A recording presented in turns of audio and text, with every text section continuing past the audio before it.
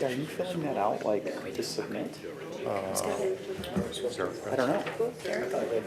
Shay, are we filling this out like to give to you? You can if you want, you don't have to. Okay. It's more of a, We don't have to? no. Okay. Because I wrote notes down about it, but It's I 6 didn't. o'clock. I'm going to call this meeting to order. If everyone can please stand and join us in saying the Pledge of Allegiance. I pledge allegiance to the flag of the United States of America and to the republic for which it stands, one nation, under God, indivisible, with liberty and justice for all.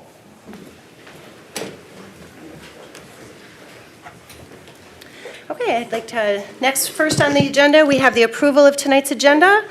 Commissioners, do we have anything we'd like to add or take away from this evening's agenda?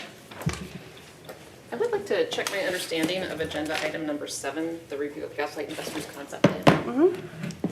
So both the agenda item's title and the introductory memo, subject line, they don't indicate action, but if we read those memos thoroughly, it sounds like there is potential action. So just want to verify that I understand what we're expected to do as a part of this item. So here's what I think is.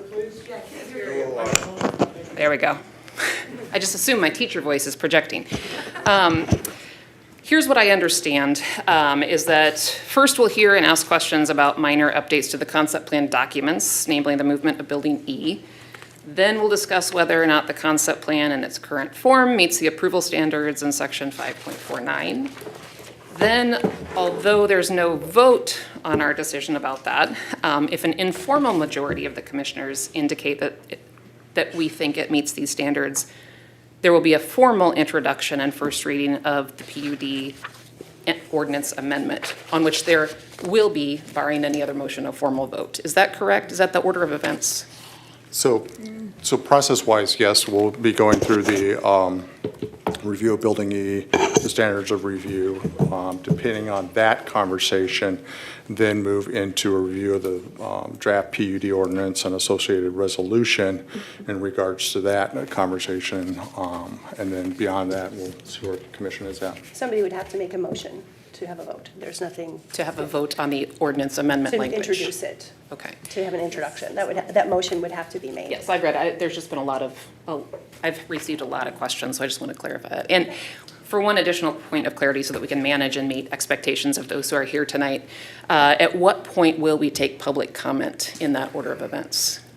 After the discussion, well, it depends on how it goes. If we have, if it looks like there's a consensus that the standards have been met and the conversation continues into the PUD ordinance and resolution, it will be after that conversation. We'll take public comment. After the conversation about the standards or after the conversation about the amendment?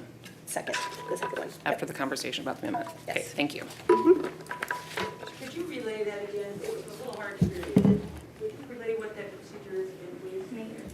So the procedure for public comment on agenda item number 7 will take place at the end of the conversation, depending on where that conversation goes. If the standards are, if we have a conversation and the consensus is the standards are met, then we will continue on and to discuss the PUD ordinance and resolution. And public comment will be taken after that conversation. Okay? Thank you. Of course.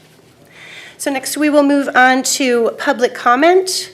If anyone is here tonight joining us to make public comment to something that is not on this evening's agenda, and that would include anything about Gaslight Village or the Gaslight Investors Project, that will be taken after agenda item number 7. Please come forward and make your comments. Please state your name and address for the record, please, sir. My name's Jerry Anderson. I live at 435 Edgemere Drive. I would just like to make a brief reminder of the roles on the commission and the mayor. This is generally speaking. City commissioners, you are elected representatives. You were elected by a majority of those who cast their vote to be their voice and represent their interests in decisions made by the council. Your loyalty, first and foremost, is to the people that elected you. Those of us out here in the cheap seats, we don't get a vote. We've entrusted you to do what's best for the majority of us. Note that Mr. Charles, Mr. LeBlanc, and Mr. Giannotti were not elected, and they therefore get no vote. As we've seen, they often put in a great amount of work attempting to inform you on issues, and in doing so, to guide your vote. Those individuals do not get a vote specifically because they were not elected, and they're not answerable to the people of this community.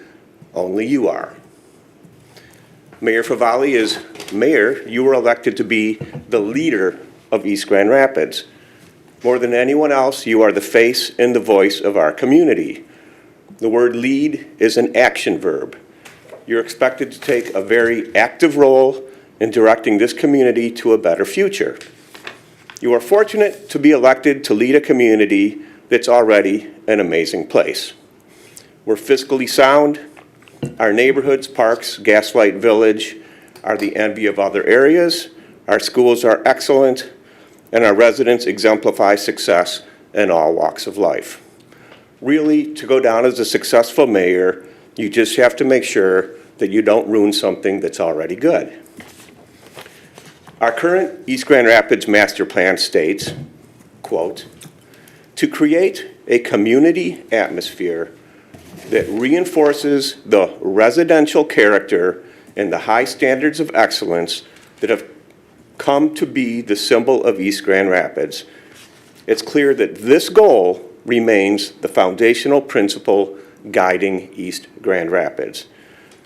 Mayor Favale and commissioners, if you keep that in mind in all of your decisions, we out here will for sure think you're doing a good job. Thank you. Thank you, Mr. Anderson.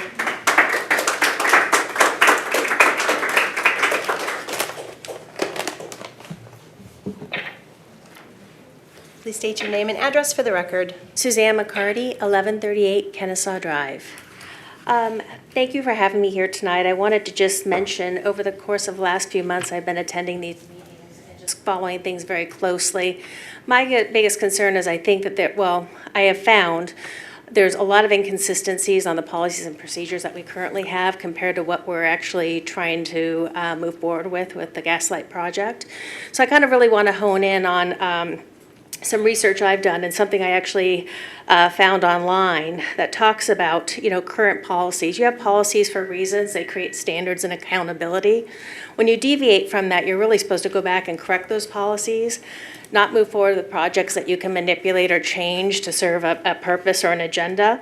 But I want to read something interesting that I found, and it's just basically an overview. It says, when a township goes against its own policies for a developer, it can lead to various consequences and challenges, including legal challenges with aggrieved parties like developers, property owners, and community groups that may challenge a township's decision in court, potentially leading to lawsuits and delays in development. Courts may review whether township acted within its discretion or followed proper procedures and standards. There's also a loss of public trust. Trust, inconsistent application of policies can enable public trust to be lost. And, with the township's fairness and decision-making processes. This can make it more difficult for townships to garner support for future development projects or policies. Third, ethical concerns. Favoritism towards certain developers can raise ethical questions and accusations of conflict of interest. Township officials are expected to make decisions based on the township's best interests. That's something that Jerry just alluded to, not personal gain.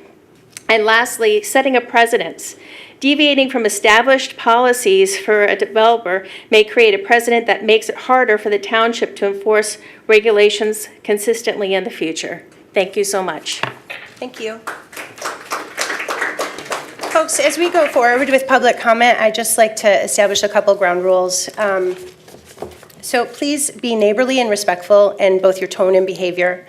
Please direct your comments to the City Commission as a whole and not to individual commissioners or staff members or members of the public. And lastly, I'd like to remind you once again to please refrain from clapping or booing or any other reactions. We want to ensure this is a safe and welcoming space for all voices to be heard, regardless of a possible differing opinion. So I just am asking you to please refrain from any kind of reaction. Feel free to pat somebody on the back or give them a thumbs up, but I don't want anyone to feel intimidated in these chambers. I want everyone's voice to be comfortable and everybody to be comfortable being heard. Please. Thank you. Sorry for the interruption. We can continue to take public comment.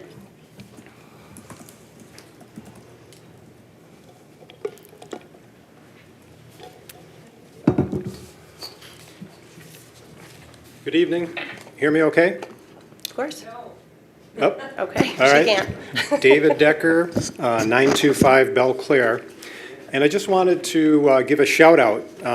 Last Monday night, there was a ribbon cutting ceremony at Manhattan Park. There sure was. And I had the opportunity to be out there and not at the ribbon cutting, but to take a look at it. It really looks great.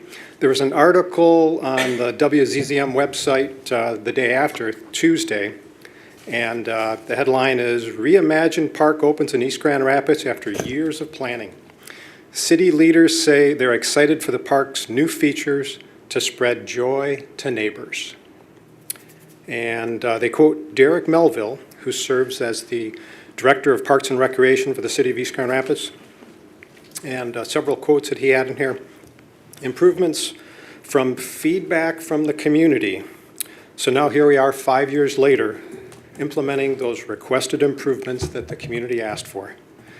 He said the project has been a team effort, city staff members and consultants working together along with the community.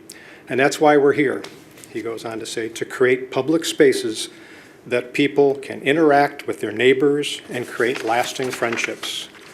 And the last quote that they have attributed to Mr. Melville, in East Grand Rapids, they really place a high value on recreating and being outdoors in open spaces. And I think that resonates with so many of us here in this community. I had the opportunity last winter to spend time on those trails that they created recently, part of this project, with 4 of my grandkids. And it was so great in the snow, in the woods, and now I'm looking forward to the splash pad and the play structure. So my compliments and thanks to Mr. Melville and to all those in the city, perhaps city commissioners as well, who helped to make this happen, listening to the community and helping to create joy for the neighbors. Thank you. Thank you. Would anyone else care to make public comment to something that is not on this evening's agenda?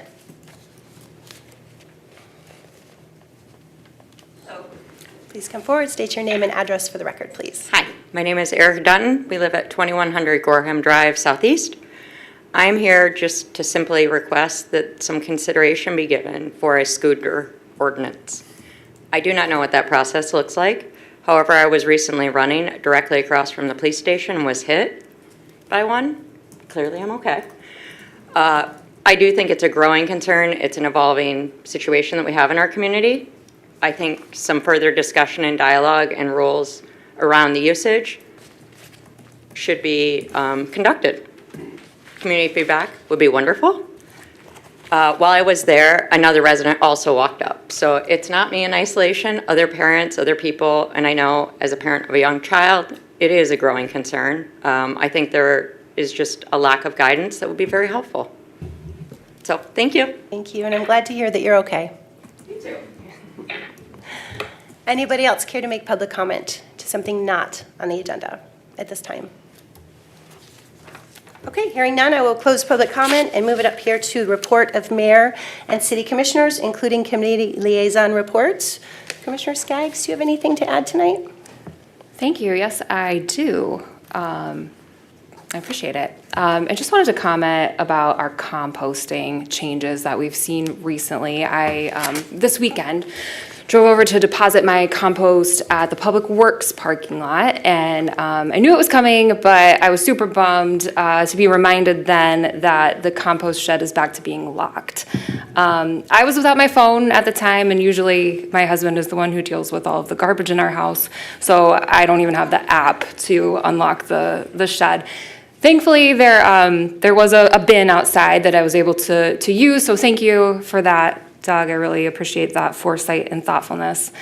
But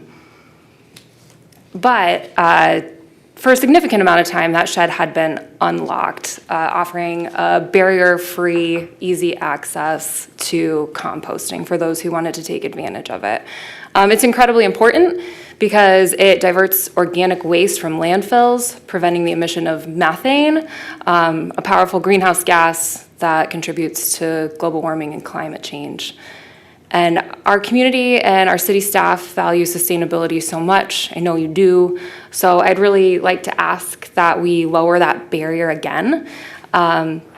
placing a lock and an iPhone app between residents and our service at a moment when federal emissions standards are worsening and environmental protections are being rolled back, just to me sends the wrong signal about our commitment to sustainability and to that value that we all really hold important.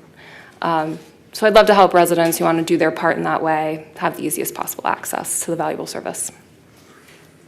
Thank you. Commissioner Burdick, anything to add? Just real quick, I would like to just recognize our Public Works Department for all of the bike lane striping they've been doing. I've been using it. I used it on the way here on Reeds Lake Boulevard, along with the low cut-through pass along Reeds Lake.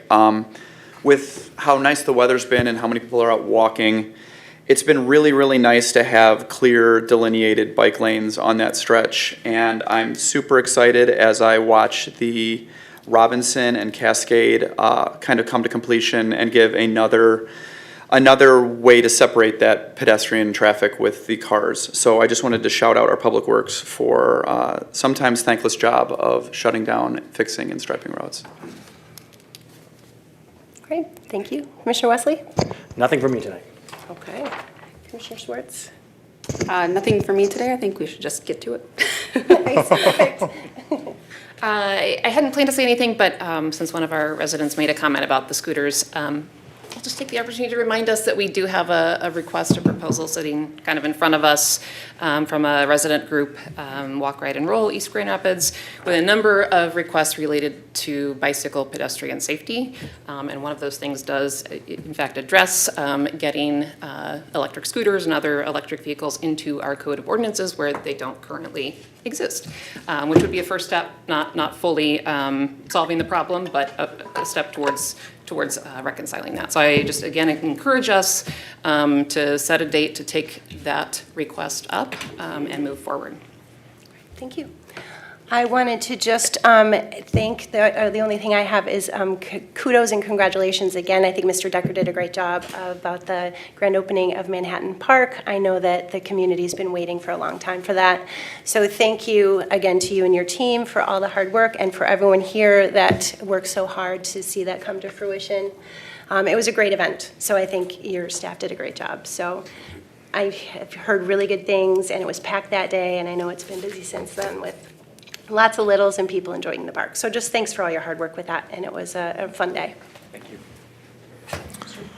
Thank you, Madam Mayor. Just again, to Mr. Melville and his team on success with that project. A lot of great public input on a public project that is owned by the city. So we are excited for that to finally come to fruition.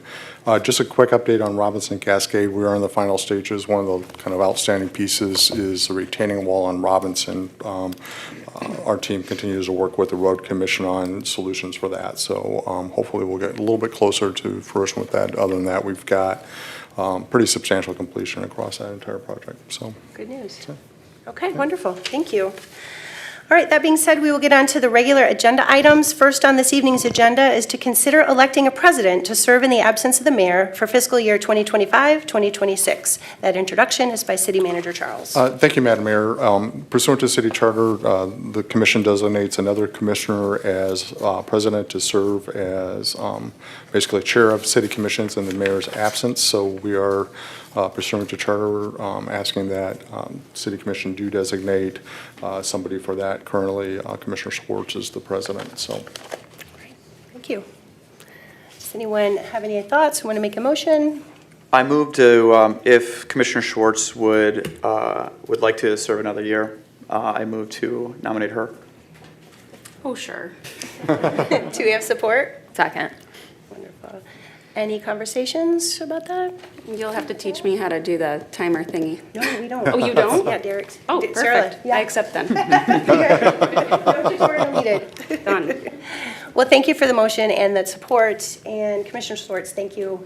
I know, you're very busy, but you do a great job when you filled in. And thank you for volunteering again to continue in that role. And I think it makes sense also, given what we're doing, that the continuity of having you on board. I just really appreciate it. Thank you so much. Of course. Any other comments? Okay, then we can go to a vote. All those in favor say yes. Yes. Yes. Any opposed? All right, motion carries. Thanks again, Commissioner. So next we have the review of the Gaslight Investors Concept Plan, and that introduction will start, I believe, with Mr. Giannotti. So, and I'll lead in initially, so Mr. Giannotti is going to lead us through, or do a quick overview of some updates to the concept plan specifically related to Building E, and then we will address any questions the commission may have, and then move into a review of the standards. One of the documents that we do have, and that Mr. Giannotti will help facilitate this conversation, is going through each standard as well as some information provided by staff. All of this information has been provided to the commission over the last several months in various forms or whatnot. So we're hoping to, we hope that this will help address any questions that the commission may have as we get to each individual standard. So, Jay, do you want to talk about E, or would you like me to jump on that? I can talk about E real quick. So as you mentioned, you'll see in your materials, and I'll just fast forward to this and get this on the screen to everyone.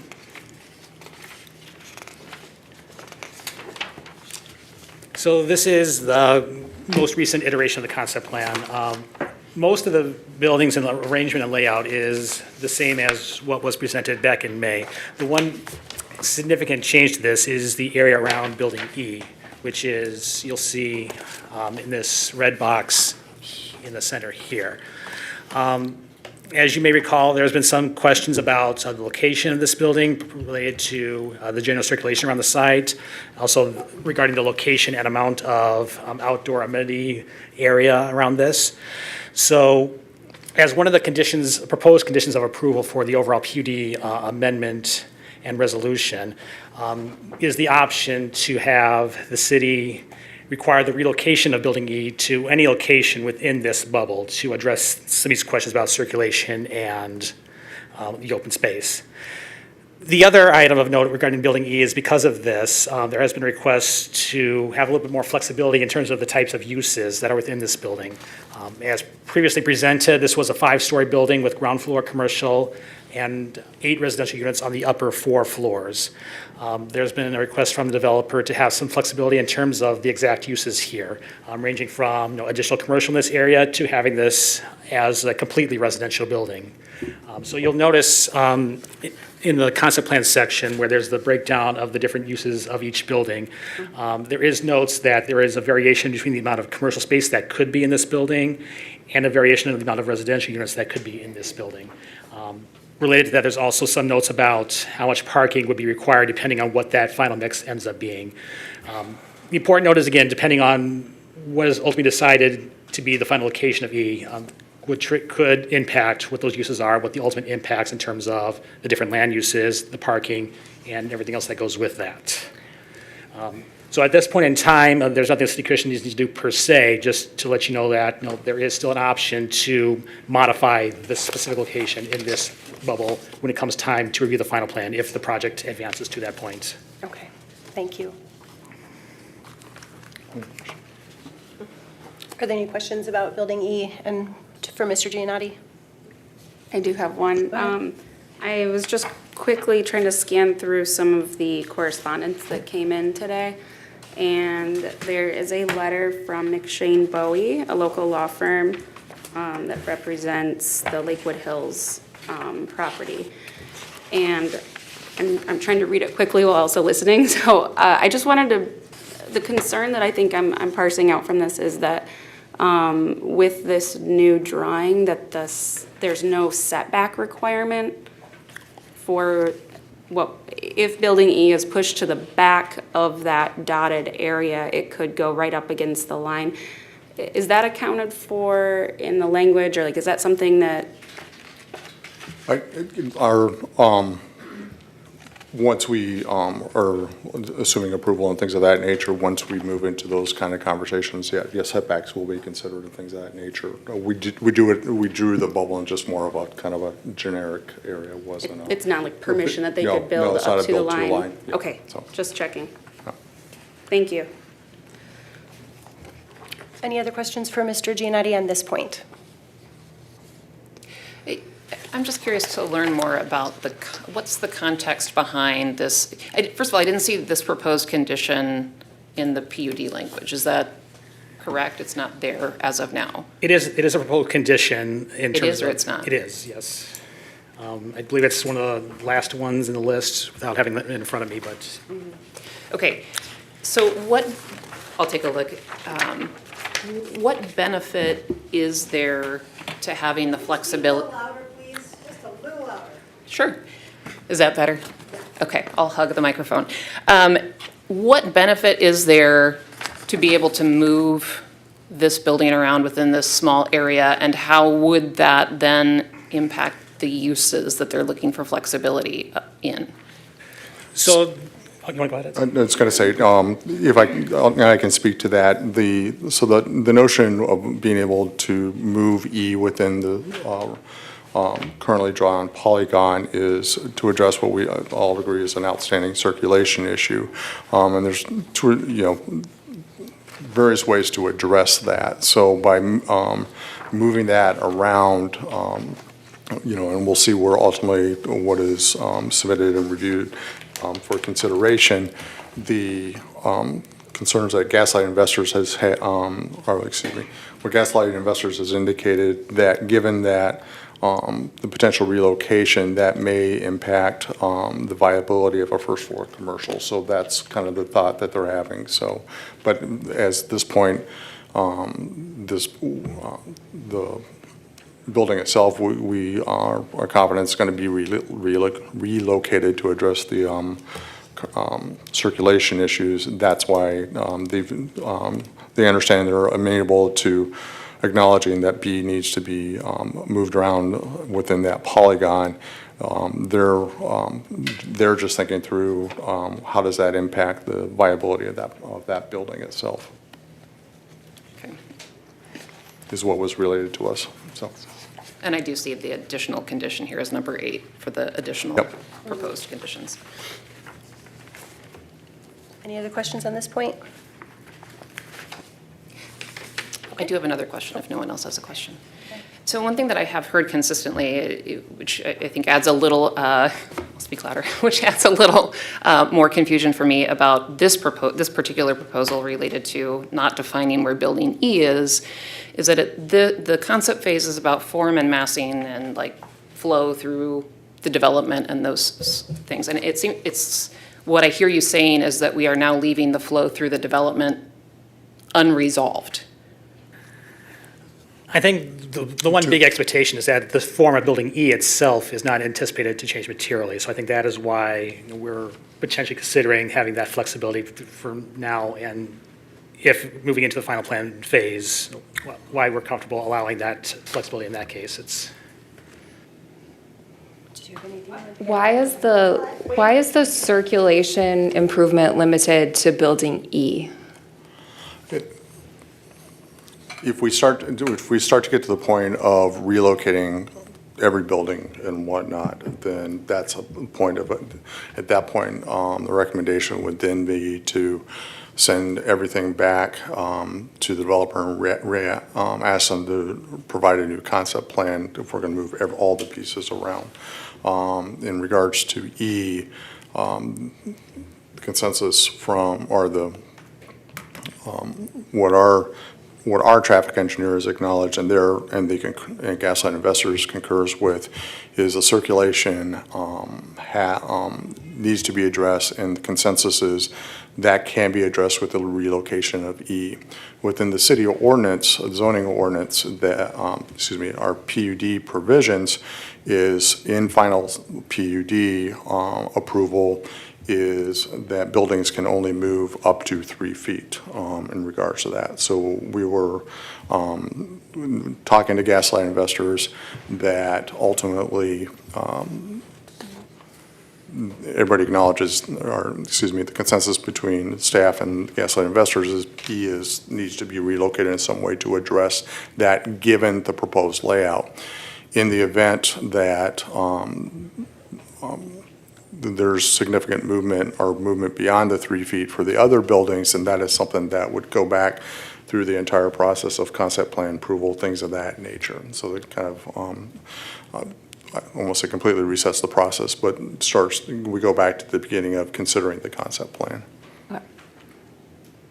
And just to clarify, this is something that if the commission looks at this and goes, we'd like either additional language or not accept that language, then that's something that we're seeking. None of the conditions that have been articulated in either the ordinance or the resolution has been affirmed by city commission. This was just conversations with Gaslight investors and agreeing upon language. Gaslight investors understands completely that city commission still has the ability to look, review, provide feedback, and either accept the proposed conditions, modify them, or reject them.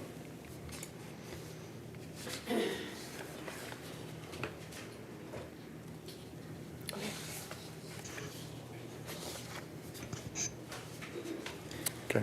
Did I hear you say that it can only move 3 feet from where it is right now?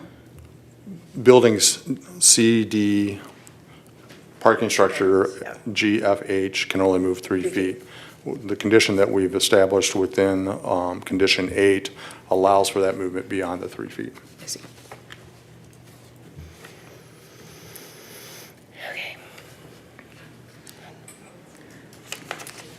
All right, if there's no more questions at this time about the updated concept, we can proceed to the next point, which is to take a deep dive into the proposed standards of review. A couple of things we just wanted to say at the outset of this. First off, in terms of how this will work, we intend to go individually through each of the 6 standards one by one. We'll give our sort of summary of our analysis of this section of each standard, and that also would include, as relevant, input and review from our various consultants on each topic. After we discuss each standard, we will take any questions, discussion that the commission has about each topic, in terms of make sure they understand the city's analysis, answer any questions they have about each standard. As has been referenced before, we have included in the materials a worksheet that has all 6 standards. We are asking that each commissioner use that to make their own notes about whether they feel each standard is met and provide specific reasoning as to why or why not they feel a standard is met. This helps establish a record of what the city commission feels has or has not been met in terms of each standard and how this process moves forward. So are we turning these in? You can. We provide that as guidance and things of that nature, particularly if we get into a point where the consensus of commission is a standard is not met, then we will utilize that to help develop why it's not met, and then we'll kind of go down that path in regards to that. But as for our notes, we right. can turn them in if we Yep. feel it's helpful. Yep. Okay, all right. Just wanted to make that clear. A couple of general things we want to keep in mind as we go through all these things, particularly since this is some topics of conversation that have come up in the past. I know there's been some times where we get to a specific standard where we feel that a standard is met, even though there may still be some work to be done in the future in terms of additional studies, additional information, or things of that nature. None of that should be interpreted to mean that everything needs to be perfect at the concept plan phase. It doesn't mean that we don't acknowledge that there's still work to be done to resolve any issues that is identified here. It also doesn't mean that we're not suggesting that there aren't additional studies required in the future. The city is just noting that, in terms of what is required at the concept plan phase, it may not be possible to fully address those issues without having the concept plan approved and having the applicant the ability to develop a final plan from that. To try to break it down into kind of a very large overview, we consider what we're looking at with this plan is a mixed-use development that has a variety of different housing types for different potential users. Development includes a new transportation connections from north to south that can be utilized by pedestrians, vehicular, and non-motorized traffic throughout the site from north to south. Building forms and sizes that generally align with the previous 2004 PUD approval, as well as the consent agreement that is in place with the adjacent Lakewood Hills apartments. And a commitment to providing public space and attainable housing at a minimum 10% of the available rental units for this plan. So breaking it down to this most basic outline, this is generally what we're talking about when we're talking about a concept. We're not diminishing the importance of other studies to make sure that, things such as traffic, stormwater infrastructure, utilities, or things of that nature aren't met. But in terms of approving a concept plan, this is really the basis of where the review and the decision lies. Does the overall plan meet the criteria based on what the uses are, what the general alignment arrangement is? So hopefully you keep that in mind as you go through this. One other topic that has come up in terms of, if a concept plan is approved, what power does that leave the city in terms of making sure that all these standards are continued to be met? As mentioned, we have the standards of review that we're going to be reviewing tonight related to the PUD amendment and the proposed concept plan. We've also referenced the conditions of approval. As we've noted, both the Planning Commission and City Commission can attach reasonable conditions that must be met with the final plan. This started with a list of 10 conditions that were proposed by the Planning Commission. These have been revised and added to by the City Commission based on conversations we've had with the City Commission, as well as with some of the feedback we have gotten from the public. If approved, the developer has the responsibility to make sure that whatever is presented for the final plan must have sufficient data and evidence to show that all the standards of review and all of the conditions are met. So the city still has the opportunity to deny a final plan if that standard is not met. If further information or data comes across that does suggest that there is traffic issues or any other issues that have not been identified at this point, the city still has the power to say either we won't approve this or you need to make adjustments or changes so that everything is satisfied. So just to be clear, this does not pass off any responsibility from the city in terms of this review. This, if anything, we would say this gives the city a firm baseline for what the expectations are for approving a final plan if that stage ever happens. So again, we talked about the concept plan, and again, just a very quick overview of the differences between what was approved in 2004 to now. Again, we've gone from 7 total buildings to 9 total buildings, 2 of those already in place now. Again, with this revision, the tallest building is no longer 7 stories and 79 feet high, but 5 stories and 70 feet high, with more of a mix of commercial and residential uses. Accounting for the flexibility of Building E, there is now a maximum of 151 residential units among the different condos, apartments, and townhouses. And again, there's a commitment to reserve at least 10% of the rental units for attainable housing. Again, commercial, again, owing to the flexibility of Building E, up to 113,430 square feet, which is approximately 14,000 square feet more than the 2004 approval. And 519 total parking spaces in this concept plan, which is, while less than what was approved in 2004, is still more than 100 spaces greater than the maximum that was ever developed on that site. With that, if there's any last questions about the concept, we can move right into the review of the standards of review. So Standard A states that the proposed PUD complies with the intent and all qualifying conditions of sections 5.41 and 5.42 of the zoning ordinance, respectively. In the city's estimation, we find that this is met for the following reasons.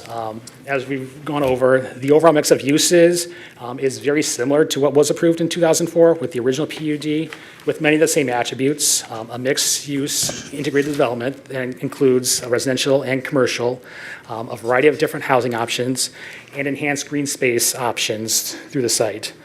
Again, there's been some question about the amount, location, and thereof, but there is the intent that the developer is going to provide all that.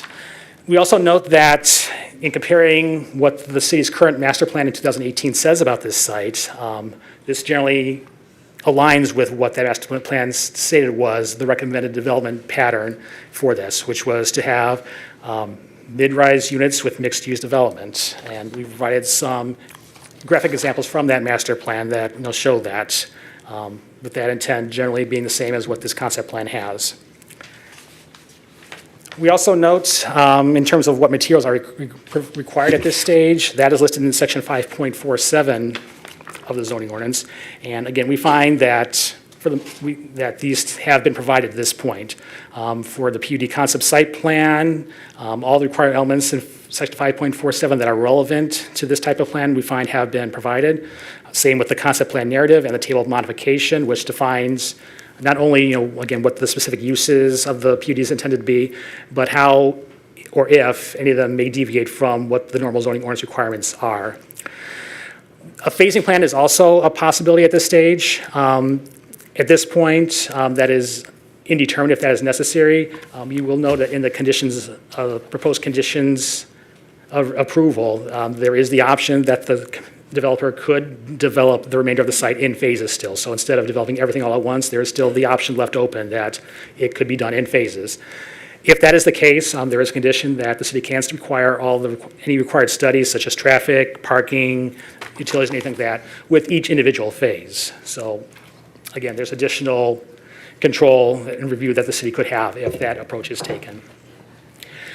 And we also note that there has been some additional information provided that isn't always necessary at the concept plan phase, but has been provided to address some initial questions that have come up through public comment and other consultant review. These include the preliminary parking traffic study, preliminary environmental study, utility analysis, notes from public safety and our building inspectors in terms of, what level of detail is necessarily required at this phase, and do they feel that that has been provided to this point.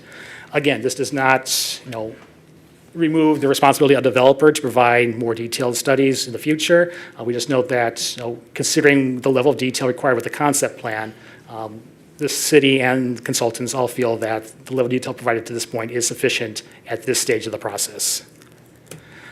So at this point, for standard A, we can take any questions, have a discussion with the commission about anything they have on this specific standard. Okay. Commissioners, any questions for Mr. Giannotti at this point for standard A? I do have a question. Subsection B, the recognizable benefit of the section 5.42 qualifying conditions, says that the applicant shall demonstrate that the PUD provides at least 4 of the following site design elements, and then goes on to list 12 of them. I'm wondering if you could share, if from the city's perspective, which of those 4 or more this plan meets in its current form. So I believe if we fast forward to the draft ordinance amendment, I believe that is one of the the draft findings of which specific things that the city has found to have been met. If Attorney Huffer, City Manager Charles has that in front of me before I do, we can list what we've. I'm getting there, hold on.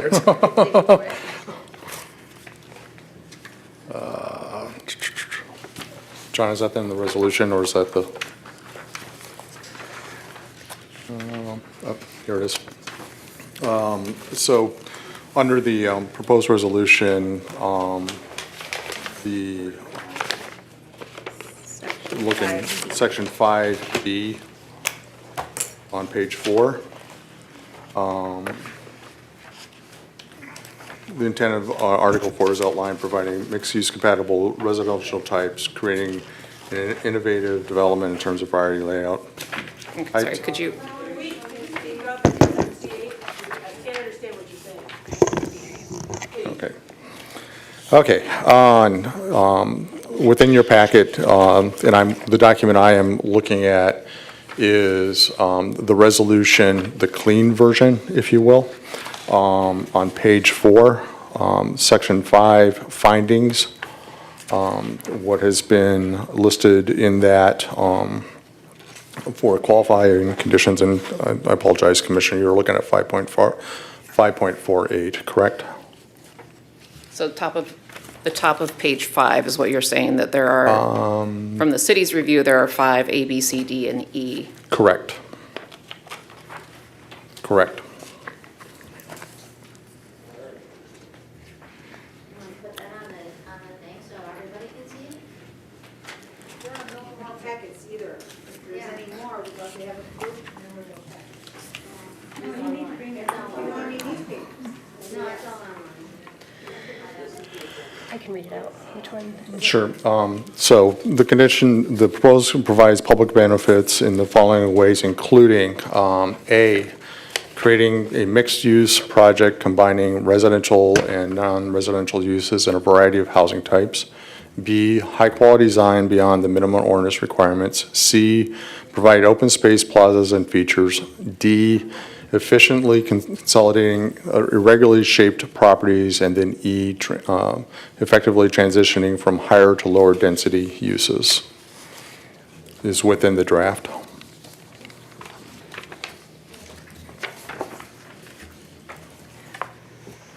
And can I ask a clarifying question on that? Effectively transitioning from higher to lower density uses, that's within the PUD, right? So like, sort of like a peak in the middle flowing out? Peak Like- and, John, do you want to?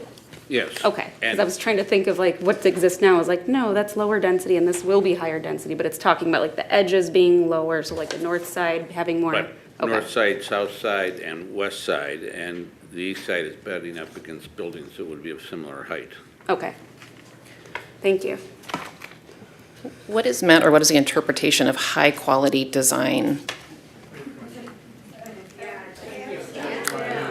Folks, if you could allow the discussion up here, please. Thank you.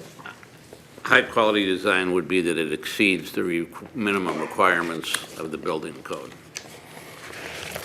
Do we have that information? And at this point, because we're at the concept plan, and these standards will also be applied during final PUD, where we get full architecture, things of that nature. At that point, if a determination is made it doesn't meet, then we will go at that time. But as we are at the concept plan stage, that is, those kind of final analysis will be part of the final PUD.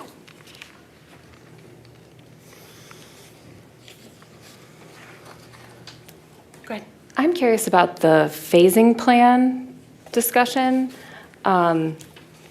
If the PUD amendment is contemplating phases, I guess I'm not clear on why a phasing plan is not applicable.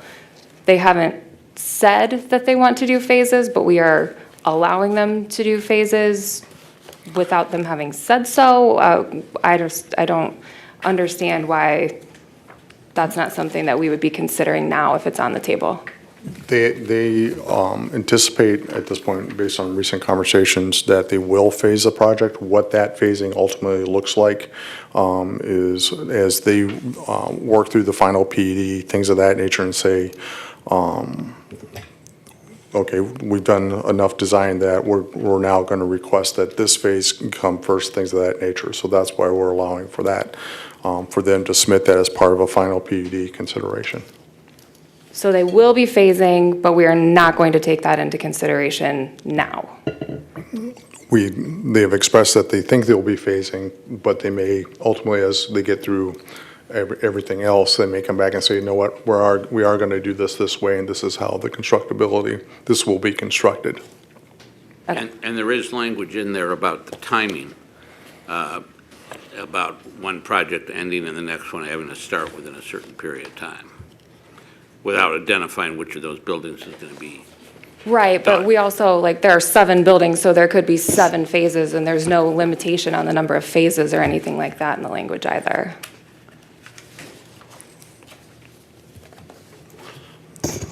Conceivably, could they do this building by building? Yes. As they submit the final PUD for consideration and evaluation, we will be then, and it's written as in the language, is that at each phase, they have to demonstrate that it all basically works together is the best way I could describe it. Okay. And so. I'm sorry, I don't mean to interrupt, but like, then also, we've heard today that we're not going to be able to move buildings except for E by more than 3 feet. So like, how does that all work together? So Like, we might be having phases, but things might not be very mobile, but maybe they'll become mobile again. I'm sorry, I'm just like confused by it all a little bit. No, it's a fair question. So the limitations on, the 3-foot limitations on the balance of the site still applies. If in a final PUD, they come forward and say, we need to move the building 6 feet or 10 feet, or we're now going to go this way, the process at that point then is it restarts and goes back to concept plan approval, and we go back through this again. For as many phases as we need. Is that? Well, and I can't speak to that at this Okay. point. At this point, based on, as Gaslight Investors has shared with us, that as Gaslight Investors have shared with us, is that what's going to come in and the way we think we've crafted the language, I should say, is that as each phase comes in, there's going to be pieces of the puzzle so that, okay, we're going to do these two buildings. We may look at that and say, okay, then you have to complete X, Y, and Z, whatever X, Y, and Z is. And that may be parking capacity, infrastructure, things of that nature. So are all the conditions that we're developing now, how will those be applicable as that process takes place? So as each phase comes in, as we think about utility impacts, things of that nature, we'll look at that and then compare to what else is coming to assure that there is appropriate capacity to serve those projects or that project. That almost makes it sound like different projects. And probably not the best way to articulate it. Okay. But Okay, different phases, let me say it that way. okay. But the language that is drafted has the intent of, if they do this in phases, that as each phase comes about, then that, we'll evaluate it not only in that particular phase, but in the totality of the approved concept plan. Okay. Can I ask a follow? Oh, Okay, do you want? I think it should be quick. Okay, so thinking more about that, thank you, Commissioner, that had me thinking, if we're allowing it in phases, can we, thinking about now the language of the ordinance, can we allow phases, but like maximum 2 phases or maximum 3 phases? So we aren't getting this resetting of the clock every 3 years kind of business? Did that make sense? Sure, we can make Do the. that, yes. Okay. Just for clarification, that's good, that's a good thought. And I think for clarification, just so I understand how the phasing part works, is that if, ideally, we want it all get done at one time.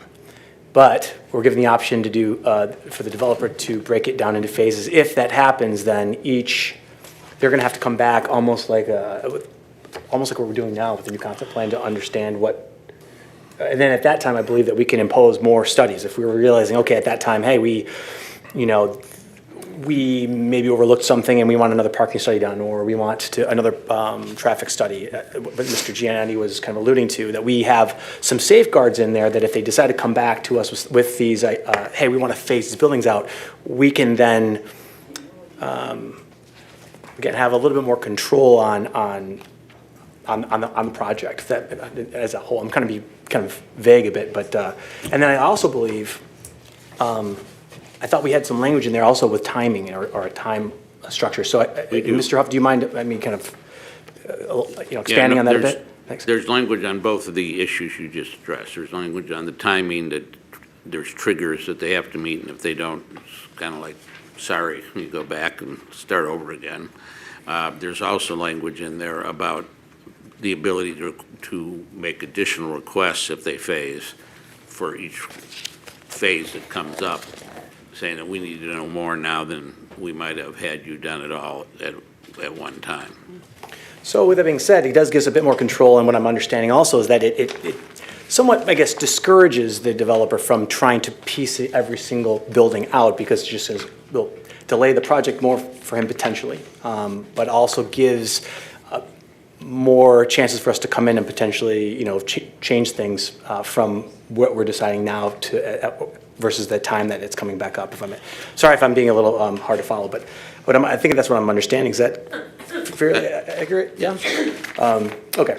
So just one clarification is, if a phase comes in and it's in alignment with the concept plan, they're in the final PUD approval process. They're not going back to the beginning. Oh, I'm sorry, yeah. So we're talking about the final approval. Yeah, final My PUD mistake. approval. Yep. I misspoke. And then the last question I have is there any control on our end to choose to phase it? Let's say that there's concerns with residents, and along with me too, going, how does this coincide with the remodeling of the high school, and how does all that kind of come together? So is there any language that would allow us then to say, hey, we want to slow this down, and how about we phase this out, or is this all kind of on the developer to decide? So in regards to our ordinance, PUD ordinance allows for phasing. So that is something that we permit in regards to that. So the limitations of phasing and whatnot, and I'll look to Mr. Huff in regards to how much, can we impose in regards to, no, you can't delay the project for 2 years because of, we ask them, and that's, you're now into economic issues and things with, what rights does a private property owner have to choose, I would like to develop at this time. Speaking to the question in regards to, and there's been a lot of concern, and it's something that the staff, the schools, are in our conversation with them in regards to where is the schools going to be at. We know that this is potentially out there if approved and they go through final PUD. How do we work through all that? And those, do we have specific plans? The answer is no, in part because until Gaslight Investor says, okay, we're going to start here, then we will look to coordinate and minimize the impact on the community. That makes sense, thank you.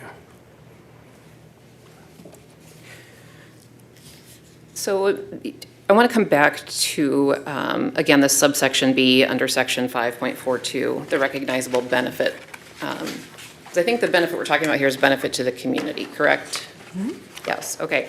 So the sort of the preamble to that list is the applicant shall demonstrate that the PUD provides at least 4 of the following site design elements which could not be attained through a project designed under conventional zoning, right? So from my reading of that, I need to go through here and I need to say, how is what they provide in terms of, say, providing open space plazas and features different or of a greater benefit to the community than them providing public spaces in a C1 zone?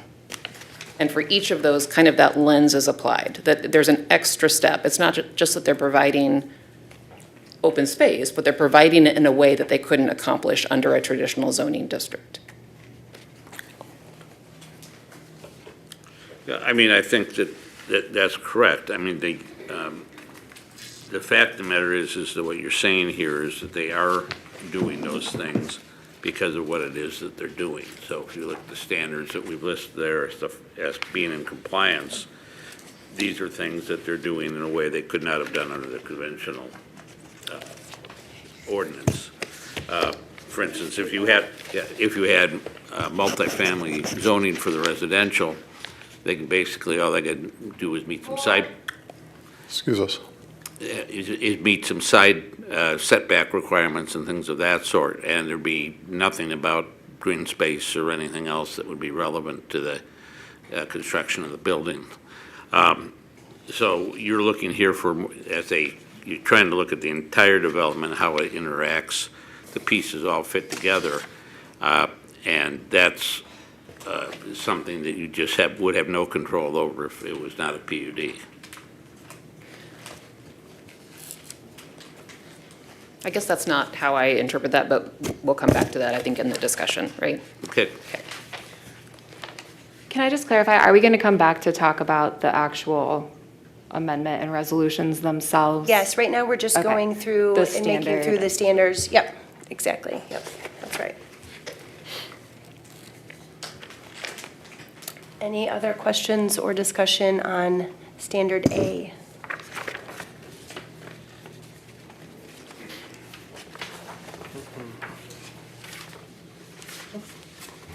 No? Okay.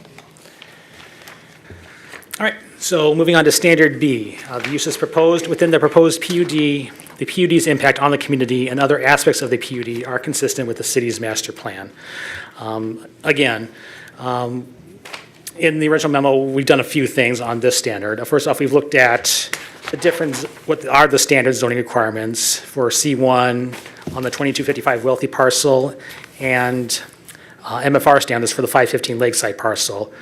We made those delineations just based on the proposed character and uses that are generally being proposed here, with the development on the wealthy parcel being the mixed-use residential and commercial, and development on the Lakeside parcel being all residential.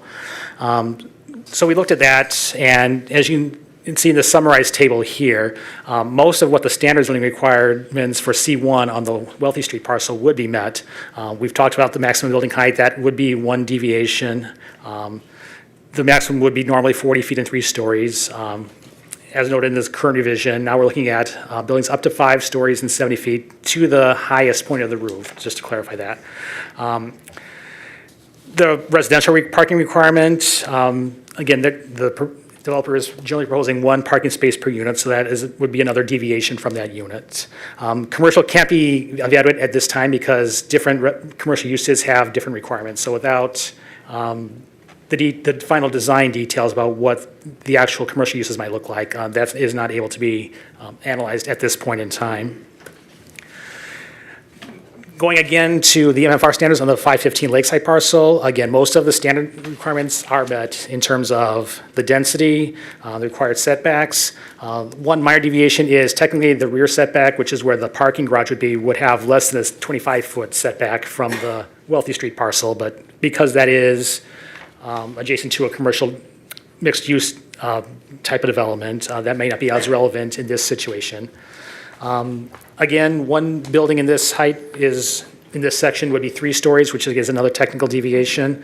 But in terms of lot coverage for both building and overall impervious surface, at this point, it appears that both of those standards would be met with this plan. Again, parking ranges could be another potential deviation. Parking in the MFR district ranges between 1.1 and 1.8 spaces, depending on the number of bedrooms per unit. Again, that can't be fully analyzed at this point, but again, with the expectation that 1 space per unit is the intent, that would clearly be less than what MFR would have, regardless of what the actual mix ends up being. It should be stressed, since particularly when talking about PUD, that having deviations does not automatically disqualify PUD approval, as long as there is a demonstration that allowing or having those deviations provides a better plan overall than what would be normally accomplished. This is also true with the original PUD in 2004. That also had some deviations from what the zoning ordinance required at that time. At that time, the maximum height for a building was, again, just the 2.5 stories. At least 5 buildings in that plan would have exceeded that height maximum. One of the buildings in that plan also had 38 dwelling units in it. That's the building you see circled in that version of the concept plan. That is denser than what the zoning ordinance would have allowed in 2004. And also the 687 total parking spaces. As large as the number that may seem, that actually is also another deviation. The estimation at that time was anywhere between 750 to over 800 spaces would have normally been required, taking into consideration all the residential, all the different commercial uses that were proposed at that time. So again, those are some clear deviations from the 2004 zoning ordinance, but the City Commission determined that allowing these and other deviations were acceptable because of the benefits that the overall plan provided. We're looking at the same thing with this concept plan. Whatever deviations may exist from normal zoning are fine to accept, again, as long as it is determined that the benefits of the plan as a whole are greater than what would be allowable under the standard zoning requirements. This is probably just a refresher of what we've done in the past. Just to go over some of these others in more detail, we looked at residential density for other multifamily units, developments in the city. And to clarify, all these density numbers you're seeing here take the entire area of the parcels that they occupy in making these calculations. So every multifamily development is treated equally by taking the entire area of their parcels into consideration. We've boxed out, highlighted what the calculations for the Gaslight PUD would look like. Again, if looking at the site overall, the overall density would be 17.5 units per acre. Again, less than what the zoning ordinance would require, comparable to other similar developments such as the Bagley townhouses. We've referenced the consent agreement at Lakewood Hills, which would allow them to build 5-story buildings with 65 dwelling units. If that is developed, that would actually be a denser development than this PUD under consideration. We also looked at what the density would be on just the 515 Lakeside parcel, which that would be 13.1 dwelling units. And again, comparing to Lakewood Hills, since that has come up a lot in discussion, that already has a lower density than what Lakewood Hills has as it is currently developed. Again, just to clarify how we're defining the density, then again, this is based on how the zoning ordinance defines how we do density. It is expressed as the number of dwelling units per acre of lot area. This comes from the definition of lot area in section 5.12. The area of land included within a lot is as defined by the lot lines, but excluding any public rights of way. So based on this definition, that's why we considered the entire lot in determining what these densities are. And again, this is not just for this PUD. This has been used in determining the density for all of the multifamily developments in the city. So to get into exactly how the calculation was made, in the MFR zoning requirements, typically a multifamily dwelling unit requires 2,100 square feet of lot area for each dwelling unit. 43,560 feet in 1 acre of land. So you divide those two numbers, that's where we're getting the 20.7 number that we've established as the MFR density number, so to speak. Again, applying it to this site, we're still using the 149 at this point. Again, there's potentially some minor flexibility depending on what building E looks like in the end. And again, considering the entire PUD site, because it is intended to be a single integrated development that is connected to each other. You take the number of dwelling units divided by the number of acres, that is what the density would be. So again, 149 divided by 8.5 equals 17.5 for this entire PUD site. And again, for the other multifamily developments in the city, we've done the exact same calculations based on their size and their number of dwelling units. All right, we can open up discussion on standard B now. Okay, perfect. Questions for Mr. Giannotti on standard B? Yes. Yeah? I'm really appreciative of the facts and figures contained here and how we arrived at all of the calculations. But the charge here is that, this plan be consistent with the city's master plan. And while I understand the deviations from the zoning ordinance that are laid out here, I'm still curious about the master plan as a visioning document aspect of what we're supposed to be doing here. Because to me, the master plan is very much about the future of the city, what we want to see recommended and developed and evaluated, and not just about setbacks and, density calculations, though they are appreciated. So I just want to make sure, I guess, I'm on the right track, that's part of the subjective evaluation that we're supposed to be doing too. So part of the analysis and what is fundamentally different from 2004 to today is in 2004, our master plan did not speak to any sort of different type of development patterns than what was approved in 2004. As the commission considers this, one of the documents that you look to, two documents that you look to, one is the zoning code itself, but beyond that then is what does the master plan show? What does the master plan articulate for that vision for the parcel? In this particular case, within our current master plan approved in 2018, there's a clear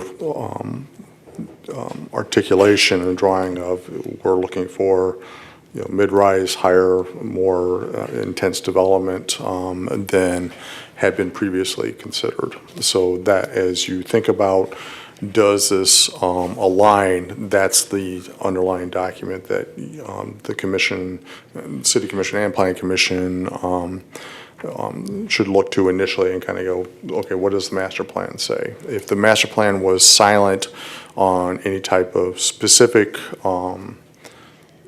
vision drawing, et cetera, then that's a different dynamic versus if you have a master plan document that shows this is our vision for that community. So you're comparing it to the master plan as you're evaluating this particular type of proposal. Okay. I might add in terms of some of the more quote-unquote aspirational things, I mean, the master plan does talk about things such as providing more variety and amount of housing to address housing shortages. It talks about having a better connectivity for pedestrians and non-motorized such things. So in terms of, some of the deviations, if the proposal to have these deviations for building height, building placement, whatever it may be, it helps to further those goals. I mean, that can be considered in terms of that standard too. And I think it's on that I don't know how we get around the very clear focus in the 2018 master plan on the issues of walkability and bikeability, especially the vision for the roadways through this development, and what the infrastructure of those roadways looks like to support multimodal transportation. And just, I'm not sure if that's a question or an example, but maybe you could offer some insight as to how, or if we can, because it seems like we're looking past that. So how do we get past that issue, which to me is very front and center in this master plan? So one thing the developers have provided is a sort of a framework for some of these different modes of transportation: vehicular, pedestrian, and non-motorized. At this point, it is just a framework to be clear, but there is, I think it could be said that there's an expectation that if that concept is approved, then that would need to be followed in the final plan in terms of providing that connectivity. Again, at this point, there may not be the details of what they might look like exactly, but there's a commitment to having those things in place. Well, I guess one thing, and in my thinking, this is not a leap, but maybe it feels like it here, but one thing that has just kind of been talked about and accepted as a given is the private ownership of the roadways through this development. And what's in here as a condition is that it will meet all engineering requirements. What I don't see as a condition is that it's going to meet the vision for what, say, our bike mobility plan requires or suggests, or even what the diagrams within the master plan suggest. And so I also don't see that there's any indication that there would be private ownership in a master plan. I don't expect a master plan to include every potential iteration of something, right? But I think to connect those issues, I'm not sure how we could even reasonably assure that we'll have that level of connectivity and walkability and bikeability if we are not maintaining public ownership of the streets. John, do you want to speak, or? And again, as part of the conditions, we've noted how they should be maintained, the openness, things of that nature, the matters that the issues that you have broached in regards to bikeability, multimodal, things of that nature. Again, as Mr. Giannotti had noted, that they provided those corridors, identified those areas as we go through the final PUD at some point that we identify that, no, this is not aligning, then either we'll ask for modifications of the final PUD, or depending on what is articulated in the final PUD, ultimately may recommend to the commission that, no, this does not meet the intent. Can I add something really quick? Mobility has been discussed a lot, and I think everybody's on the same page, including Planning Commission, which I sit on as a liaison, and it was very much discussed that there would be an emphasis on having that pedestrian throughway. It's basically between the D&W parking lot and the backside of Building A, I think. Sorry, the map's kind of weird, but it connects from Wealthy all the way up to the top of the development. And I'm not saying either way, and I just want to make sure that everybody here, if you haven't looked at the plan, that is very much a focus, is to have a pedestrian throughway. Mm-hmm. Making sure it's enforceable, let's nail that down, but that is very much a part of the plan. Right. I do acknowledge that there is that walkway that goes kind of behind the buildings and shares space with deliveries and so forth. What I'm saying is I'm not sure that rises to the level of the standard in terms of consistency with what the master plan envisioned. Fair enough. Any other questions about Standard B? Comments? Okay, we can move on to C. All right, so moving on to Standard C. The proposed PUD shall be designed, constructed, operated, and maintained in a manner harmonious with the character of adjacent property, the surrounding uses of land, the natural environment, and the capacity of public services and facilities affected by the development. Again, we've referenced that this type and scale of development is consistent with what is recommended in the city's master plan. At the outset, again, we've mentioned that, for a concept plan phase, the main focus is about, what are the uses, what is the general layout of the buildings, the circulation, again, vehicular and pedestrian. There have been some preliminary studies based on the data available to date about the impacts, and to this point, at this level of detail, there has not been any identified impediment that would suggest that, this is not a workable concept. This includes the preliminary traffic, the preliminary, infrastructure analysis, et cetera, et cetera.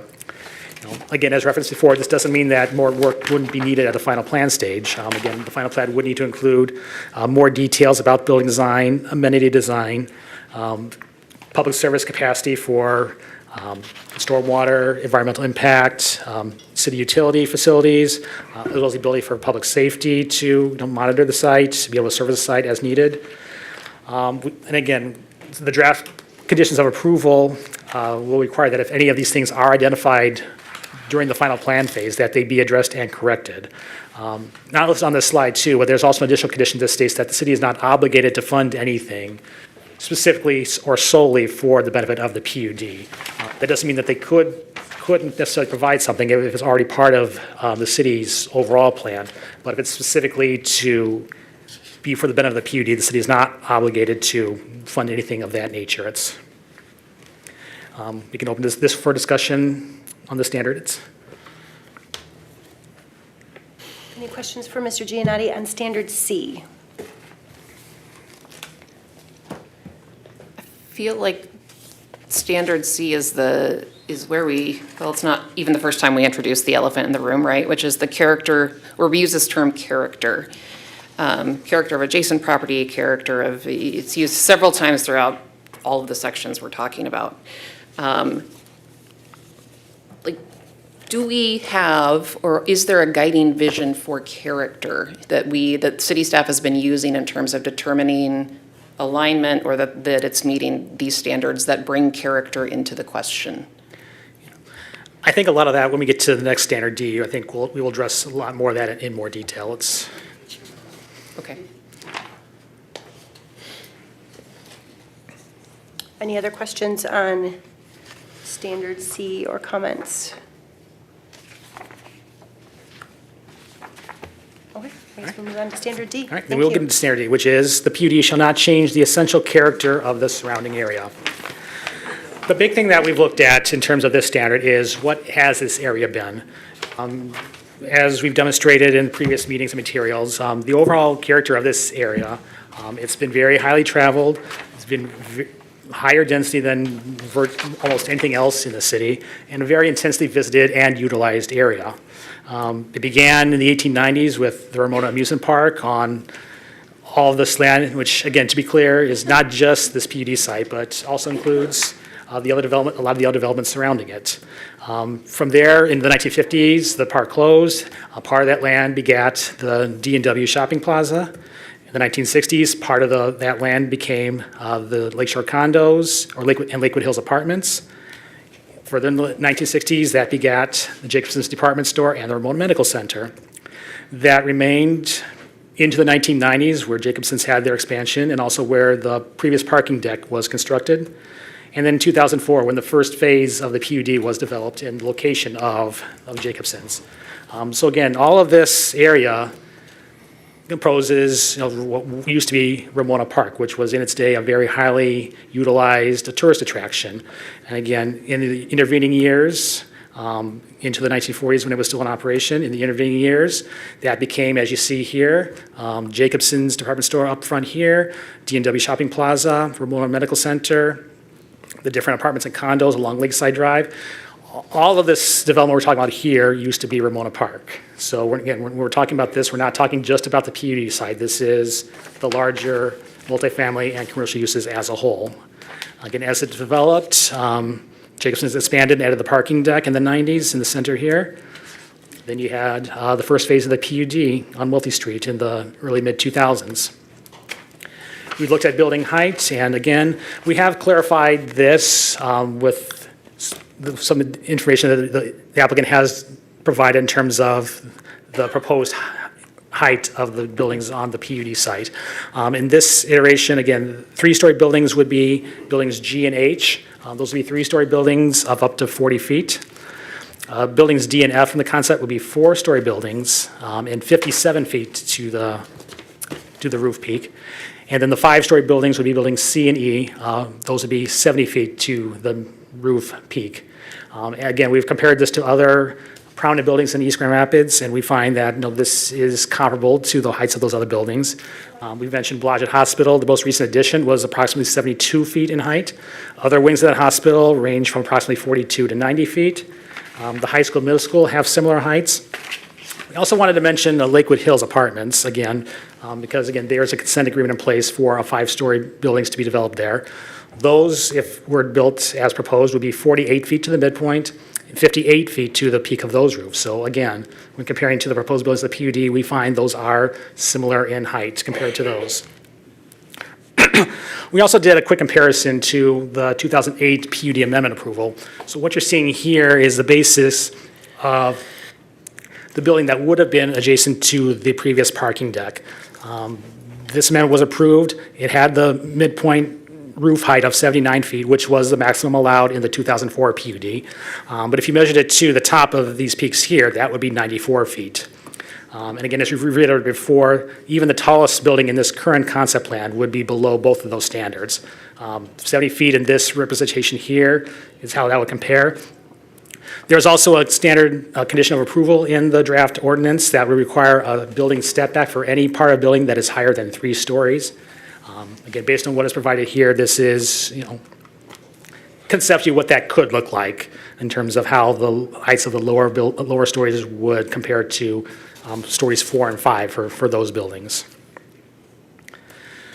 We've mentioned density before, but just to kind of circle back to that really quickly. We've mentioned that the proposed residential density for this site is less than what would be proposed for a standard MFR zoning district. By way of comparison, if this site was to be zoned MFR, that could allow potentially up to 178 dwelling units. So again, this is less than that. Additionally, it's also noted that of the 149, 151 residential units proposed here, only about a quarter of those would be built on the lakeside parcel, which is the part of the site that is closest to the existing single-family residential neighborhoods. Previous iterations of this plan would have put the majority of the residential developments on that parcel. So that's starting to get into where we're talking about the transition piece. The most intensive uses, the higher buildings, the denser buildings, are located in the center close to where the existing commercial is, and transitioning towards the lower density residential buildings closer to the residential neighborhoods. Again, still some issues that need to be resolved. We talked about building E in terms of location regarding the circulation and the open space. But again, that is being accounted for as a condition of approval in the proposed ordinance. And again, that can be a basis for denial if it is not adequately resolved with a final plan. So again, we can talk about the standard now. Okay, discussion on standard D. Still like to ask the same question again. Again, I appreciate the analysis of the numbers and the buildings within the city, but how is the city staff conceptualizing this idea of character, which on its face is a highly subjective concept? Mm-hmm. Our basis is, again, basically looking at how this neighborhood or area has been utilized in the past. This has always been kind of the center of activity, so our kind of analysis of that standard has kind of been based on that. I'm sorry. One thing that and I hear that, and I think that there's certainly, could be part of the definition, right? I would really love, and I think,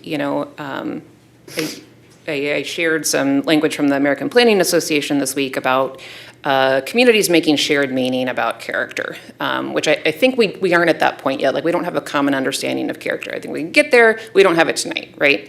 Mm-hmm. If we're talking about uses of the historical uses of this area and the adjacent property, two big things stand out for me that I think are valid issues to raise. Is that, hey, right across the street, there's a whole bunch of green space, there's a big park, there's wetlands, there's lots of stuff here, right? It's protected, it's nice, it's kind of the values that Director Melville talked about, you know, in his article about Manhattan Park.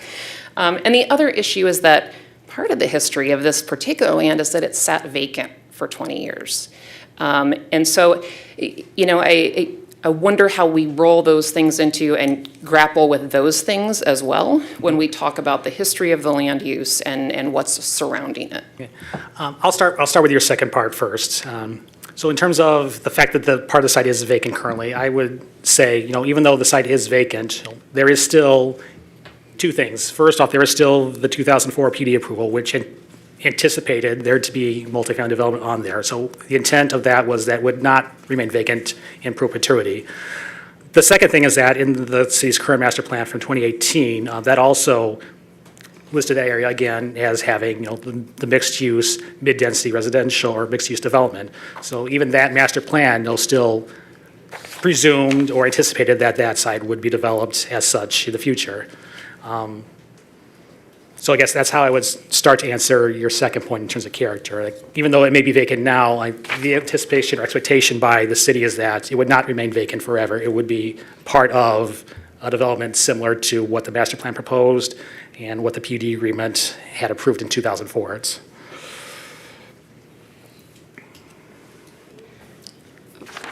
Yeah, so it was my understanding through all of this that character has a meaning within planning, and that is what's been talked about here. It relates to the uses around it. And that's true, right? Mm-hmm. Yeah, so I'm having an issue. I think it's a worthwhile discussion about what our community values as character. I don't think it's relevant to this discussion, though, and I think it's really problematic for property rights owners to have a proposal introduced with a standard like character that's known in the industry to mean one thing. So I disagree with your assertion that you're trying to say that we don't have a definition for character.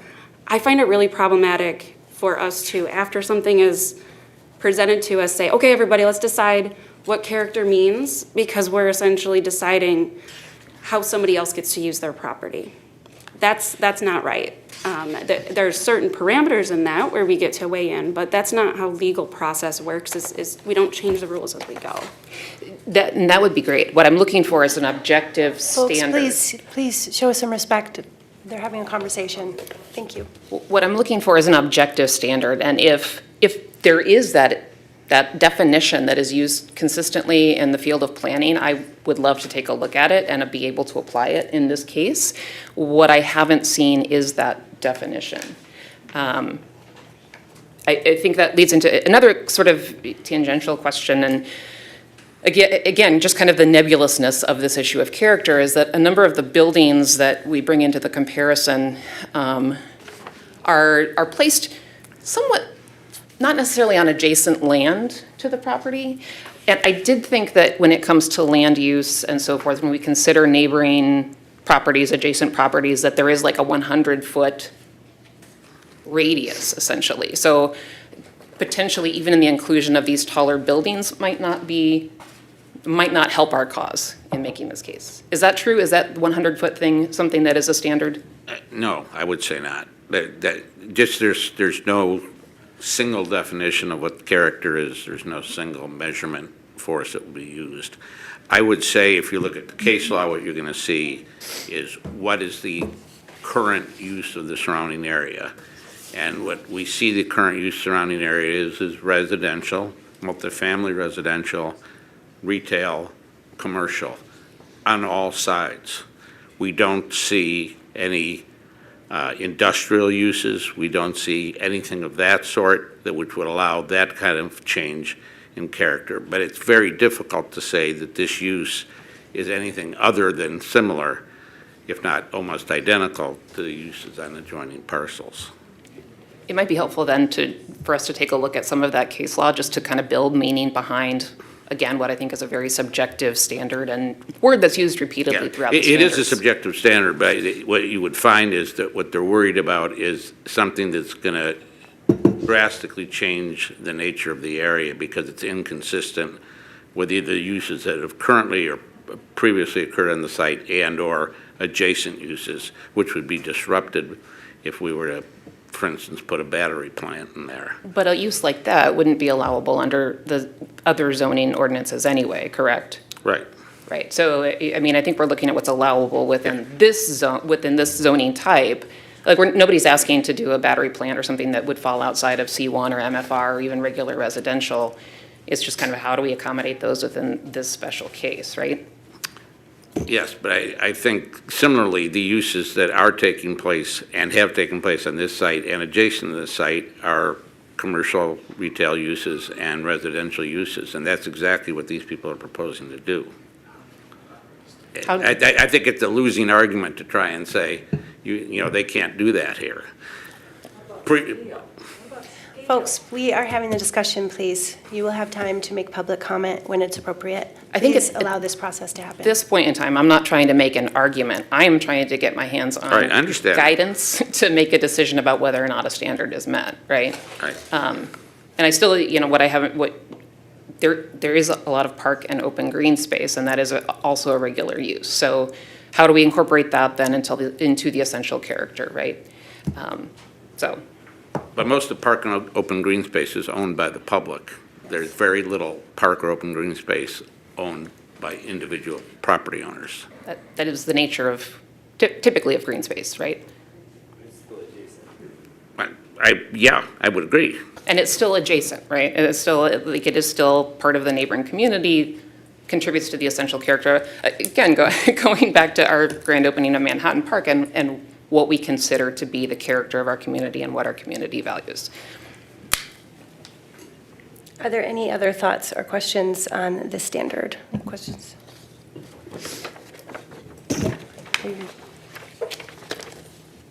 I'm good. Yeah, thank you. Okay. Any other follow-up down here? Okay. Thank you. Right. So moving on to standard E, the PUD shall not be hazardous to adjacent property or involve uses, activities, materials, or equipment which will be detrimental to the health, safety, or welfare of persons or property through the excessive production of traffic, noise, smoke, fumes, or glare. So a few things we wanted to know about this standard. First and foremost, probably the one topic that's come up, if not the most, certainly is up there, is about traffic. We have noted that there have been multiple preliminary traffic studies done to this point, including data that was collected in regards to the existing buildings A and B.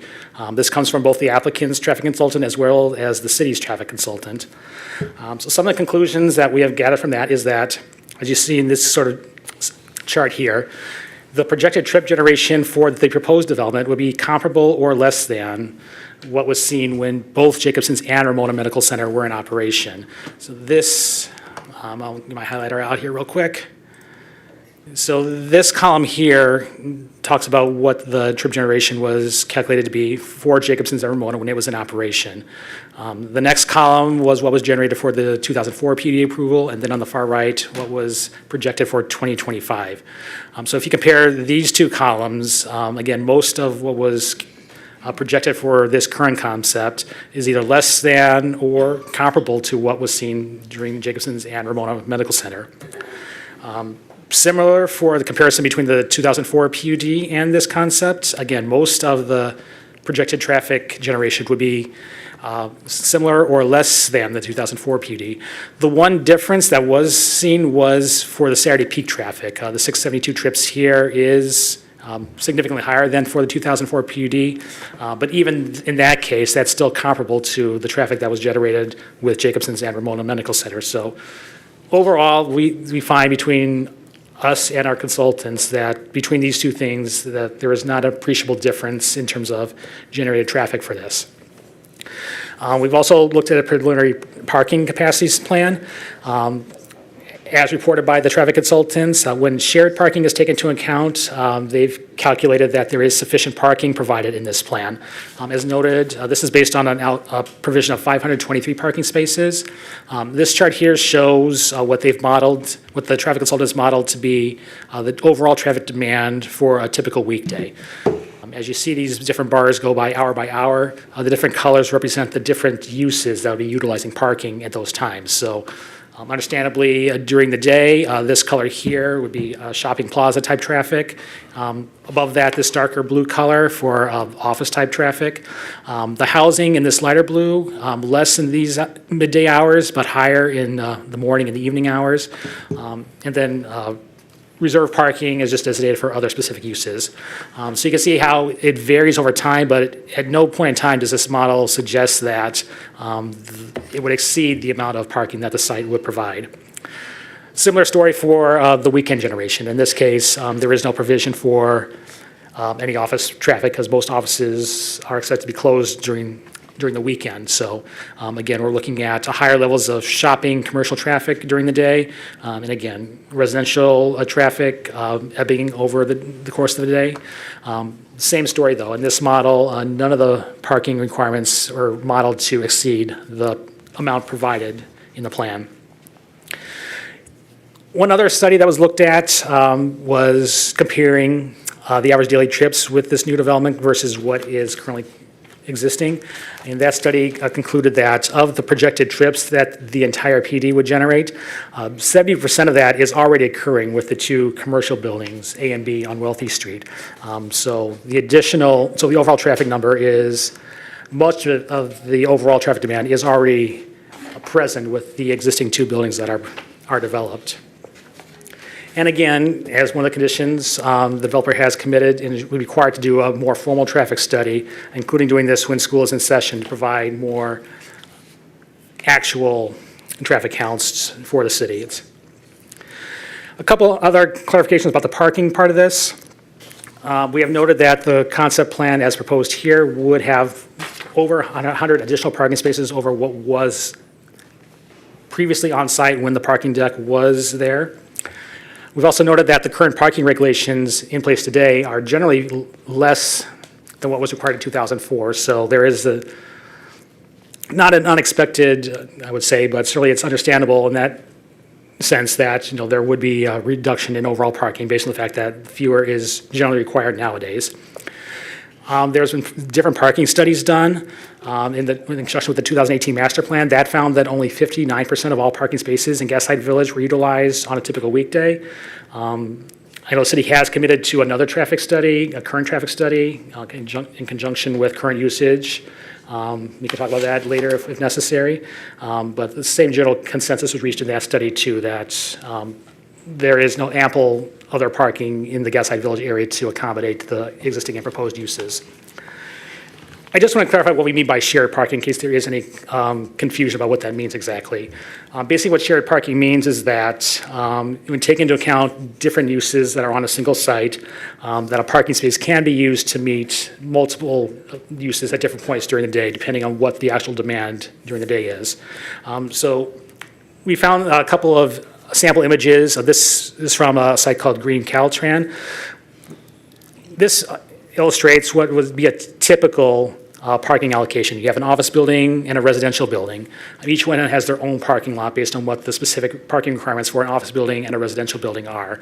As you can see, during the daytime, there really isn't much use or need for the residential parking during the day, whereas the office building may have more parking spaces. Not all those parking spaces are necessarily used during the day at one point in time. So what shared parking says, well, taking this into account, you could just build one single lot, and then you can have the actual parking needed for the residential and the office use that one lot. So this saves space for parking, it opens up land for other open space or whatever could be used on that site. So you don't have a site that's overbuilt for parking or has parking that is not typically used at any one point in time. And again, some of the things we have identified for further study, the impact of freight traffic, what the impact might be on Lakeside and Wealthy. Again, the current concept plan would have freight traffic access the site at the southeast corner off of Wealthy Street. We have recommended looking at the on-street parking, perpendicular spaces versus angled spaces, whether there's a safety benefit of one over the other. Specific access to the residential buildings F through H, how they interact with Lakeside Drive, Shopping Center Drive, and other uses in that immediate area. And again, we've mentioned the building E and the concerns about how the circulation around that works currently, and a condition of approval to have that moved if necessary to address that condition. Again, and just to reiterate, even though we've identified some things that require further study, the city and consultants believe that, these are all things that could be addressed with the final plan. And if there is something that comes up during the final plan review that requires correction, the city still retains the right to either deny or require modifications so that these standards are met. Okay. We can open this up for discussion now. Okay. Discussion and comments on Standard E for Mr. Giannotti or Mr. Charles? Anybody? I have a question about parking studies and conflicts. I know I've seen this done because when when Lakeside had their new parking lot put in, there was a study of all of the traffic, all of the vehicle conflicts in and out of the parking lot. Maybe it was a video study, maybe even the city just did it. I don't know. But do you remember? I think because they had their existing lot to look at, what the schools did is basically like a time. Lakeside Elementary. Yeah, I'm Lakeside sorry. Elementary School, yeah. Yes, yeah. not Lakeside Drive. Sorry. Right, so they were able to do like an enhanced timeline of what their existing was to see where those conflicts are. I think that's what you're referencing. Yeah, that's what I'm referencing. And I'm curious about the opportunity to do something like that for this legit maze of parking lots that is in this proposal, to better understand the vehicular conflicts plus the pedestrian conflicts. I know we can talk about angled versus perpendicular, but I feel like there's a lot more going on than just, which direction the parking spaces should go. I mean, to me, it's a question of whether they should be there or not.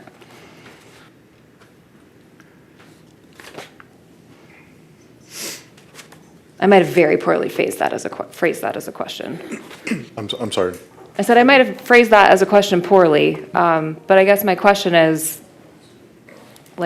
can we have better understanding through more studies with, contingencies to make sure these parking lots are viable? Are you suggesting that a post, follow-up? No. I'm suggesting that there be something that's, maybe animated or something like that. I don't know if that's even possible. I can't speak to that. An a simulated parking study. Simulated, okay. That's the word I'm looking for.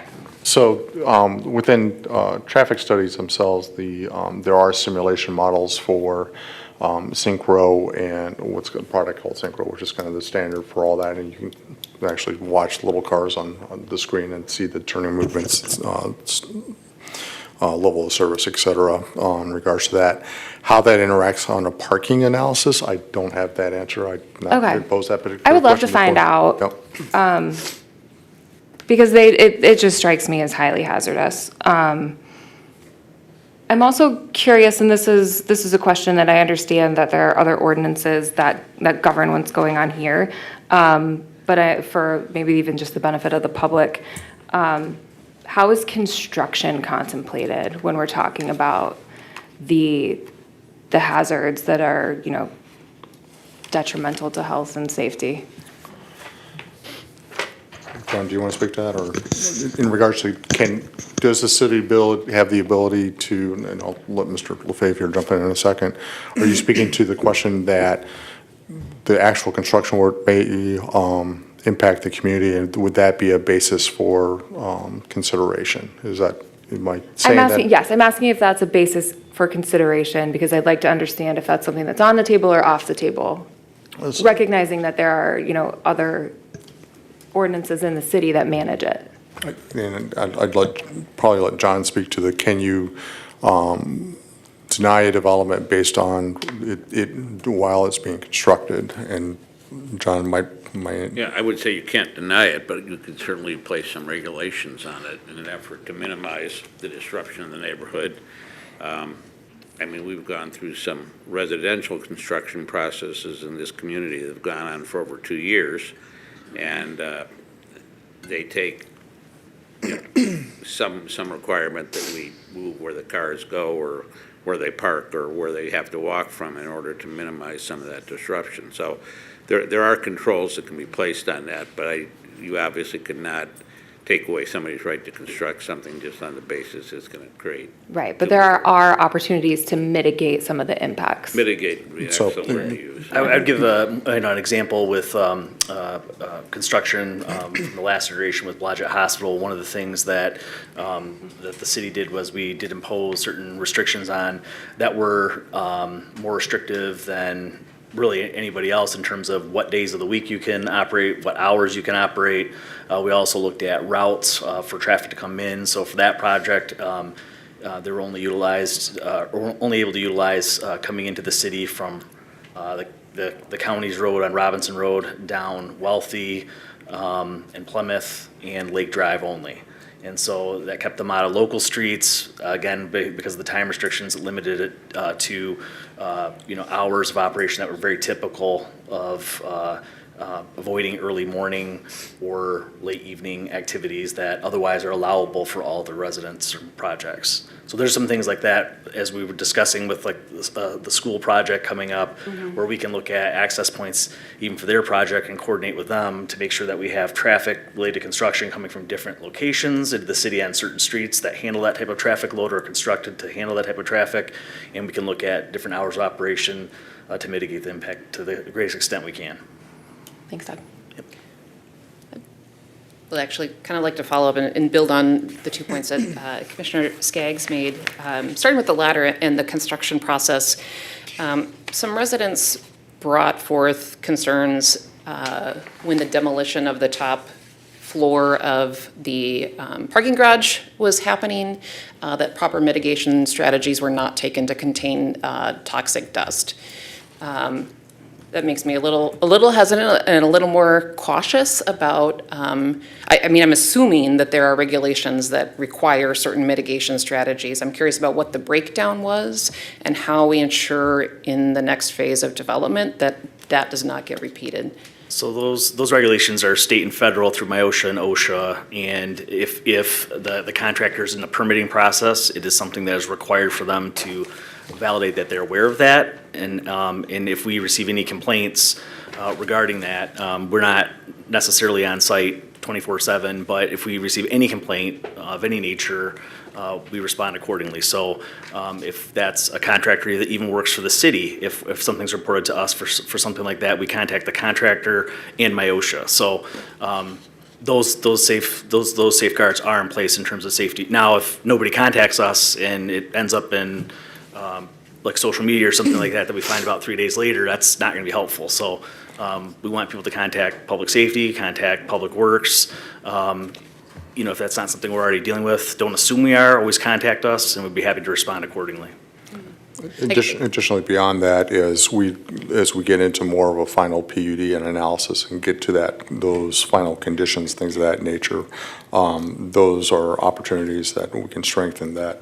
You shall, et cetera, things of that nature. So there's areas that we're cognizant of as we get to, excuse me, if we get to a final PUD process, things of that nature. There's some areas that we've kind of identified already as far as, particularly with our history with Blodgett and things of that nature, of things that we will look for and recommend as part of the final PUD approval. And I do understand that those types of regulations are in place, and typically it's you make a mistake and you get, just that I would like for there to be further discussion about how we might be able to be a little bit tighter on that, given that there's now some precedent for carelessness in terms of this particular development site. The other thing is related to the traffic and the parking and the movement of vehicles, and we come back to this topic of the traffic and mobility study that has been in discussion since almost, it feels like this concept plan was introduced. And it's gone through many iterations. The last we heard about it was that there would be a new traffic and mobility study completed by June. When I checked up on that this week, I was told, well, it was never started because we didn't get to this concept plan approval stage, which was a surprise to me. Because I'm still having difficulty understanding what information we don't have or can't require as a part of this concept plan approval process that would get us to a place where we can identify the safety issues, the conflict points, the infrastructure builds and improvements that need to happen as a result of all this traffic that we've done a lot of analysis on anticipating. We know what the flow is going to be. We can anticipate the conflict points and so forth.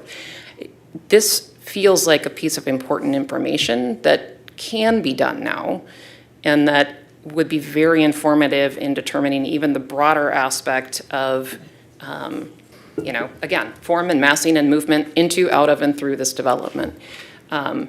So can you share concretely, what is it that we cannot get our hands on, given what we have in front of us, to do this type of study before we approve a concept plan?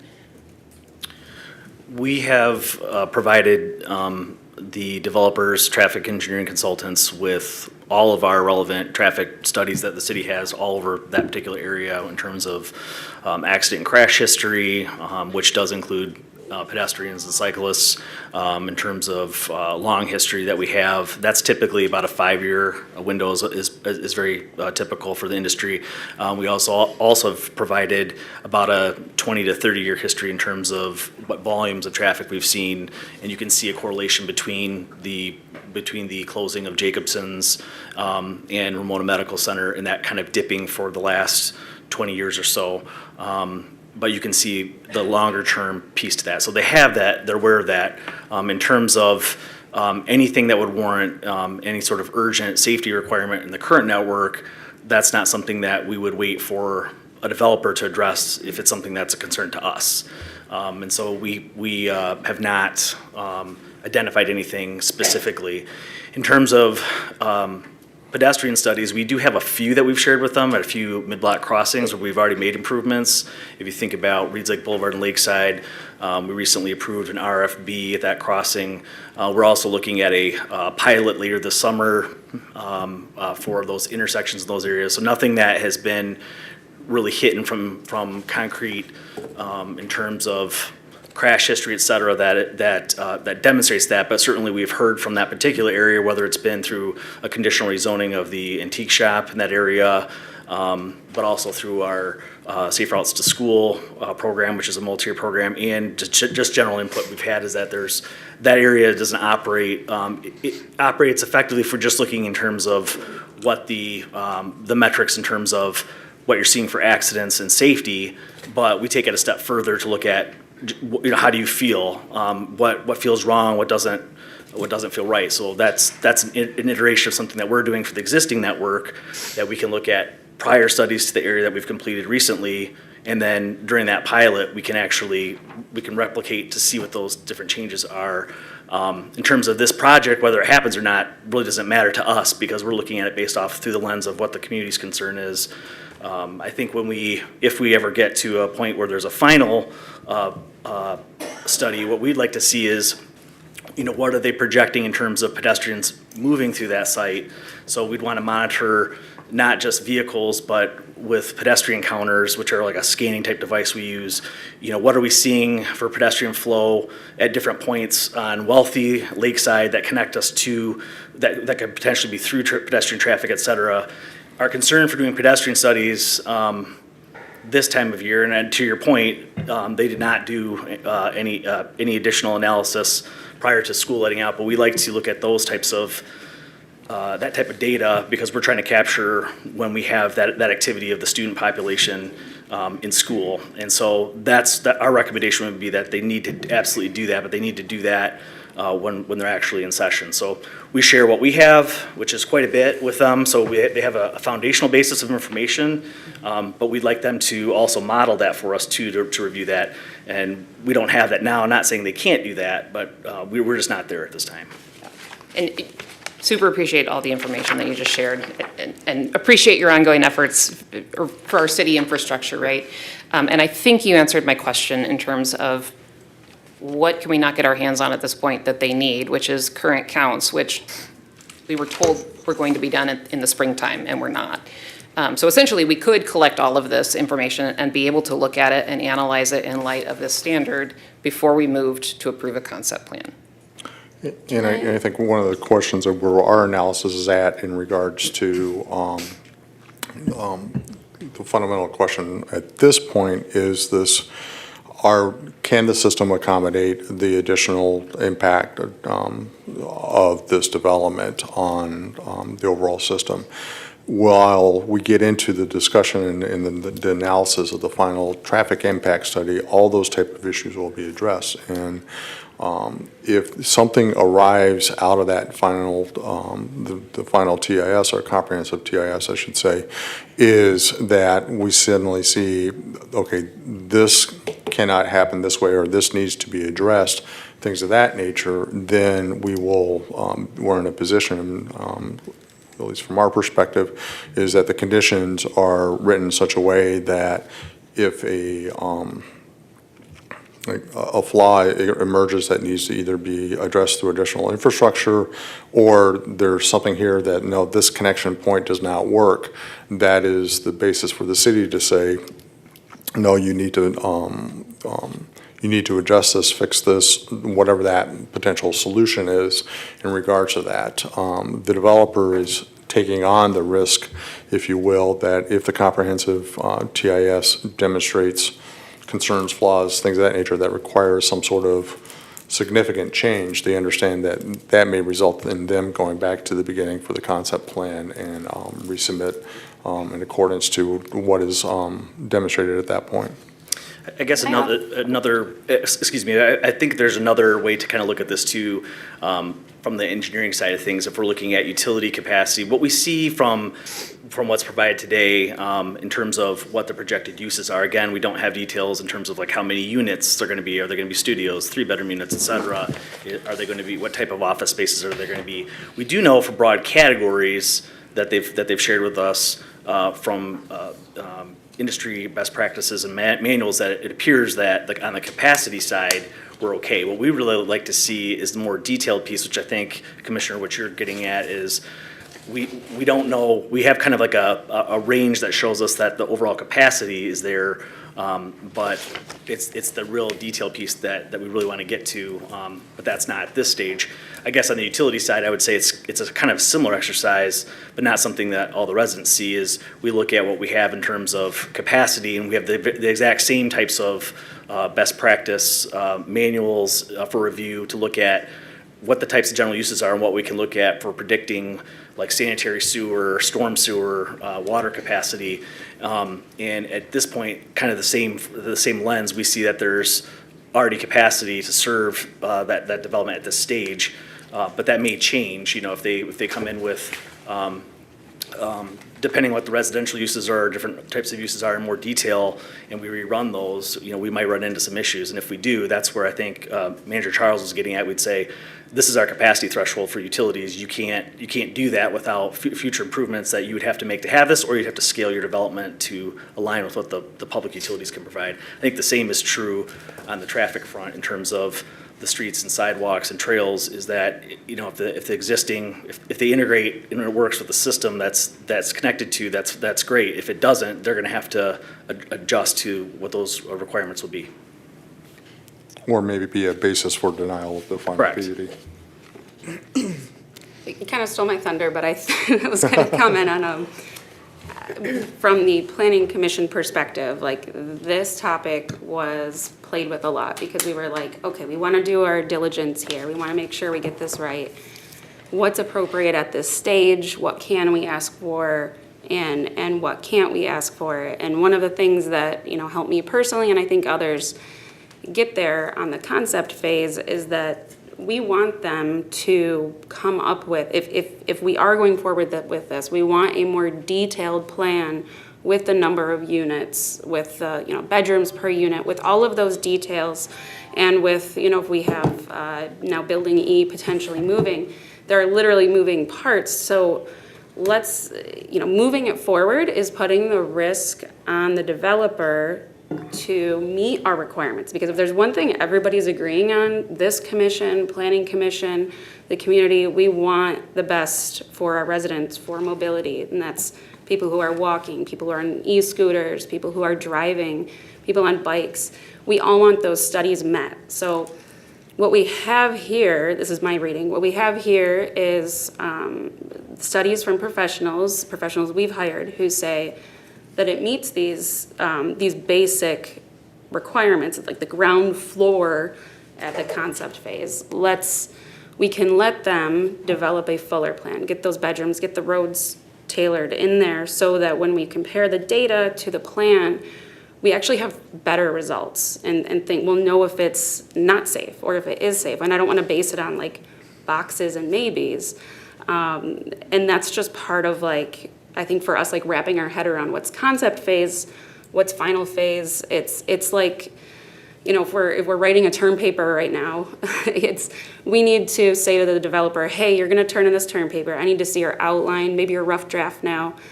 Tell me what your sources are, like where are you headed? And then we, with all of our conditions and this outline, are saying, here's where we think you're going a little wrong. You know, if you even want us to consider giving you a passing grade, you've got to do all these things. So this is in no way, you know, saying like we're fine with these studies isn't saying we're fine with these studies as is. It's saying we've met the floor, potentially, if people agree. Like you can say you've met the floor with what these experts are telling us, and we demand more later. And if you're not doing it, then you've just spent a lot of money on a final plan and studies, and that's your loss, and we're protecting our community. So, sorry, that was a little long-winded.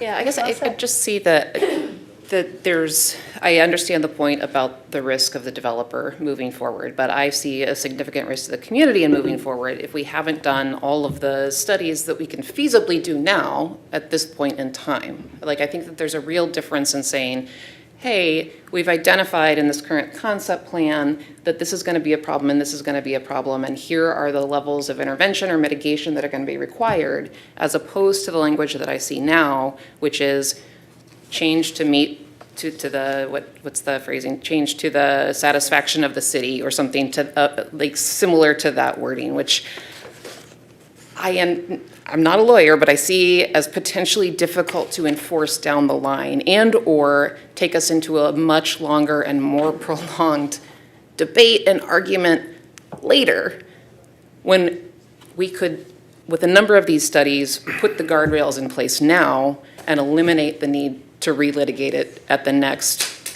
point of approval. On the contrary, I would say what if we lay out specific things that they have to meet, and we get to final review and we say, oh shoot, now we're seeing a new issue. We told them if they meet 1 through 5 that we'd be okay with it, and now here we are. They met 1 through 5, but we found a number 6. That's where we can always add in the and other issues but we already have the what do I want to say, the assurance that at least these things are going to be met. And maybe there are other things. We could include that clause in there, but again, in terms of like the risk to us and the risk of prolonging this process even further by bumping some of these debates down the road or changes down the road. I'm just not sure why we wouldn't identify every study that we could feasibly have done now and do them now and base the conditions on those facts. I'm not saying that every study that we've proposed or that we've talked about can be done now, but I think more can be done now than what we're committing to at this point in time. Or we haven't committed to anything because we haven't actually had that discussion about what we do agree to. But the point is made in terms of like, let's do what we can now. Okay. Were there any other thoughts or questions about this? I'm going to counter. I'm going to say that I think that there's already been some preliminary studies that have been done, parking as well as traffic. You know, we're looking at a very high level, 100,000 foot or mile view, you know, at this thing. I agree with Laura when you're talking about just, you know, what are the basic standards that are met. And obviously, if you ever built a house or built a company or doing a build out, which I've done before, you can think as much as you can before you actually move forward, but with like on a napkin. But until you get things actually sized up, got engineers and architects to really fine tune exactly where things are going to be, how many units, square foot, all of these little, where's the light bulb going to hang. I feel like what we're doing is we're just spinning our wheels right now. We're going to be, once if we can pass the concept plan, we can get to a point where we agree, like, hey, we want this for the city. We want mixed use. We want more housing. We want to help support our businesses in East Grand Rapids. And by bringing in more businesses, and businesses attract more businesses and people, we have to start somewhere. And so we do what we can, and then once we give the kind of the thumbs up to the developer saying, hey, you're on the right track. We like, from a very high level view, we like what we see, but we're not sure on some of these things. So we are adding some more extra work for them, saying we need a full-blown traffic impact study. We want X, Y, Z. And I think those are all great. We really won't know until we dial in, and they won't know until they dial in all of the details. And while they're doing that, it's going to start all the way again at planning commission, and they're going to be like, it's like when you start digging, you're going to start to realize, oh, geez, there's this, there's that, and they're going to be pivoting constantly, and then we're going to be coming up with even more things. I think that, I'd like to see us get there be progressive and get there, but we can't think from a napkin all the things that we could be thinking about once we see actual architectural drawings, renderings, all those things. And I think everybody wants to see what's it look like. We talk about character, they did a great job with the first two buildings, arguably. I think that, the city staff are doing a great job. We are definitely not rushing the process. We've had this on our plate at least for over a year now. And I think that we have to get to a point where we're like, okay, we feel comfortable. And the beautiful thing is that we have all these safeguards. As we start, the Plan Commission is going to be doing arguably the majority of the lift. They're going to be, really then going, hey, you got to sharpen that pencil. We want to see all these details. And it's going to be heavily scrutinized to the point where that by the time it gets back to our desk, ideally 99% of it will be done. But even then, we'll be watching that, and then we'll have a lot to say. And again, there's all of those studies will come into play. And at any of those times, if it doesn't work and they can't fix it, then we essentially can pull the plug. And I think that's what everyone wants to make sure that we're able to do, and we're not like, over-committing too soon. And we're not doing that. We have to start here. We have to start someplace. Otherwise, we won't move forward. Again, maybe it's not the best example, but I think of it again a lot like you're buying a house, and you're not going to, as me, the buyer, you maybe have put something under contract. I agree to buy it based on these assumptions, but then I want some time for due diligence. I don't know everything, but I'm not gonna spend all this money on on inspections and all of these soil studies on the house I want to buy before I get under contract. I want to get under contract first.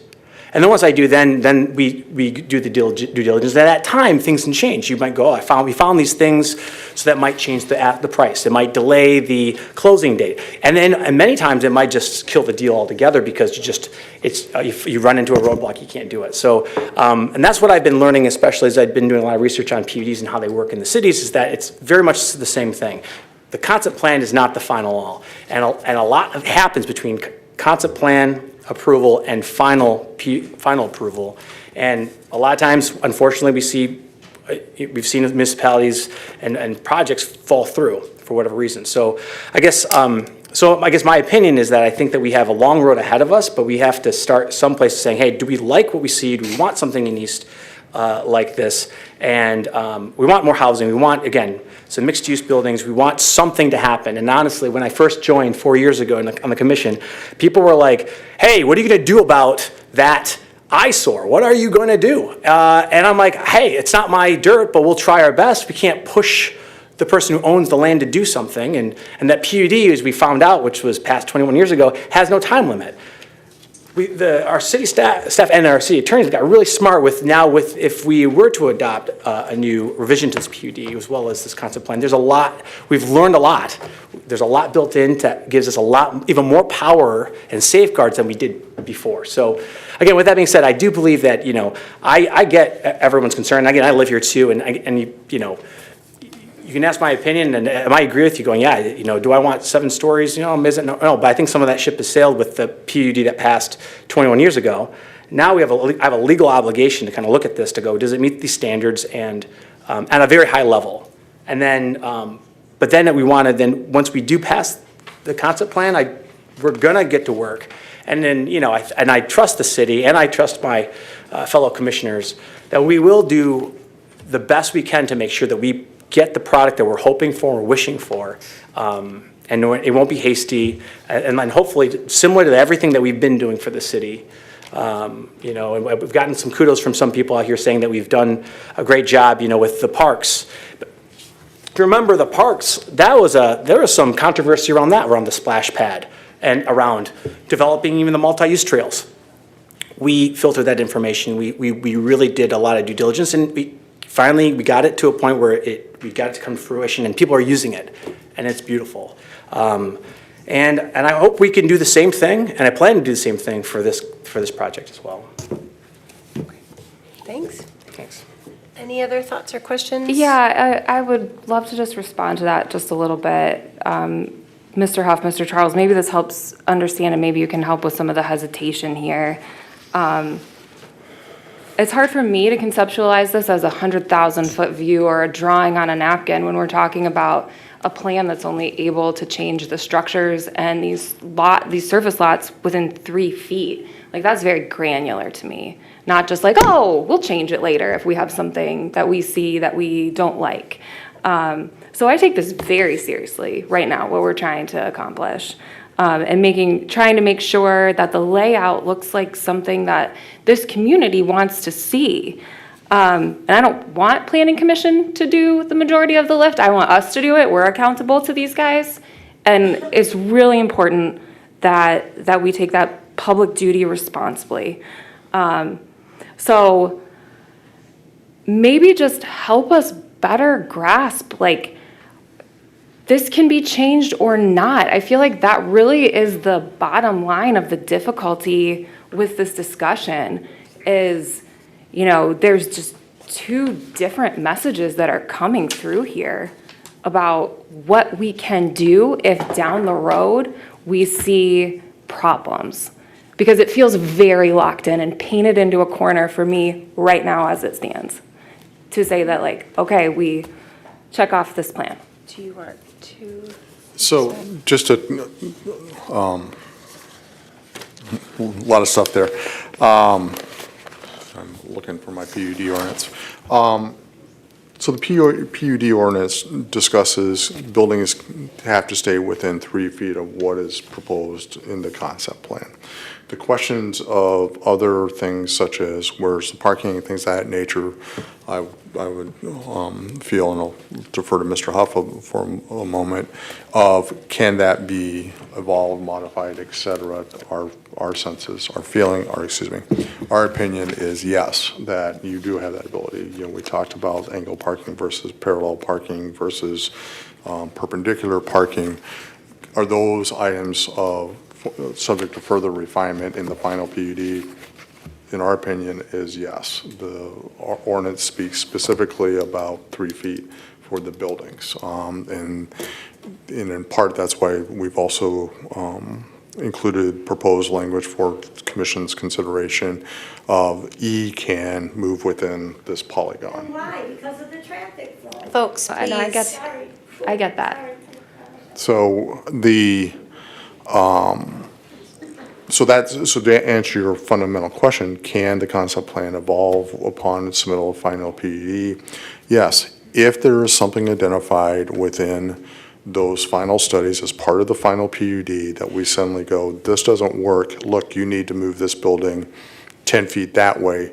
At that point where the developer has the opportunity to say, I concur and we're back to going through the concept plan, or I say no, and if he does not, if they do not meet those conditions or address those issues, then that is the basis for denial.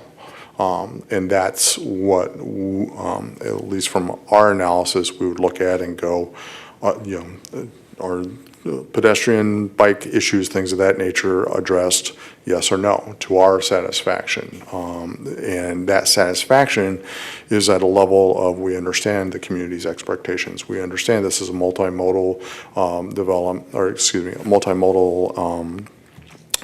community and puts a priority on pedestrians, cyclists, et cetera.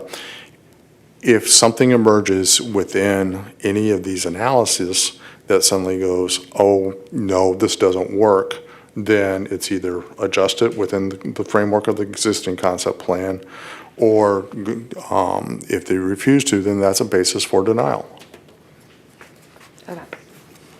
John, I don't know if you have any. Yeah, no, I would concur with what you said on that. I mean, it's, the proposed documents that we still haven't gone through have 18 conditions currently attached to them that have come from either the Planning Commission or the 7 of you. And those conditions are relatively clear that if this doesn't happen this way, the risk is theirs, it's not yours. They're going to have to agree to come up with things, or as we've said before, if they don't want to put more money into it, then they're going to have to take portions of the development out and not do them. But I think as far as, when we continually get hung up on the traffic plan, I think the traffic engineers from both sides have basically said to you, you got to get this concept plan out there, because then they have something that they can base the traffic study on. If we don't know where the buildings are, having a traffic study is going to be worthless the minute you have to move a building, or you take a building out, or you try and add a building. That's why the concept plan is in place, is to give some assurance that this is an area, this is where we would allow you to build, but it's certainly far from final approval of what's going to actually be built there, how many units are going to be, what they're going to look like, how many residential square feet there's going to be, and how many square feet are there going to be for commercial and retail uses. Commissioner Wesley pointed out that we've been doing this for over a year. My feeling is, if this project was completed a year from today, that would be fast. So this is far from being any kind of final approval. This is the first step in allowing a process for final approval, but a lot can happen in the next year. To follow up on that, though, I think I don't see, or I'm having a tough time saying, with this concept plan, I interpret this as the developer coming to us and saying, this is where we want to put the buildings. And we're supposed to say yes or no to where they want to put the buildings. We're supposed to say yes because we know it can meet the standard, that it's going to not jeopardize the health, safety, and welfare of our residents. And once we say yes to this, it can only move the buildings can only move 3 feet, which impact the width of the roadways and so on and so forth. So before I say, yeah, you can put the buildings there, I want to know that there's going to be safe pathways for everybody moving through and into and out of this development. Is kind of like this circular, I don't know if it's logic or whatever, but circular reasoning that I feel like we're stuck in. And why I think that one keeps coming up as the study of, like, if we can do it now, let's do it now. And if the buildings don't make sense there, we don't have to, nobody has to run the risk of going back and resetting and so forth. Again, this is, and to the point about the timeline for our approvals here, I said this in the last meeting, and I just think it's not fair for us to say we've been at this for a year, because this body has not been at this for a year. And in fact, it came to us in January, February?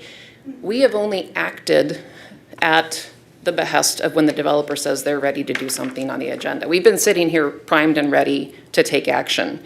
And they have added items, removed items, said they're not ready. So we don't necessarily just own that timeline. And I don't see anybody as trying to throw up barriers to prolong it unnecessarily.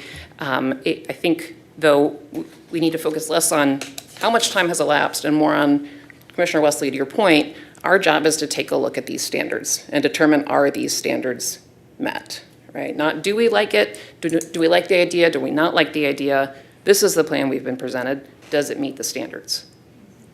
Okay. Any other thoughts on this standard? We can move to the last one. So the last standard, the PUD shall not place demands on public services and facilities in excess of current or anticipated future capacity. This is the one standard where we have noted that there is multiple items that do require further analysis at the final plan stage. What we're generally looking at this point is, are there any obvious red flags that have come up based on what studies have been done currently to suggest there is going to be a problem? Again, and we've noted that based on the studies that have been done so far, the infrastructure that is in place is anticipated to be able to handle the amount of development that is being proposed here. It aligns with existing capacities for infrastructure. And again, more detailed studies would be needed with the final plan and must be corrected if any deviation or problem with that is identified. We wanted to quickly mention one topic that did come up related to stormwater and the impact of that. Again, as a general rule, we've noted that at this point, the expectation is that the infrastructure in place can handle the amount of development that is proposed here. We did want to note that in terms of stormwater in particular, there is already facilities in place to deal with stormwater that goes towards Reeves Lake. There is a special system designed to filter out debris and contaminants. It's located in John Collins Park. Maybe you've seen this. This is just adjacent to the boat launch there. You don't have an underground view of it, unfortunately, but basically this is a system that is in place to help treat stormwater that is currently directed towards Reeves Lake. So there is infrastructure already in place to address some of these things. Again, based on future studies, that will help determine if this is still sufficient or if other adjustments need to be made to the plan in the future. Open for discussion again. Okay. Any questions or discussion on standard F for Mr. Giannotti, Mr. Charles, Mr. Hoff? Do we have a comprehensive list somewhere of what, everything that falls under this phrase, public services and facilities, in terms of this plan? So that's going to be public infrastructure. So what we own, stormwater infrastructure, sanitary sewer, potable water, and the surrounding street and sidewalk trail network. Is this also public safety? That public services? Public safety, and they've reviewed the plans at this point in time and indicated it in terms of what's been proposed at this time, that they haven't seen anything that is of concern.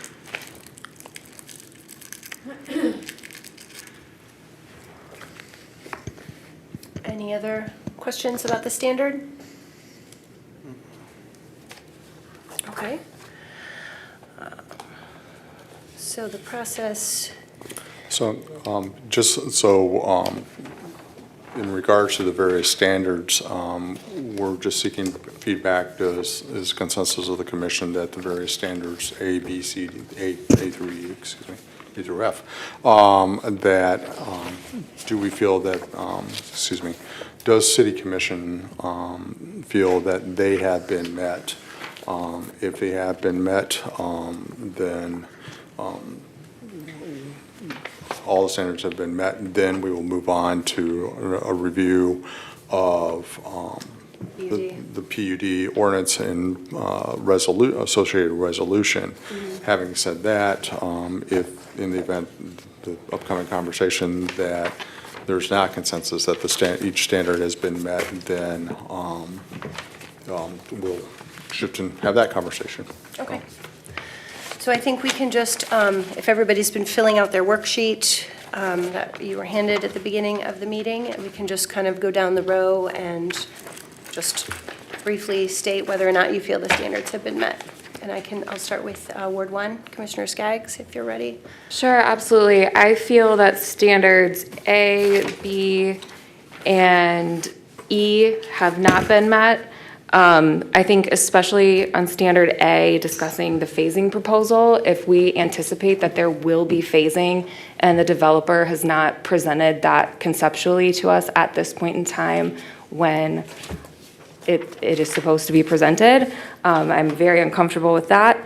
I also, as we dug into the language in the ordinance and the resolution, noticed some of the language around housing, discussed a variety of housing. I didn't feel clear on whether that's Hey, are we having that conversation yet? Okay, go ahead. Are you, Talking about the resolution. are you speaking specifically to the resolution and the ordinance, or are you speaking to? I'm speaking to, I suppose, like, they might be melded, and if Okay. that's inappropriate, then stop me. I think we're right now just trying to adjust just generally the standards and whether or not you Okay, feel well, like then I they're will not. stick to phasing, and if we make it to the other conversation, I will come back to that. In standard B, I wrote down that the parking lots and the walkability did not feel consistent with the master plan in my estimation. And then in E, that I did not believe met the standard, the maze of parking lots to me is also a detriment to health and safety. Okay. Commissioner Burdick.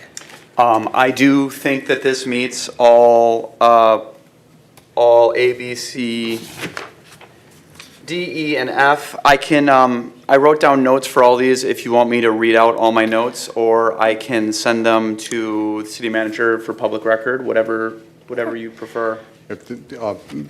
Obviously, excuse me, I won't say obviously. If you'd like to share that, absolutely accept that and incorporate it in the record. So. I'll send them for record, and I can make a quick statement kind of overall. I'm kind of on the same page as what, and like to echo what Commissioner Wesley had said, where I believe that this is the start of a process. I want to get this started. I want to get further down the road on this so that we can continue getting more studies. I'm comfortable moving this forward because of what our consultants have told us, what our staff has told us regarding a lot of these. And I expand on those in the notes I've written here that, like I said, I'll email over for public record. Thank you. Commissioner Wesley? Yeah, at this point, understanding that where we are, and again, the high-level view, I believe that they're all met. I understand that, especially under under B, I have some notes in here about talking about, the setback might be, there's some deviations there, but to Mr. Giuliani's, what he mentioned, it made a lot of sense saying, that there are points where you can overlook if this is something that would be beneficial for the city. And I do think that it does reflect quite clearly the master plan's vision. So that's my note on B. C, again, talking about the master plan. Master plan, speaks first about walkability and bikes, then transit, then finally traffic. I think they did their best, and it is a great solution to having a clear cut through matching the master plan. For walkability only. It's not so much focused, although the vehicular traffic can get through, but I love that there's a very clear line for pedestrian traffic to be able to get from Wealthy all the way to Lakeside Drive. I do believe that D is met, and not only will it meet it, but I do believe that with our guidance and the Planning Commission's guidance, that this will be, it'll enhance our city. And in E, I was, a bit concerned about, I know that when they took down the parking structure, I was concerned about some of that smoke. I saw some of that on Facebook as well. Mr. Lefebvre did help, I love that, help things with the clarification, and you do put my mind at ease, understanding how that process works. And I echo what you're saying is that, it's same thing with when we see things about public safety, like, put the call in, and then go on Facebook, but we need to know about it. So yeah, overall, I think that at this point, I would agree that it does match and meet all of those conditions. Thanks. Yeah, I would like to say, there is nothing that I would love more than to be able to say, yes, meets the standards, let's go on this. I see so much potential in this, in many of the aspects of this concept plan that are exciting, right? We've all been waiting for development to happen for 20 years on this land. Foremost among the exciting things here is the addition of housing units to our community. I'm excited to welcome new families. I like dense housing. It's not even a matter of what I like, right? But dense housing is smart housing. It's environmentally friendly. It makes great use of existing infrastructure. tends to be more affordable as well. All of that being said, I can't say that it meets the standards because I like housing, right? Or that I want housing to happen quickly, which I do. As we've said up here, several of us have said, our job right now is to do what the statute, the zoning ordinance tells us to do, which is to evaluate the concept plan in front of us in light of these standards. Right now, from my perspective and my interpretation, and I will say that asking questions and disagreeing with city staff and their opinions is by no means diminishing your expertise or my respect thereof. But I think more voices and more perspectives always sharpen a plan and a direction. But from my perspective, standards A, B, C, D, and E are not yet met. I think that we can continue moving forward to get to a place where they are met, but asking me this evening, and I think I've voiced a lot of the reasons why for each of these standards we're not there yet, I don't think we're ready to move forward. Commissioner Schwartz? Sure. So I think I've already spoken quite a bit. So I'll just say succinctly that I'm finding that each of the standards are met for this concept phase. I look forward to developing out the supporting documents and working through the conditions so that what we all want as a safe and vibrant community can be met. But having spent a lot of time reviewing, all of the materials, thank you to staff, all the materials that they've provided. I appreciate all of the conversations that I've had with residents who have helped me tease through certain issues and really dig into it and test my theories, my assumptions, and get to the point where I'm very comfortable with this and very committed to making sure that what happens next is a benefit to our community. Thank you. Yeah, and I agree with Commissioner Schwartz on that. I think Commissioner Schwartz, you said it a couple of points ago. The more information we get, the better studies we're going to have. I think city staff has told us over and over throughout this process that the more information we have from these developers, the more granular we get in terms of number of houses, number of people, boots on the ground, then we're going to be able to get better studies and have better information. And the only way to do that is to get it started and to move forward so that we can learn more. And so we're going to be moving forward to the PUD if there is consensus. And right now, we're trying to establish whether or not there's consensus. You will have time for public comment. Absolutely. And in my opinion, that I believe that, and thank you again to city staff. I know, Mr. Giannotti, you've put these standards in every packet for months now, and we've had a lot of information on this. And so I've had a lot of months to look this over, and I'm comfortable with what staff and our consultants are stating. And right now, they're stating that this concept plan meets the standards, and we can move forward and get more information so that those future studies that we're all agreeing that need to happen and city staff has acknowledged will happen, we're going to have better information. The more information we have, the better studies. So the only way to do that is to move forward, and I believe all the standards have been met. So at this time, if there's consensus, which I've kept a quick tally, it seems that there's consensus that the standards are met. So we should move forward into the discussion on the PUD ordinance and resolution, correct? Mm-hmm. Okay. Correct. And so who's going to start with that process? So we provided about a week and a half ago revised language for the PUD ordinance and a resolution, and Mr. Huff can speak to why we're separating resolution versus ordinance and things of that nature, so I'll let him articulate that. From previous versions to this one, I'll speak initially to the ordinance, is that we did add additional language in regards to specifying maximum building height, which is a different standard than what we had previously in the previous approval. We Previously, we were saying measure to the mid-roof light. As we were talking through this and based on the input and feedback, that we're saying this is the maximum height. So the very tippy top of the building, if you will be no more than what is articulated in the proposed ordinance. I managed to move somewhere, I can't find it at the moment. So that is the change that you had from before. So I don't know if there's any questions from the commission in regards to the ordinance itself. I'm going to start with questions. Is that what you're asking? Yep. Okay. Just general questions to the yeah, ordinance general itself. questions, or if there's any questions or areas.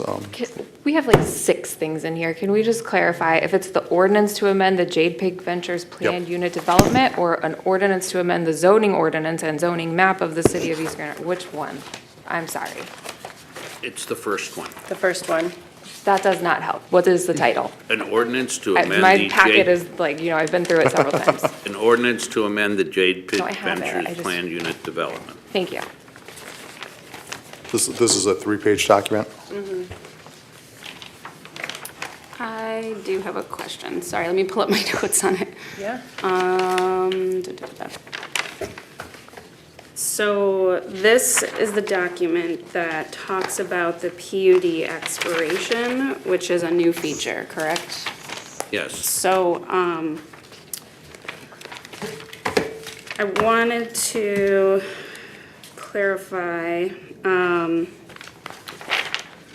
the top of page 2, it talks about the PUD zoning, so if the PUD zoning shall remain in place unless a change is initiated by the commission is the sentence I have a question about.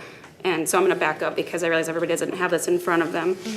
The new PUD would provide for an expiration, which currently doesn't exist with this one. That's why we're still talking about it 20-plus years later. So if this concept plan is approved through all of these ordinance amendments, then the City Commission shall confer upon the applicant the right to proceed through final planning phase for a period not to exceed 2 years. For good cause, we could up here extend that for 1 year, but if that expires, then they have to start over. Same thing with if they get the final site plan approval, it becomes null and void within this time period as well. So my question is what actually happens then? What does it mean for it to remain PUD zoning if all of those events, if everything expires? It's just what does that mean? Well, it means you'd have to start over from the beginning if you wanted to revive it. So it's still a PUD, just like a shell of one? It's just a shell with no approved conditions, which is significantly different than where we stand here today, 20-some years later. Yeah. On the first go-around, which still is out there and still could be developed. Okay, so this gives us significant more, I don't want to say protections, but as a community, they've got to do it or start over. Right, and it also notes there in the end of A that the city commission does retain the right to remove the PUD designation after that expiration of that period.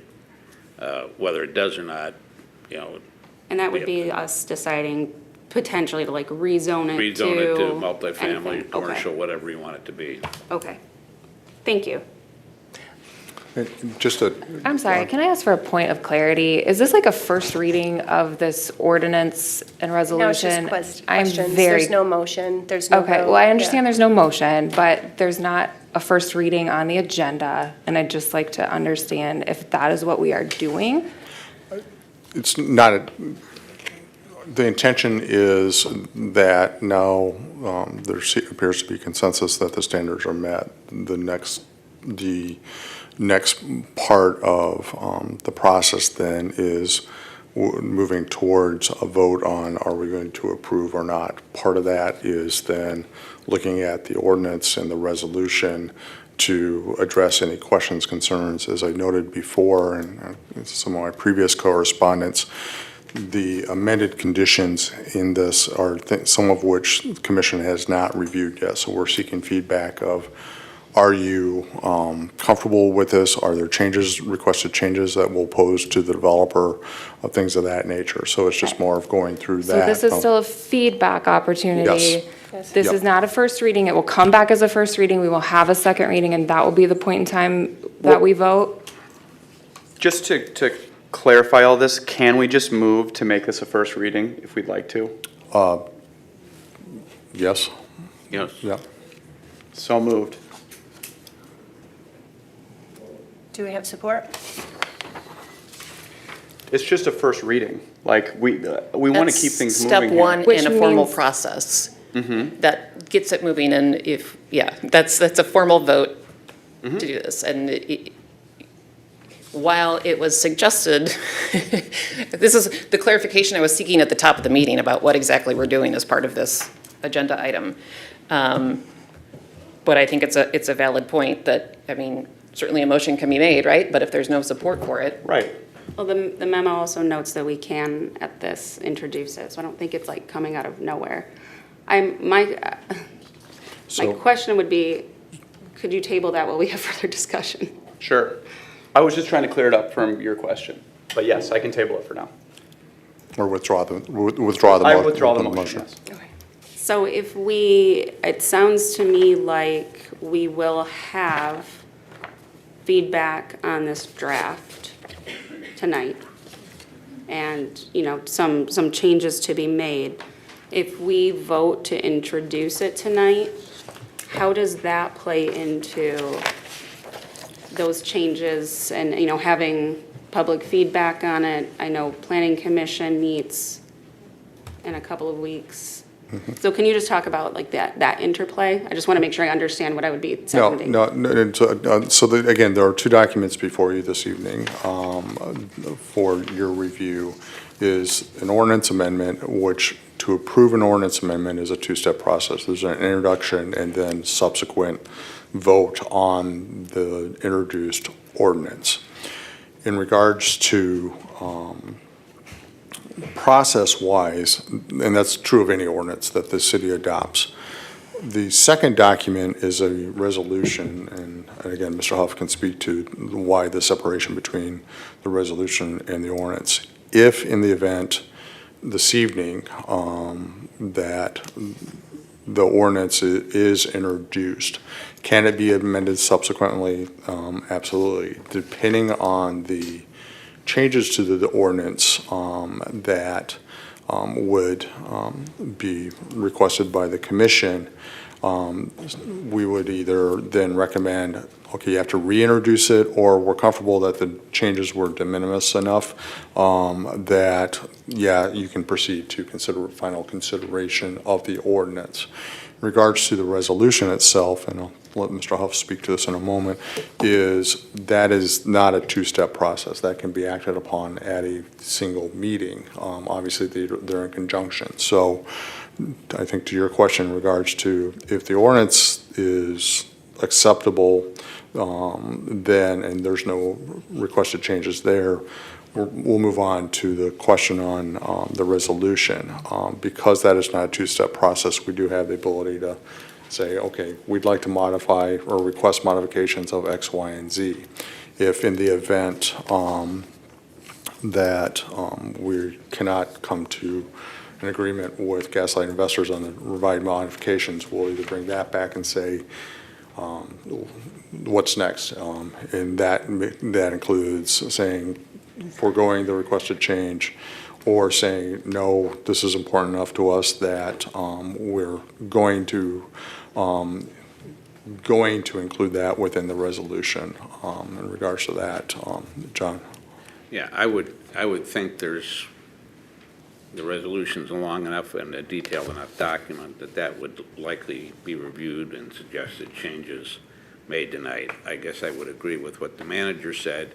If there are no changes to this ordinance, then it's up to you whether you want to hold it and introduce it at the next meeting or introduce it tonight, realizing that there are either no changes or the changes are, of minor nature, so that the second reading can vary slightly from the first. Okay. That makes So I think then my suggestion, I guess, would be like, let's chat about the ordinance, and then if there Questions and, yep, feedback. aren't and- changes, then that makes sense to me. Works for me, yeah. I just was trying to and just to expand on what I was trying to do there was just to clean up exactly where we're at in the process here. Yeah. Not just have all these people here sitting to us talk and give feedback, but actually do something. So yes, if we're going to talk with the purpose of looking at this and talking about introducing it, that's all I'm trying to get to. Yeah. Okay. So were we in the middle of the question, or? So I had asked about the. Yes, thank you. How the zoning changes, and so if I'm understanding that right, if after all of this expires, it becomes basically an empty shell of a PUD, and at that point, city commission could entirely rezone the property. Right.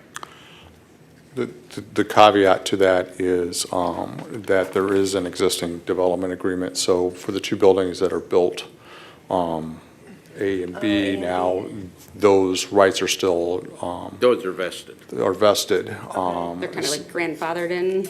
Yeah, well, they're vested documents. They are vested rights with those two particular buildings.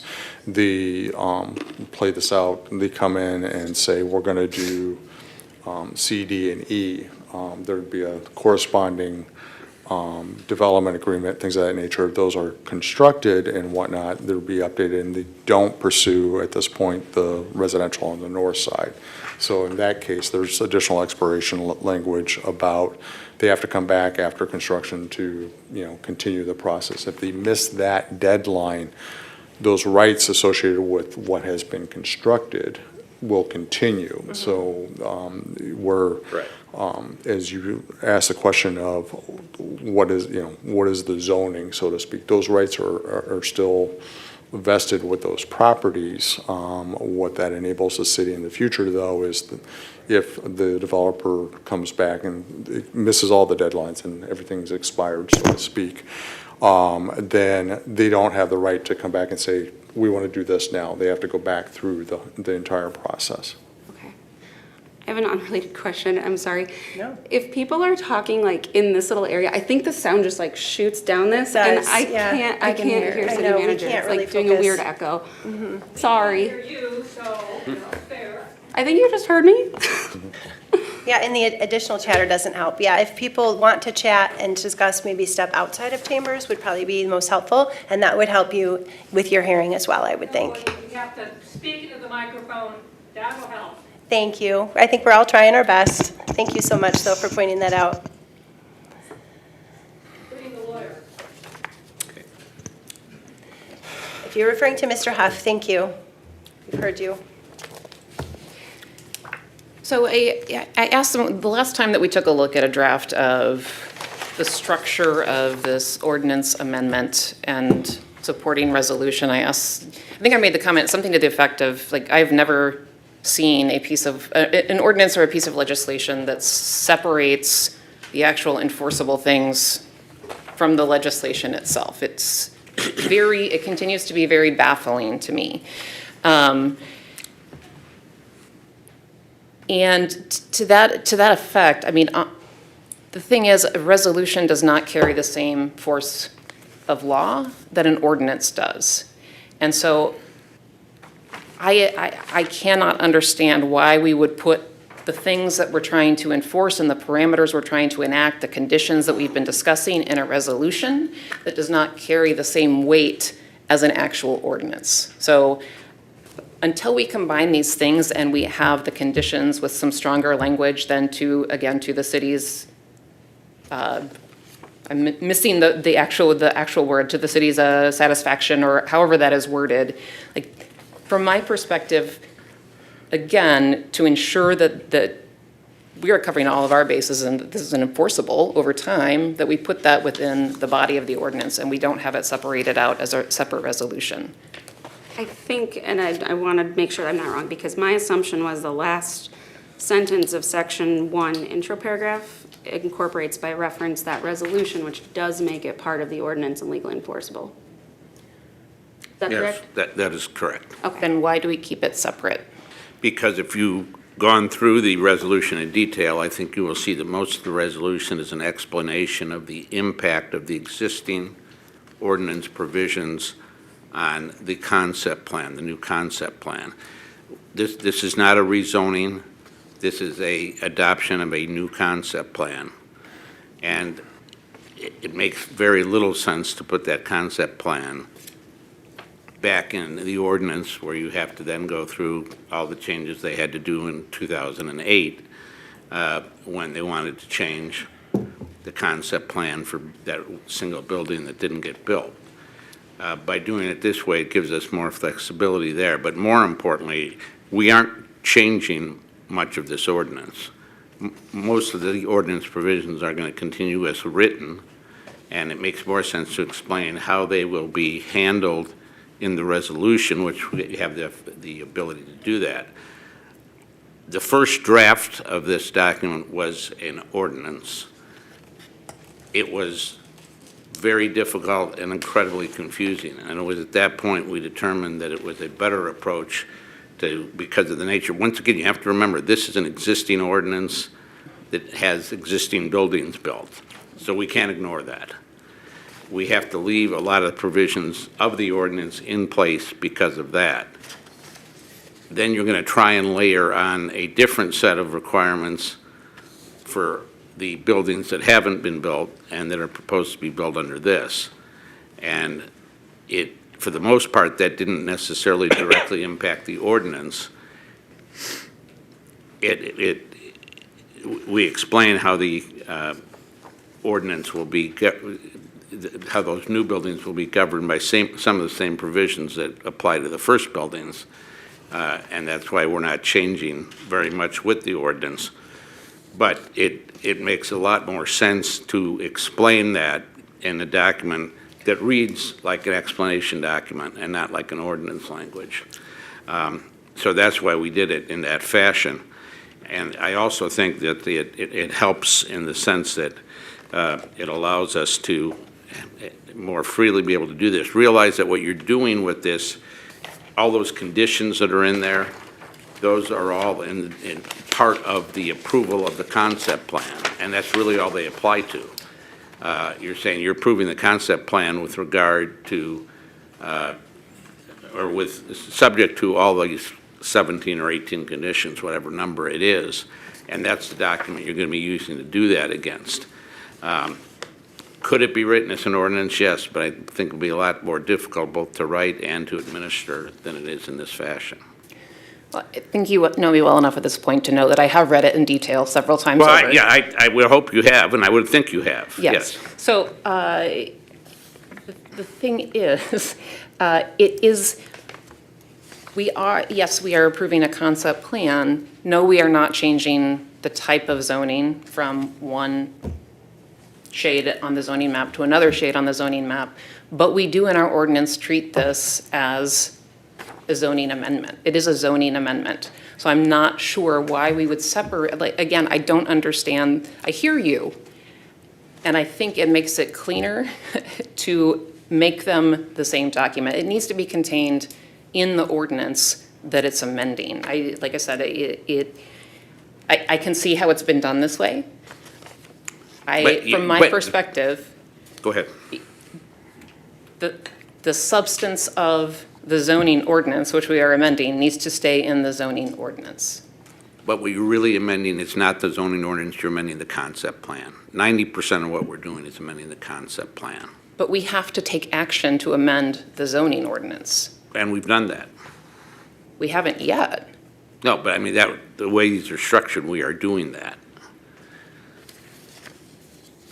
Yes, and what I'm saying is, regardless of what percentage, that's still the action that we're taking and needs to be reflected in the language of the ordinance itself. That's what endures. Like, we've already acknowledged that the concept plan can change depending on what the studies say and so on and so forth.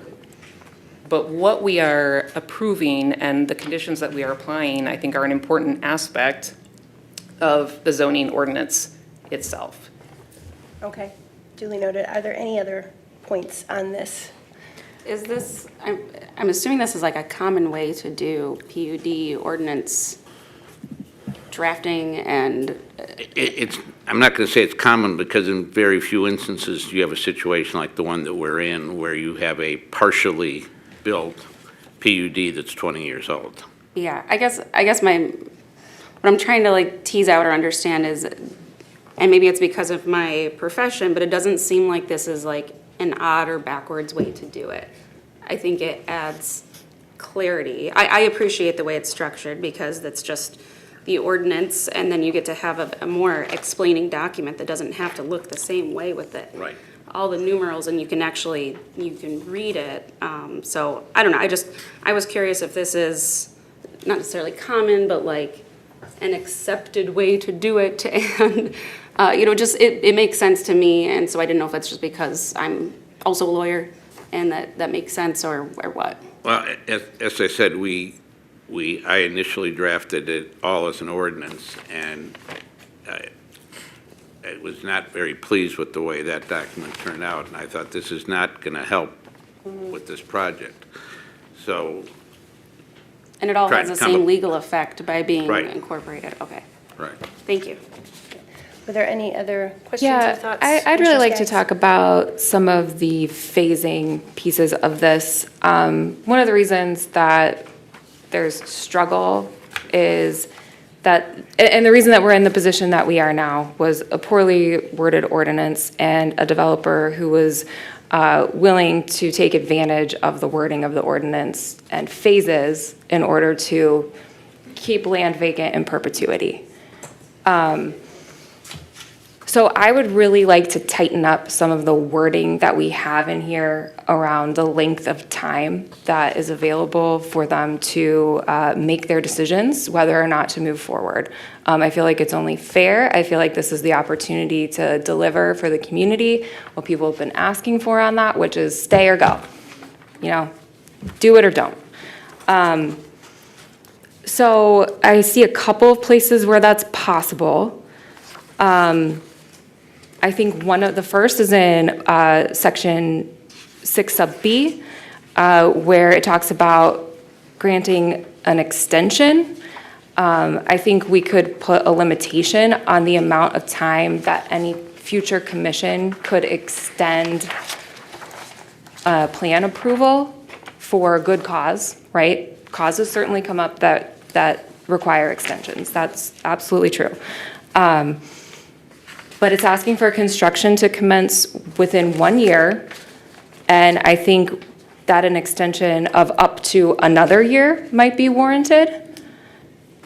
And that's, one place where, we can dial in. I'm sorry, can you just clarify that? I wasn't hearing, I'm sorry. Sorry. Yeah, it's no.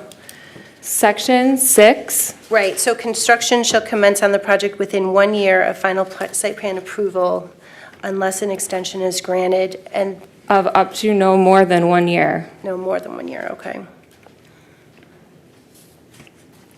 Related to that, would there be, I know I mentioned this earlier, would there be an appetite for limiting the number of phases? That was going to be my next point. No, thank you. I think that that's also incredibly important because we have a very large number of buildings plus a parking structure here that you could conceivably split every single one of them into a phase, and then you've got a 24-year runway to build on here. And I don't think anybody here is interested in a 24-year runway. So some maximum number would make sense. My favorability would be towards 2. There's like 2 chunks here. There's 2 parcels here. Do one parcel and then another. But, keep moving the ball forward here. The other is in section 2. The first sentence reads, "This amendment shall become effective upon receipt by the city of the developer's written acceptance of the approval of the PUD concept plan." There is no shot clock on that. They're really could be, there should be some amount of time that the developer has to consider and accept, not just send it to them and they can decide however long they need. Maybe it's 2 years, I don't know. If we don't say that there's some limit, they can set their own limit. I have no objection to that. So you know better than me what that might look like. It might be 30 days, it might be 60 days, something reasonable like that. Okay.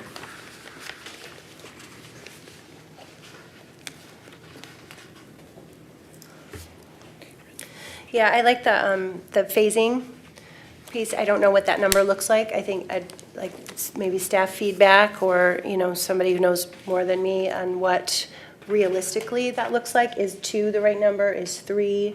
Depending, I see where you're coming up with Sure, 2, yeah. absolutely.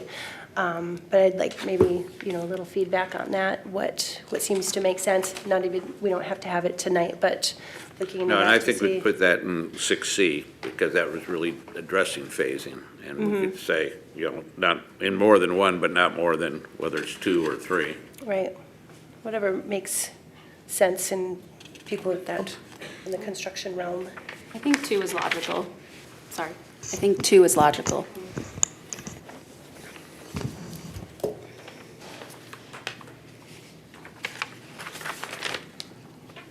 So I had a question, because I like the, also Commissioner Skaggs, when you said the extension of, but no more than 1 year, putting a limitation on that extension. My only question, maybe it's already been answered in this, because I know anecdotally the previous PUD, there was the recession and the crash, and that's what caused some of the things to not move forward at that time. Is that kind of covered in here as well, in case some sort of financial crisis happens? Or are you thinking like no more than 1 year and that's it? Just I was for thinking no more discussion. than 1 year and that's it. That's a pretty What? typical number that we see in Is it? legislature. So that's what I was Okay. thinking. I don't know if anybody else has thoughts on a length of time. 12 months seems Okay, reasonable.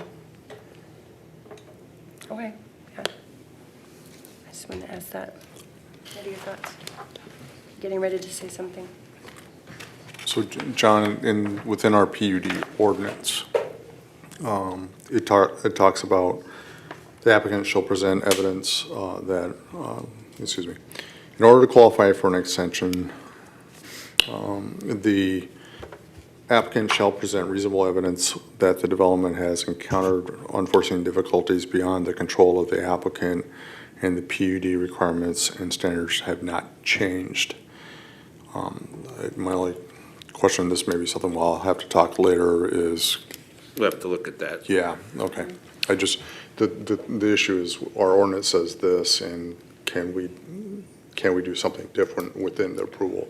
And that's a question. we'll have Understood, to- yeah, no, I'd love to know the answer, and that way we can develop something that works. Yep. Yeah, good points. The other observation I would share is the city is not obligated to provide an extension. So that decision is vested solely with the city. Yeah, no, and I think that's clear. Okay. That was my question, actually. Do we then, if there was an extension that was requested, it's us to determine whether those circumstances make sense to grant that extension? And then I guess couldn't find that section of the zoning ordinance, but does it, at that time, do we have the opportunity then to create the time frame, or should we then, if not, then that makes sense to articulate the time limit now? But I just didn't know if that was already assumed or included. So the concept plan, so there's kind of multiple layers to exploration.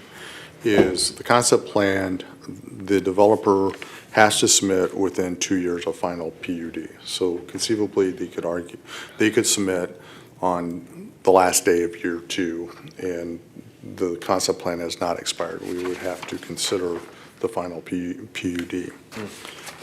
If they miss that deadline and they don't ask for the extension, or the city does not grant that extension, then the concept plan has expired and they have to go back to the beginning. it talks about in B, construction of the project within 1 year of final plan approval shall start, and then extensions can be granted. Commissioner Skaggs, correct me if I'm wrong, you're looking to clarify that, get going on construction, correct? Sorry. With your change to 6B? Yes. Okay, I just wanted to make sure I understood that, so. So then,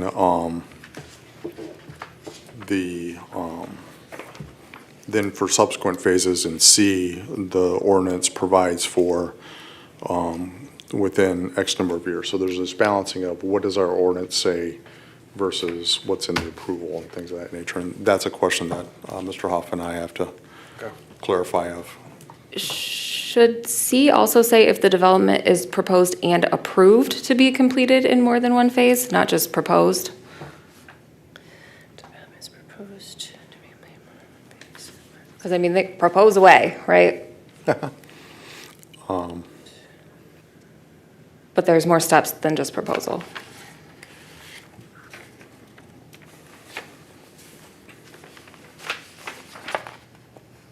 Let's take a look at that. Okay.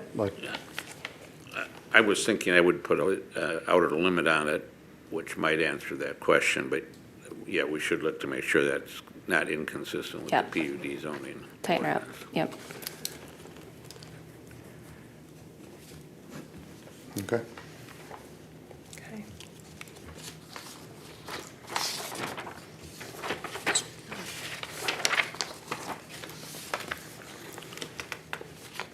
So the requested changes at this time are to clarify that no more than X number of phases, no more than, Right.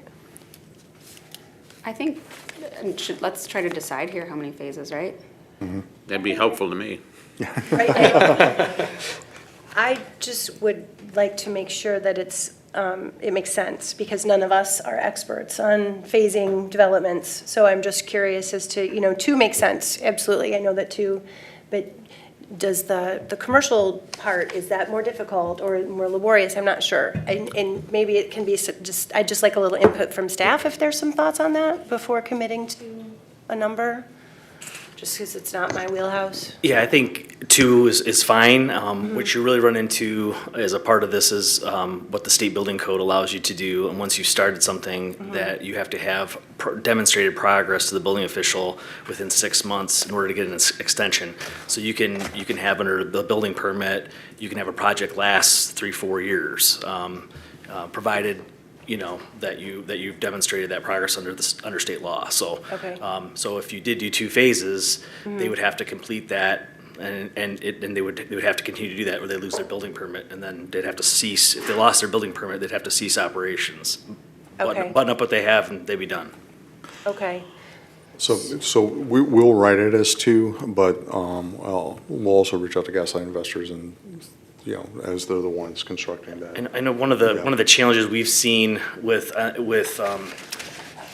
typically more residential projects in the community over the last number of years has been issues related to supply chain issues, or the city's seen that ourselves with construction Right. projects where sometimes it's, you can get an extension on a building permit provided you show that, hey, I've ordered this pipe and it's on its way, et cetera. Sure. Because those are things that are outside of anybody's control. But we Right. do that under the state law, which is adopt the state building code and requirements for building permit extensions. Okay. Okay, and then we discussed the expiration issue, which we'll have Mr. Hoffman, we'll take a look at. Okay, And the effective date, right? the effective date, yes. Effective date, Thank yeah. you.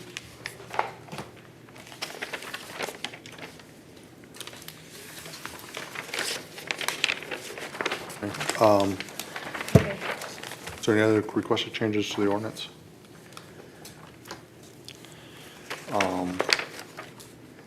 So with the resolution,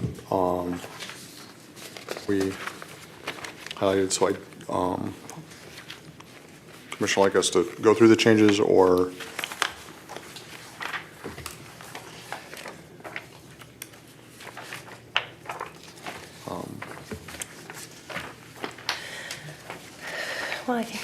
can see that they're pretty well highlighted.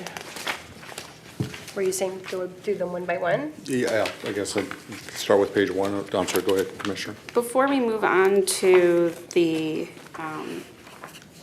adopting resolution, right? That's what we're talking about. Right. Are these material changes, like such that we should introduce the ordinance at a later date? I just wanted to clarify that.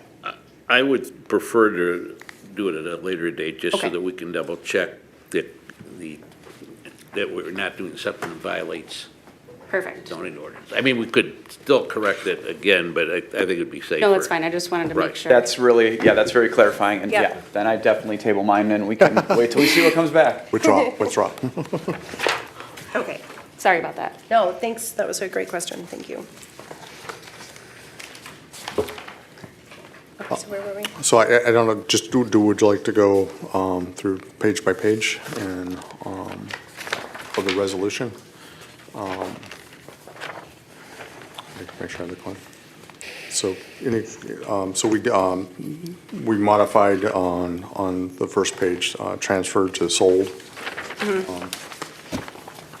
The second page, we noted authorizes, Section C authorizes building in phases. As we revisit the ordinance language, this may or may not get tweaked, so. Right. Okay. It may not need to be, but we check it. Okay. Any questions on 3? 3. We did note with 3.0 that if it's done in phases, each phase will have sufficient parking, but then also looking to provide then for the site totality is what where we're headed with that. Okay. The language. Q, some questions of and/or versus, so we clarified that language, set forth the uses as articulated in 5.36, and then, as noted before, Gaslight Investors has requested a modification for building E that would allow, in essence, the distinction is the first floor residential, which is not permitted under C1. Okay.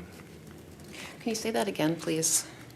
So the genesis for the modification was, as we were discussing, C1 allows for second floor residential. The request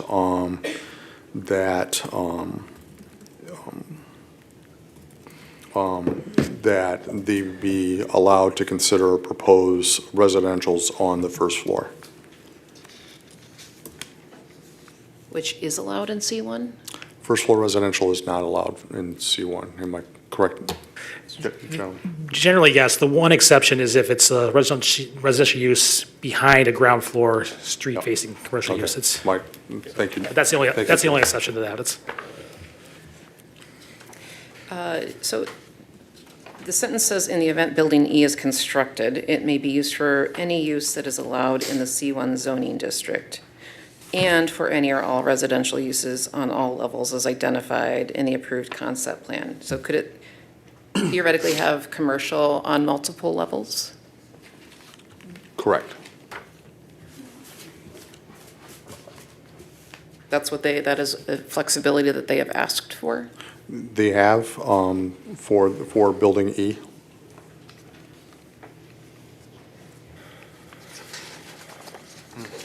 And again, we're seeking feedback from the commission for that proposed change. I think that goes back to when we were discussing the standards and it was very early in the conversation about the placement of building E.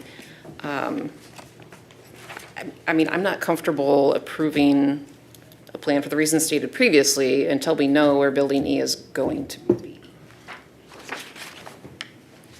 Yeah, I think I'm confused on that too. I didn't know that they were proposing E being all commercial. So, in one of the things that, within the submitted concept plan, dated July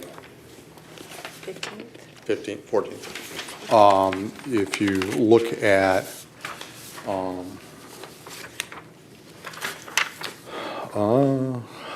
the,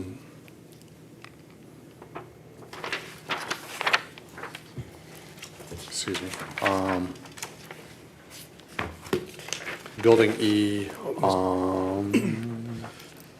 Mr. Charles, is it, you were talking about, it says 5 stories, C1 Yep. and/or Yes. residential use on any level, yes. which is earmarked on the map. Yeah, it's on the map too. And again, it's identified with also then the parking C1 use residential unit summary also. You'll see the max of the 6,500, and that's the square footage of all floors, if I remember correctly. I wonder, is that are they doing that as kind of because they're not sure where we would ask them to put Building E? Because if we decide to put Building E closer to residential back towards like Building G, for example, that would make more sense to be either mixed use or more residential. Yep. But if it's more closer to all the commercial, maybe they can flex a bit? I'm just trying to Yep, understand and that that's, mindset. and given, and again, the request is predicated on if we acknowledge that E is going to be relocated to address a circulation issue. They had asked for reconsideration that this reconsideration in regards to that flexibility to do C1 or residential. Interesting. And that movement and that use and all of that is still subject to final approval, correct? To final PUD approval along with appropriate traffic and parking and analysis. And that's one of the conditions later on that, in regards to the parking analysis. Again, staff is seeking feedback in regards to this proposed change. I won't say recommended, but proposed change. Or if there's additional information commission would like or modification, then we're seeking that too. I think this relates to the new condition number 8 on page 9, again, that we discussed previously. And I would suggest that we strike that condition and we strike this section about Building E, and we just request for them to tell us where Building E is going to go, so we can make a determination. I agree, it's kind of gray. No, and that's, But I don't know if they're doing that for our benefit, or is it because they want flexibility or a bit of both, but it'd be easier for us just to know what's proposed, so that we can, okay. Since we're on the topic, I think, I don't know, I like the idea of swapping E with a green space, because then we have a clear line of green space and a public area, which would look really awesome. I'm thinking like tree lighting and all that stuff. So, just my 2 cents, but I'm not sure, I'm not quite sure what their goal or what they're doing. So it makes me pause for a second. Okay. Yeah, can we like request more of a narrative from them on that proposal? Is that a weird thing to ask for? It No, feels no, out of it's- context when no. everything else is mixed use or residential to say this will be mixed use or a whole office building. I don't know. No, and we'll put the request in. Yeah, even if they have several different thoughts going, it'd be nice to know kind of what they're thinking.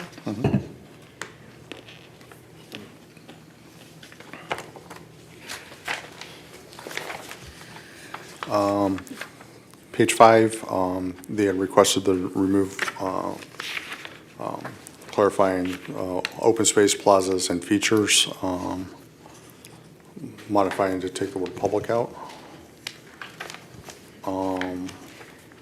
I have thoughts. Could we also rewind to page 4 for a second? I defer Absolutely. to Go ahead. Commissioner Skaggs, but. No, please. So, section, number 4, section 5, I don't understand this numbering. Sub A, all applicable provisions of Article 6, planned unit development of the zoning ordinance are met. We had discussion about this and what it means and what without getting into that, if the law tells us that in adopting this ordinance amendment, we have to say that these applicable provisions are met, can we add language that say are met, provided the subsequent conditions are satisfied as articulated? Because they're just materially not met at this point in time. Can you repeat that? I didn't hear what you said, sorry. Yes. Number 4, section 5, sub A, all applicable provisions, blah, blah, blah, of the zoning ordinance are met. Can we add language that says, are met pending satisfaction of all conditions contained herein?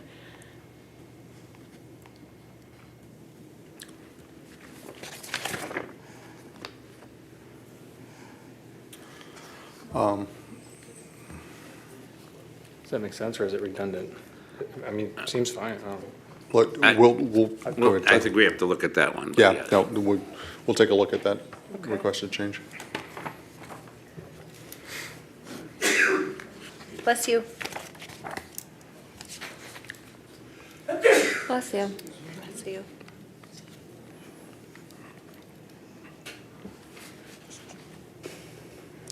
Is there any other questions on page 4? No, I think we're on page 5. Page 5? Commissioner Skaggs, didn't you have a Yes, question? I did. I read the strike of public from this sentence, and I thought to myself, where is Ashton? I am getting punked. This is wild to me. And a clear example of trying to fit language to the development instead of the development fitting our ordinance that already exists that we have laid out. This does not encourage me that there is any seriousness towards welcome in this development because by erasing, the public from the document. Like, I feel like we've done plenty of erasing the public from the conversation already, and it upsets me, frankly, that it was requested to be struck here. I think we all recognize that there will have to be some public-private partnership in how gathering space will operate, how road closures will operate. But this just was, rather surprising. The language of And the, again, just we're providing feedback that Totally. gaslight investors, so. My feedback is, I'm surprised, I don't like it, and I would like to see it remain. we're providing feedback to gaslight investors? Both is the answer, Yeah. is that if there are, as we go through this, if they come back and say, no, we absolutely don't accept that potential change, then at that point, the commission can either say no to before, either approve the resolution as is, as was discussed a moment ago in regards to the developer can then say, no, I'm not going to accept the conditions or accept, the concept plan as articulated in the ordinance. Or they may come back and say, here's some language that we would find. Or they may look at this and they say, yeah, okay, we understand, we'll. So Well, on this that- particular issue, though, that Commissioner Skaggs raises, public plaza is the language of the ordinance, of the approval standard in the ordinance. Public is in there. Right? No, I understand. And if we are, we've used the term before, that this is it contract zoning, I believe, right? Which Correct. It feels a little strange to me that the negotiation isn't happening more publicly than it is. That, if we're going, could the developers be here to share their perspective as we're talking about it, rather than this back and forth where half of the conversation is not happening in a public forum? We can make that request. I agree. I guess when I read this, I also felt the same way about reading public, but then I started thinking about it. I wonder, and I guess maybe this is a legal thing where it's just, they're trying to be consistent because they're not saying public spaces, public plaza, public features, and maybe they don't want to have confusion over ownership, but it does come off a little.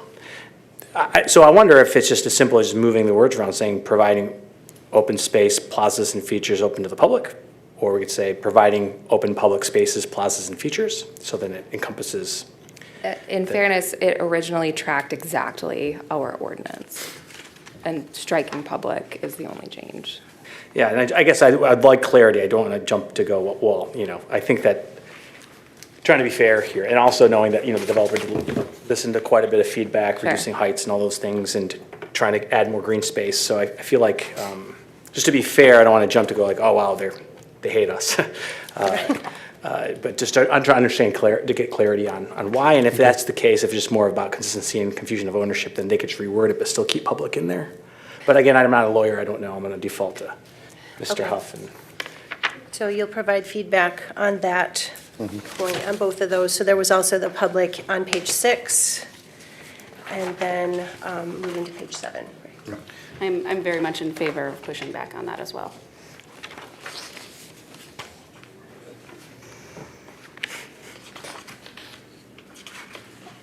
Okay.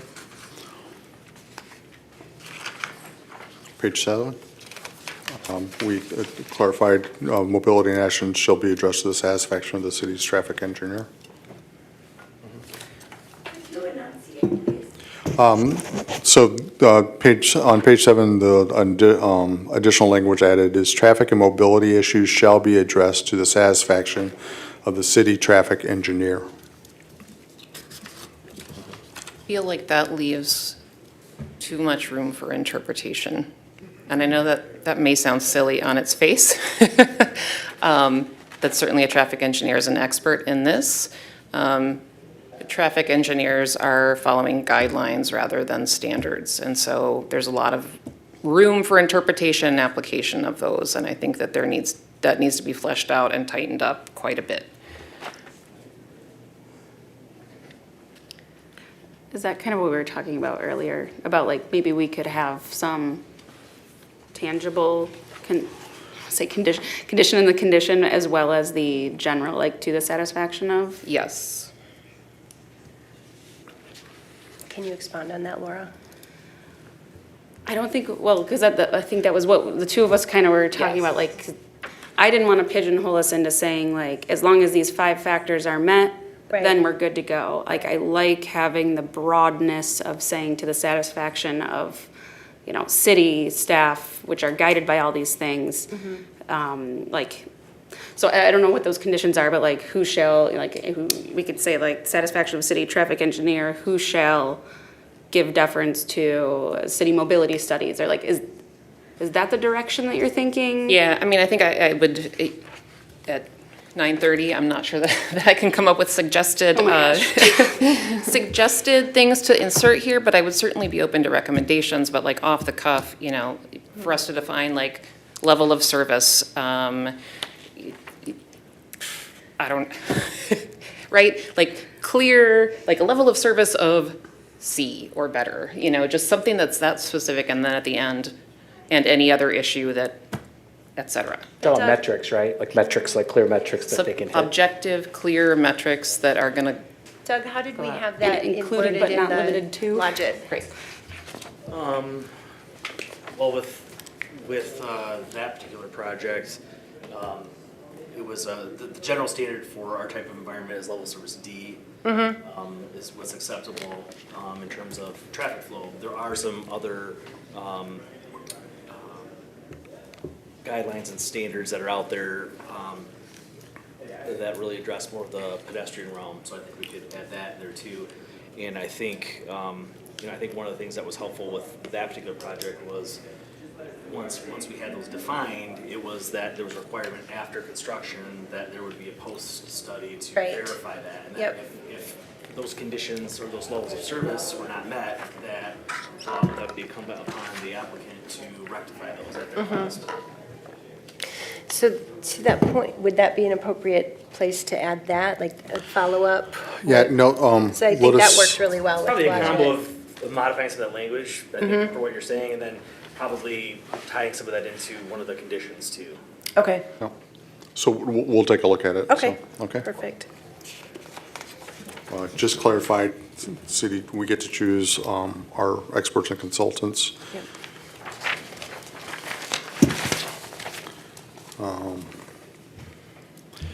So on page 8, so we're discussing Planning Commission Condition 6. We're recommending, or have, not recommending, excuse me, proposing that an impact assessment for sanitary stormwater, et cetera, including runoff, surface lots, any necessary mitigation shown by such studies shall take into consideration. Priority, and the change from the previous version is priority shall be given to natural-based solutions in accordance with applicable laws and regulations.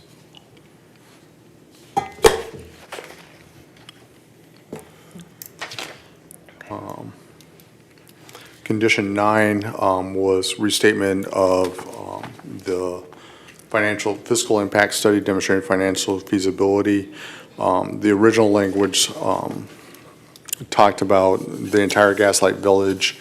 What Gaslight Investors has observed is that they do not have access to everybody else's financial data. So they're fine with providing the feasibility for their development, but to do an analysis of everybody else within Gaslight Investors may not be accomplishable if when we cannot require the private property owners to provide their financial data, things of that nature. Okay. Is there a commonly accepted standard for financial feasibility here?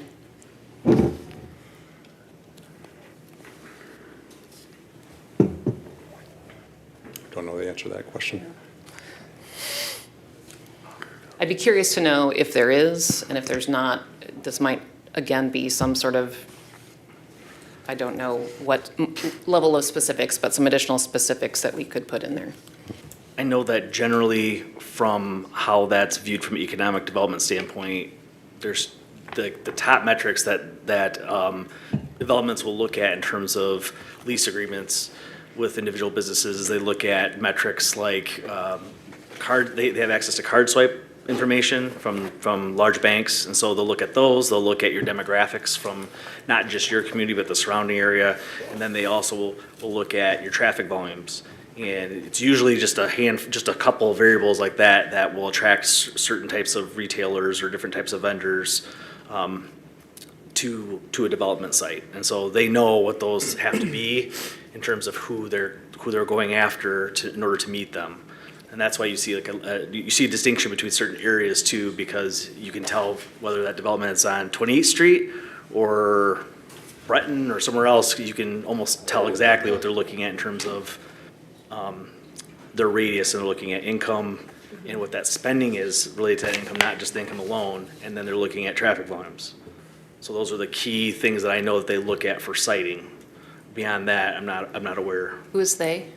Developers in general. So like if you were to say, hey, I own a boutique clothing store or something like that, or other large retailers, for example, they have metrics that they know work.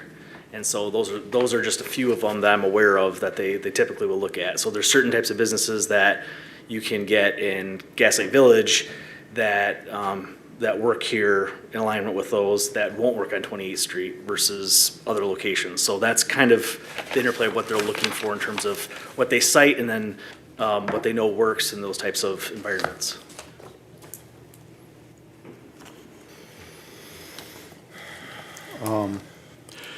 Clarified condition number 10 suggested by the Planning Commission shall be restated as follows: the parking analysis with possible shared solutions. These parking solutions to be subject to the provisions of 3.0, which talks about the overall parking analysis associated with the final PUD. A couple other things here. Above that, condition number 8, suggested by the Planning Commission, shall be restated, an environmental assessment satisfactory to the city. Again, are there some generally accepted standards that can be applied here? And if not, can we further define what those might be for us? And kind of similarly with number 10,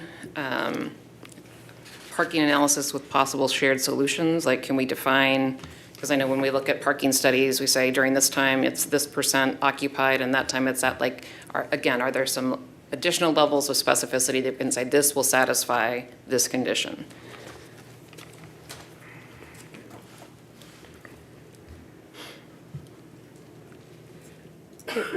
If we do that, I would again suggest like including but not limited to type language so that we aren't We pigeonholed. don't want to pigeonhole ourselves into excluding something that we're not thinking about. You know, what would, more broad, I think, encompasses more information. Yes, but only broad doesn't really give us a whole lot of enforceability.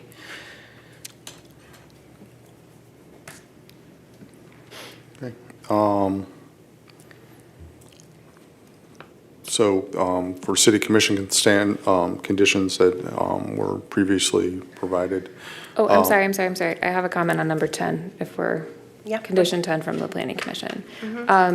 Could we, instead of just completely striking the language with a preference for parking solutions peripheral to the development with pervious surfaces, could we make that an including but not limited to as well?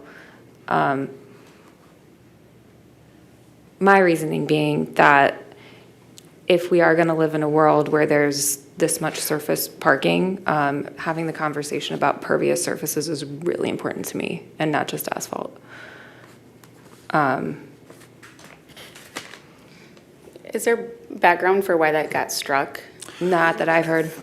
That's why I'm asking. Yeah, no, so the feedback from Gaslight investors was that some confusion in regards to pervious and what rights do they have in regards to our stormwater management regulations and things of that nature. So Okay. they were looking to, and one of the areas before, we talked about natural-based solutions and things of that nature. So we were trying to, or I won't say we were trying to, the thought was that would help address the pervious surface question. The natural solutions. Could we do including but not limited to pervious surfaces? My goal is to ensure the discussion. No, that's, we'll put the request in. Well, I mean, I think one aspect to it too is what our stormwater ordinance allows you to do too. Right. So some of those requirements are more natural based in order to achieve what you need to do for the site versus more the hardscape piece that you're Right. talking about. So I think my understanding was really more to push them into more of, let's look at bioswales and other things and not pavement at all. Because there's, depending on which avenue you choose, you know, you can have more of a site that has more natural-based green aspects to it, or they could just choose pavement, you know, permeable pavement, and maybe that's all it is to reach those numbers. So I think really the goal is to push more towards the natural. green space, natural portion of that, but we can try to articulate that Yeah, more that would effectively. that makes sense. Thanks, Okay. Doug. Yep. Okay, city condition 1, originally we had drafted language that said private streets and sidewalks shall be constructed, shall meet city current standards of sidewalks. They requested a modification to change be built to standards approved by the city. And the articulation for the change was that there may be some unique design features that fall outside of our normal design standards in regards to e-face curb and things of that nature. So it's still, the intent is that anything they build will be built to a quality that meets our standards in regards to that. We talked about maintenance of the private areas as well as the snow removal streets, et cetera.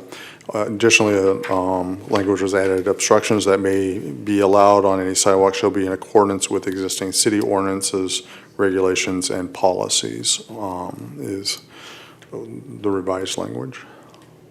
I would like, Go ahead. I would like to see this change to streets and sidewalks being publicly owned.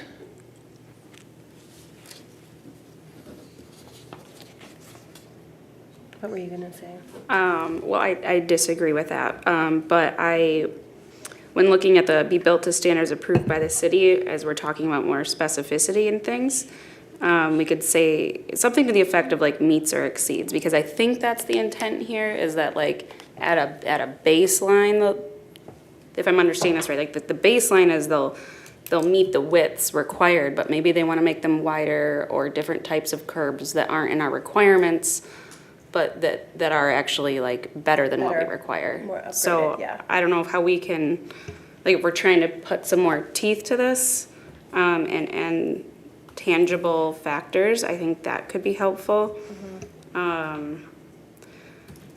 Yeah, and I just, on the changing it to be all public streets and sidewalks, I don't think that's necessary. It's privately owned land, and if they're agreeing to meet our standards and care for it, I don't think that that's a battle we need to engage in, and the requirements of property transfers and easements and everything that goes with it.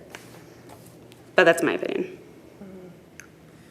I agree with that assessment. I don't think we need to go there, and it is privately owned land, as long as they're meeting or exceeding, because I do like adding the or exceeding language, because I don't want to limit their design potential if they see something that's better or more, it's enhanced design, or, I don't want to limit them to just the standard. I want to just make a case that streets are for everyone. And if we revert to, I think what's currently there, streets are for cars and they'll build to cars. And when we come back and we have an issue of like, again, we go back to the master plan, it's big focus on walkability and bikeability. And if we determine there's infrastructure that needs to be added either at the beginning or sometime in the future, we don't have control over that. I see it as less of an issue for like a driveway that's going into the townhomes, obviously, but if these streets are connecting to our network and part of our network, these are public assets, right? That we need to be able to improve to meet the needs of the community. I wonder then if, the public will use it, but they aren't public assets. It's owned privately. But I'm wondering if to achieve at least part of that goal, we could ask them to periodically, like every 10 years, review the streets and sidewalks and make improvements as commercially reasonable to meet whatever standards we might have passed as a city. If we do, say, for example, like minimum 5 feet bike lanes, like if there's a cadence where they could then review their existing infrastructure, and if they have, there's just so many ifs and ifs and ifs, and I don't know how to put it in there, but I guess my thinking is like, if we could ask them to periodically, whatever that cadence is, rise up to our standards if they exceed what currently exists. Does that make sense? It's nearly 10. It's nearly 10. My sense is that these are not roads at all, they are parking lots that people will drive through. So So private what's your parking point? lots end of discussion, or what are you? So private parking lots are no different than like at Breton Village, right? I guess I'm missing what you're thinking. Let me try. Also, No, I will also claim 941. Let's all just say it's late. I know that. So just to help facilitate the conversation, we'll inquire about the publicly owned in regards to updating the infrastructure. We'll let us noodle on that, in regards to that. Okay. Condition 3, clarification, developer owner must apply for closure of private streets has to limit impact on vehicular traffic. Private street closures and temporary blockage shall be permitted in accordance with city ordinances and regulations and policies. I have a comment on that.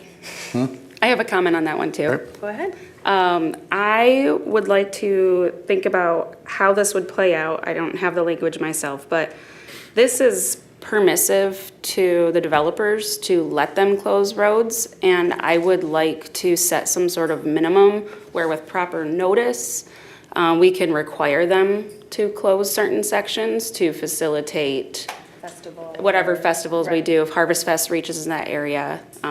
Again, I don't know like what that looks like, but if we can explore a requirement that they, at minimum for a year or something like that.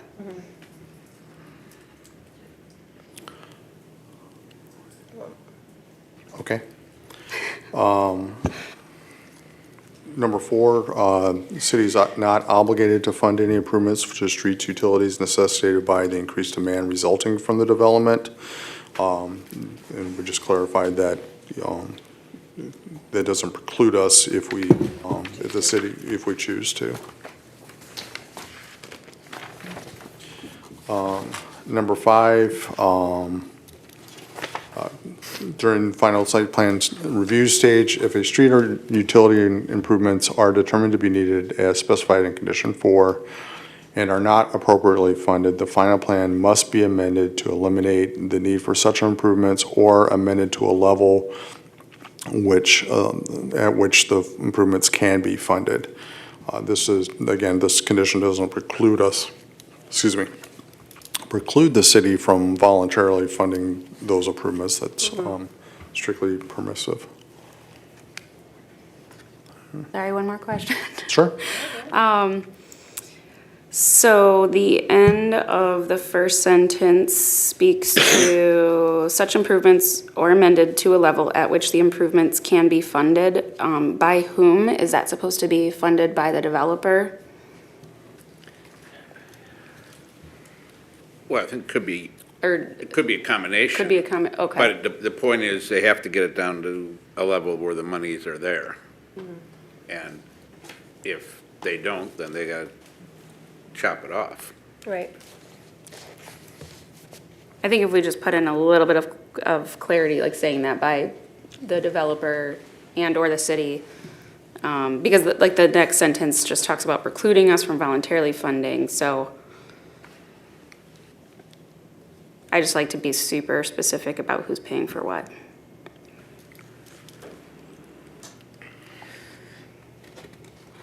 Okay. It seems like this might also bump up against what could trigger like a rejection of the final plan, right? Like, it's not an amendment to the final plan. If certain changes are required and they're saying we're not going to meet them, or we're saying if you don't meet them, then it doesn't meet the requirements, which would bump it back to the concept phase, or we would reject, et cetera, et cetera.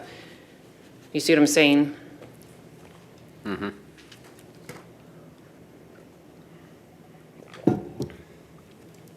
Like I don't think there's an amendment to the final plan. There's like, the final plan gets approved or it doesn't, is how it's been presented, I think, throughout the evening.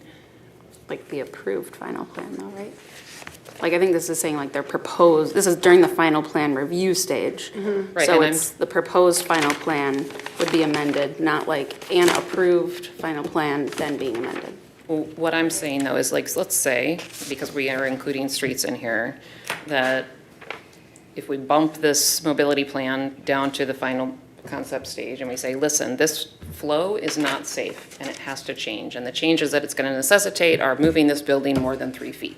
Moving this building more than 3 feet means that Go back to concept. you go back to concept plan, right?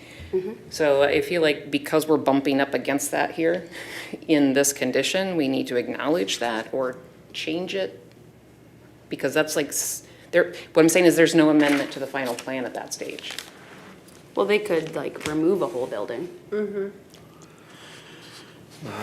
That's how I interpreted it. Yeah. Not move it. Can they remove a building?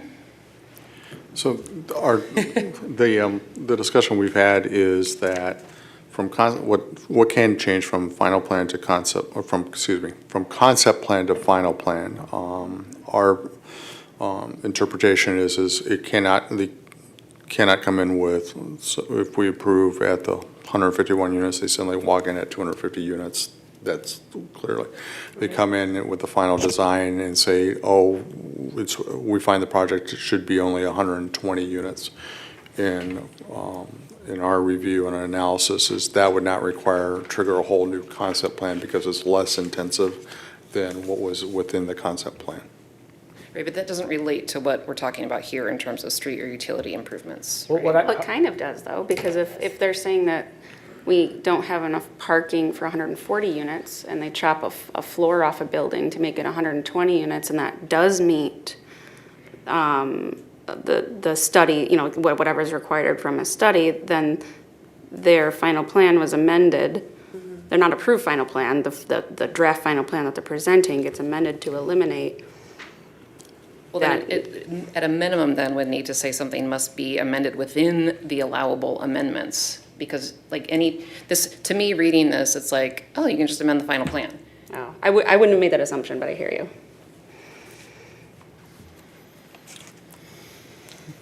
you. Okay, we'll take a look at it. Okay.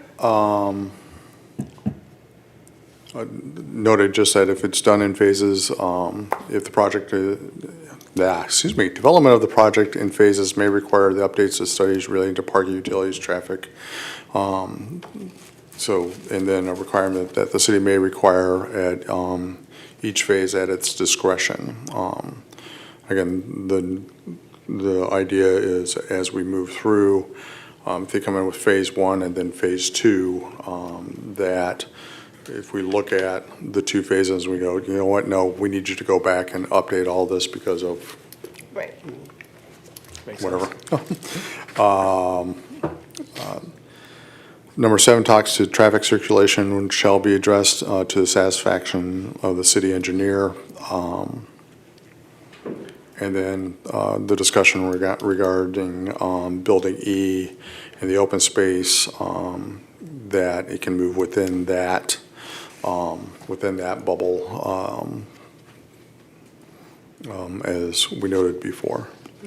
So for number 7, I would echo my comments on for that phrase on page 7, where we say traffic and mobility issues shall be addressed to the satisfaction of the city traffic engineer. I think we'll need to add some additional, like, what does that mean? And then, as previously discussed, I would strike number 8 and say, you just need to tell us where Building E is going to be. Okay.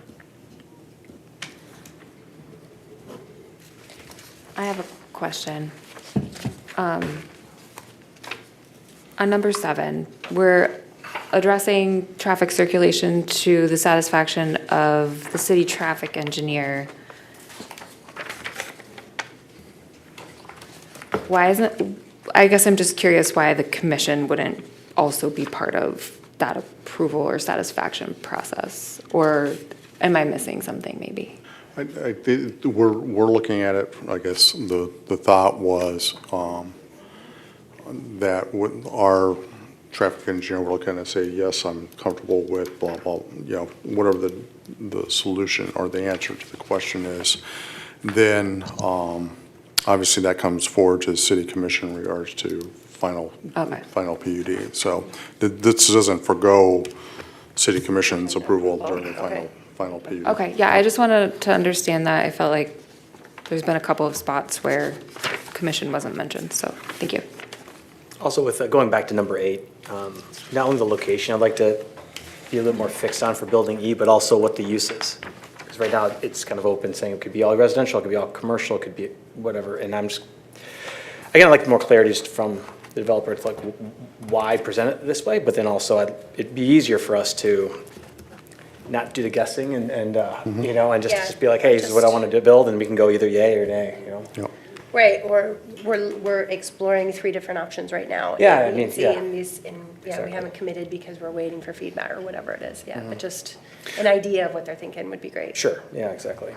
So just so that I understand is that preference is striking of it, and then clarification on location and uses associated with Building E.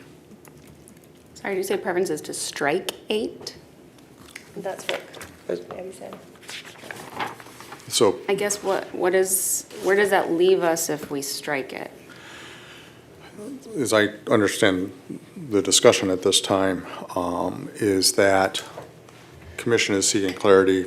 Building's going to be located here, and here are the uses in regards to not have that ability to relocate E within the bubble is what I'm what I'm hearing is being asked, but, I took it as we just want some more information as to what they're thinking and Okay. why they're not committing to the space yet. Because I certainly don't want to assume or preclude anything that might be more desirable than something else by forcing them into some sort of a commitment right now. I'm just curious as to what they're thinking.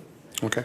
Yeah, I guess I would be worried about, by striking 8, I think we're taking away some rights that I'd like to keep, like having a mutually agreed upon location.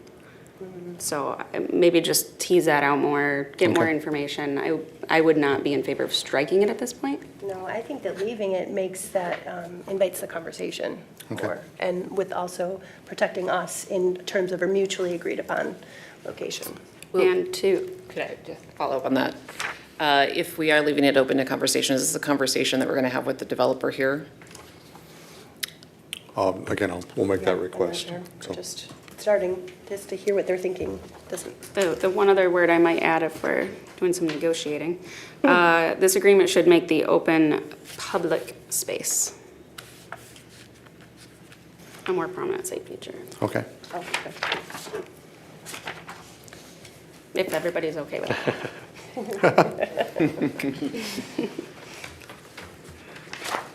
Okay, I have one thing that I would love to see added back into this that was in the previous iteration of the ordinance. And I know we've had a conversation about it, but this ordinance doesn't contain a contingency clause that says the approval of the final plan is contingent upon the conditions being met.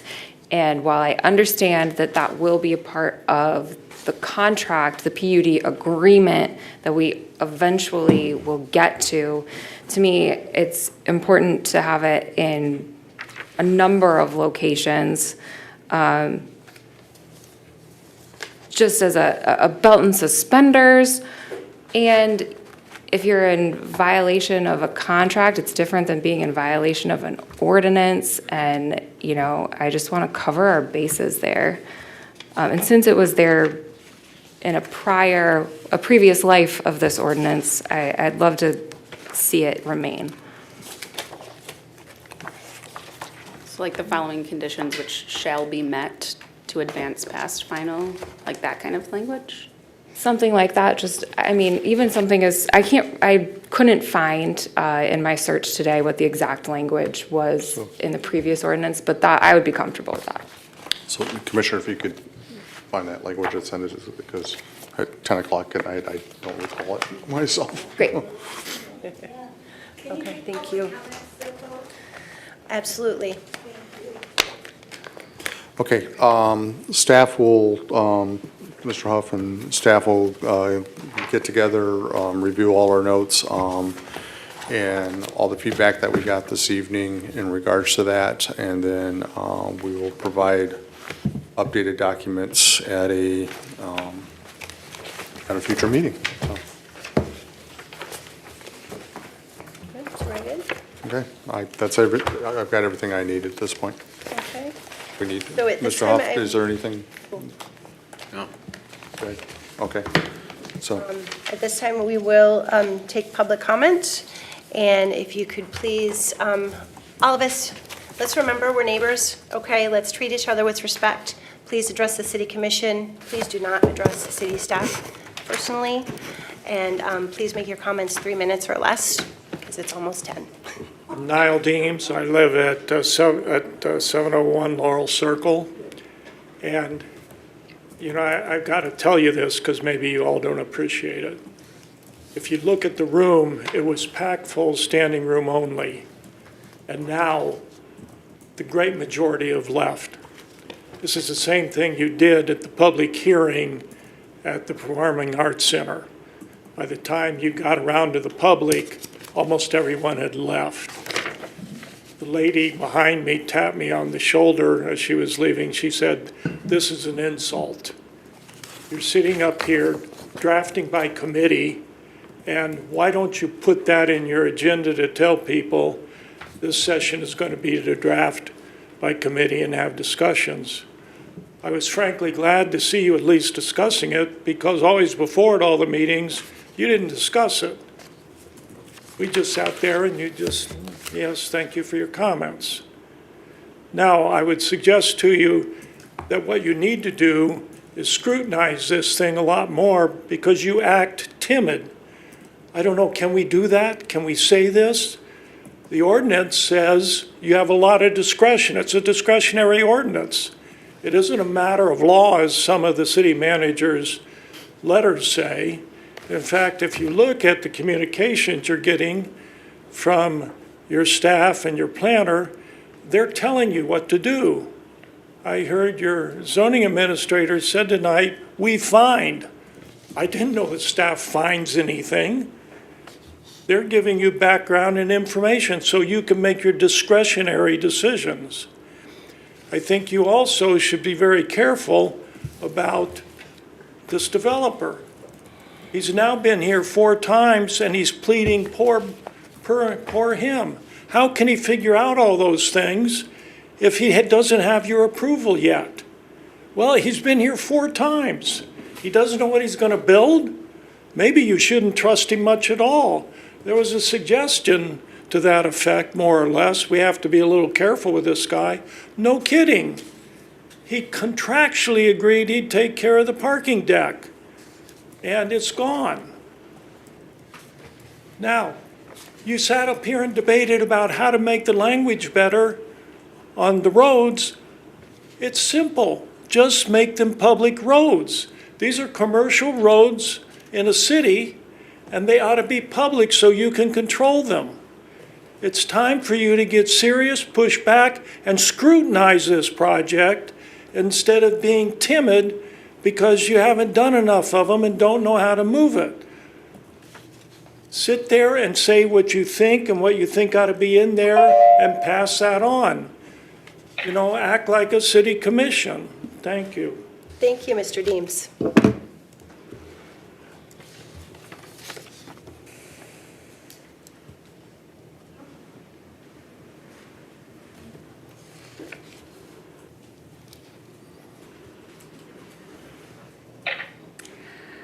I'm Patricia Westvier from 2311 Wealthy Street, Unit 18.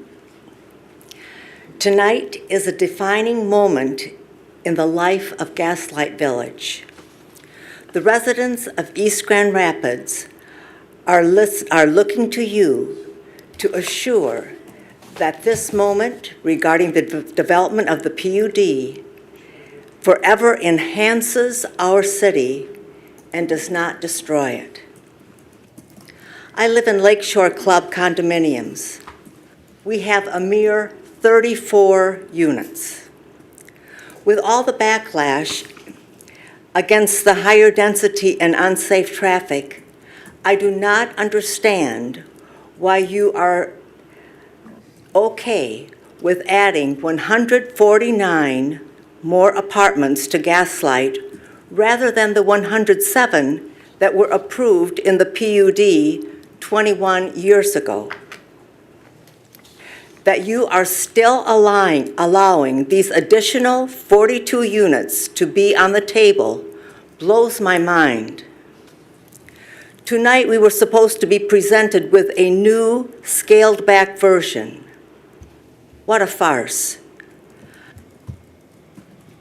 A scaled-back version would take it at least back to the 107 units that were approved in the original PUD.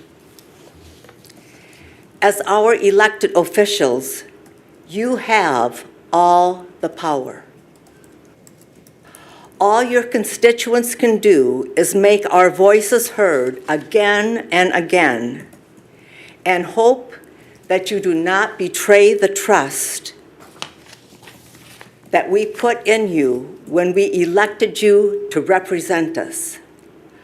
Letting the current proposal go forward is a flagrant disregard of what you have heard from us these past months. Thank you, Ms. Westphier. You're welcome.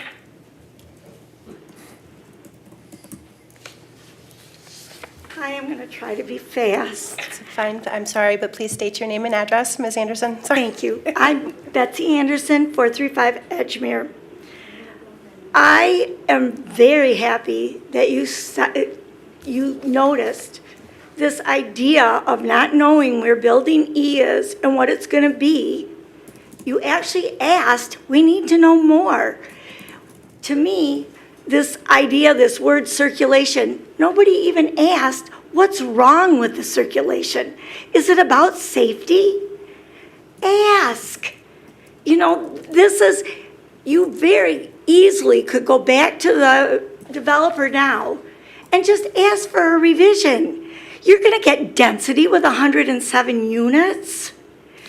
As far as the traffic study goes, I don't know if you understand this, but you said you needed this data because you needed a baseline for the wonderful things that the consultants have given you. But they didn't have a baseline of what is it really like now. We don't even know. I think I hit it, and I hope you listened to me. Thank you so much. Thank you, Ms. Anderson.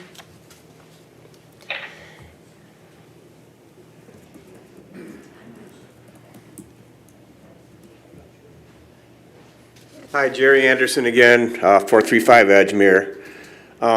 I talked earlier about leadership, and I'd like to readdress what the leadership appears like from out here on this very one-sided and skewed approval process so far.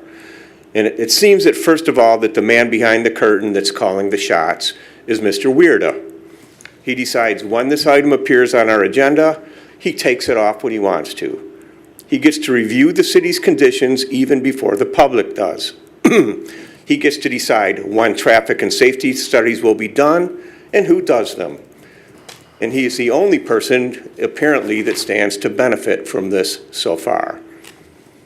Second in command seems to be Mr. LeBlanc. Mr. LeBlanc is a consultant who seems to be the only one who has unfettered access to both Mr. Weirda and to the inside workings of this commission. Mr. LeBlanc has built his career and reputation on urbanizing previously residential areas. He's stated multiple times that he wants to help build a, quote, downtown for East Grand Rapids, and he has directed our planning commission through every step of this process. The things that we hear being said by the planning commission appear in his memos. We saw tonight one of your provisions. Mr. LeBlanc addressed it. Provision D, interesting. The PUD shall not change the essential character of the surrounding area. The Planning Commission, and apparently 4 out of 6 of you people, are willing to talk to residents on Greenwood and Lovett and Wealthy and tell them that 70-foot tall, flat-roofed, high-density buildings surrounded by cement, putting runoff into their lake and adding thousands of traffic trips a day down their streets is not changing the essential character of where they live. They will not agree with you, and you, especially in Ward 1, who were voted to represent those people, have said nothing to address them, meeting after meeting when they've shown up here in front of you. You say, I'm listening, come have coffee with me, and then you have no opposition to this at all. How can you say that you're representing those people? You can't. Tonight's meeting asked you about these 6 questions. We offered to you a copy of this, prepared by community members, vetted by lawyers, that gave a fact-based appraisal to the things that you just said, fine, 4 out of 6 of you said, we agree with this. No questions whatsoever. What you're telling us is fine. You are shirking your duty to the people who elected you. And by the way, shame on you for having this vote without telling Mr. Hunter on a day that you knew he would be absent, because I know that you ask commissioners ahead of time what meetings they're going to miss. This was scheduled for earlier, canceled when all the commissioners were present, and rescheduled for a time one of the most vocal people on the commission was not able to be here. Thank you. Thank you, Mr. Anderson.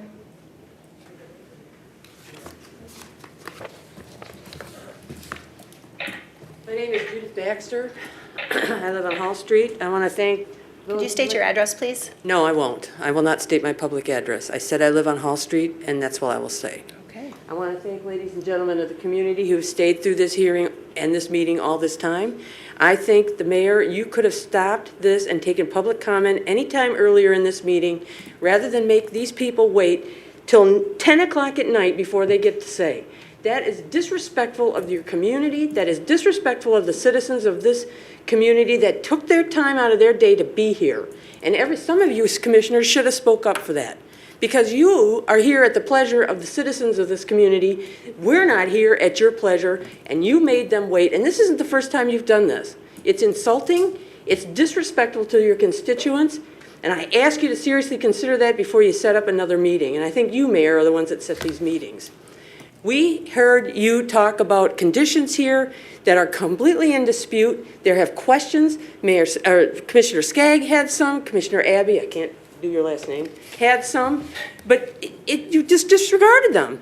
And you're disregarding the wishes of the bulk of the community that comes in here and says, we don't approve this concept plan. We don't want this concept plan. It's too massive, too big. Not one of you is saying, scale this project back.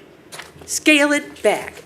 And another thing I think is inappropriate is for city staff to be presenting the PROD and the issues for the developer here today, and the developer is not here. I think that's inappropriate. I think it shows a conflict of interest, and it shows a bias on behalf of the city, pro-developer and pro-this development, against the wishes of the community and against the wishes of the citizens that have spoken up here, the bulk of which have said, no, we don't want this big, massive concept plan.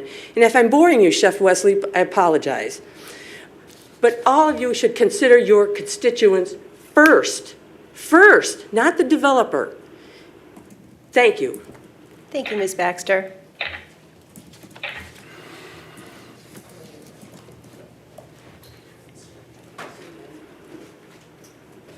Well, good evening, everybody. My name is Stuart Citron. I live 2615 Oakwood Southeast, and I have a question for our city attorney. We're not Mr. going to Huff. answer questions, sir. This is just public comment. You may make comment. We can Did I write it down and understand- get back to you. Did I understand that the city attorney said that this PUD can be terminated at any time by the vote of the commission and start all over again? Is that correct? Sir, please make your comment. I had a question. And I said, right now, we're taking comments, please. Okay, I've created your note. It's called. Siri says, yeah, I'm sorry, this is not a question answer period. If you'd like to submit your question, we'll get to it. But please make comments. I have one comment. Okay, thank you. Commissioner Schwartz made a couple of discussion items that I overheard, and one was that she wanted to ask the developer if they could do this or that. I would think if all of you want some kind of a development put together here, why don't you all write down what you want? What are the things that you feel we need in this development? And then get together as a committee and try to figure out what the commission is in favor of, and then do some more polling and find out whether the public is in agreement with you. That's it. Thank you, Good Mr. night. Citron.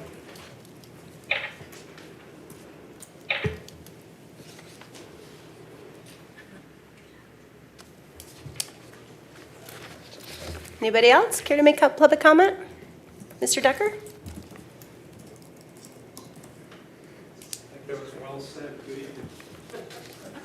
evening. Good morning, almost. So Not David quite. Decker, 925 Belle Claire. And I was really curious coming in here tonight how standards B, C, and D would be discussed. Standard B, master plan. C, harmonious, and D, character. The master plan has 13 references to character.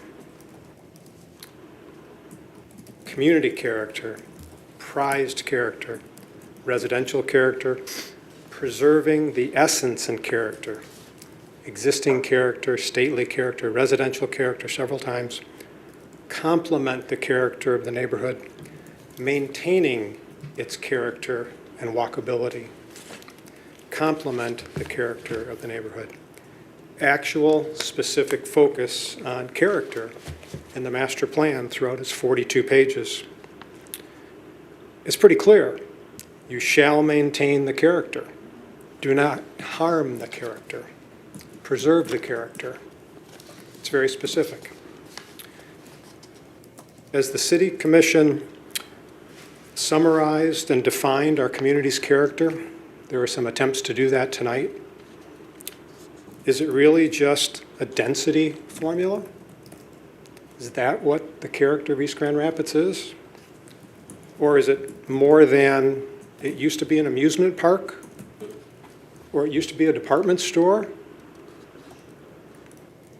So what definition are you really using when you define character? The master plan defines it. Look at those 13 references to character in the master plan. Look at the words around them and get the context of it. And there's the character of East Grand Rapids. It's not, as one commissioner suggested, subjective for a landowner, because that master plan is there for anyone to read. It's very clear what the character of East Grand Rapids is. We talked about it at Manhattan Park here at the beginning as well. Open spaces that are enjoyed by all in the community. Now, in contrast, the master plan has a few references on page 31 to a PUD.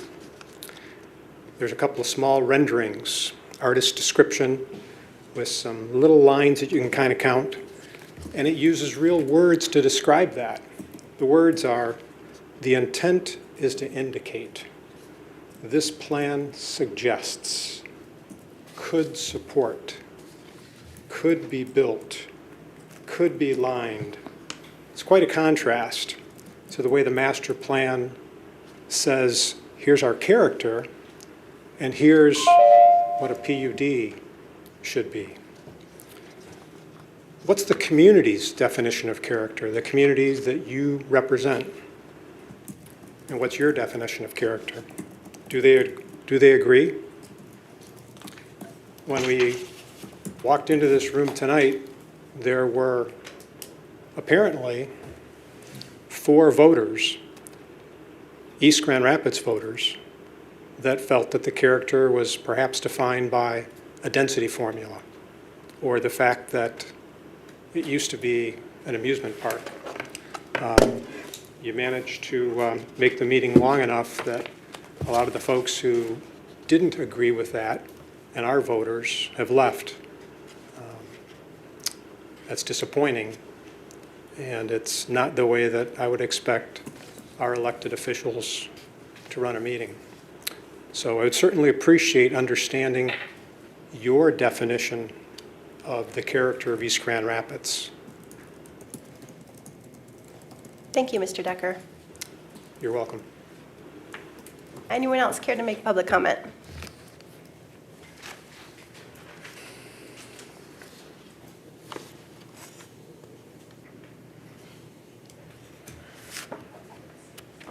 No one else? Okay, at this time, I'll close public comment. And bring it back here, so we're just moving to the next agenda item, correct? Yep. All right, next on this evening's agenda is to consider a one-year pilot contract with the East Grand Rapids Public Schools for a cost of $50,000 to provide vertical integration of middle school sports. That introduction is by Mr. Melville. Good evening, Madam Mayor and City Commissioners. As you may recall, one of the strategic priorities of the City Commission is to improve middle school sports and the vertical alignment of our sports programs. And for the purposes of this discussion, really vertical alignment or vertical integration really is creating more intentional connections between our youth and middle school programs to the high school programs for the benefit of the participants. And so like a couple of simple examples may be, like for example, the field hockey program, like adding a night, which they may or may not already do, but having a youth night that would invite community members to get involved with the program, or potentially adding youth camps or training that comes from guidance from the field hockey high school coach. So really trying to connect our youth programs with the high school programs. You also may recall that funding for a position to help intensify our vertical alignment efforts was approved as part of the budget process. And earlier this year, we did complete an initial application and review and interview process that ultimately did not yield in a job offer being accepted.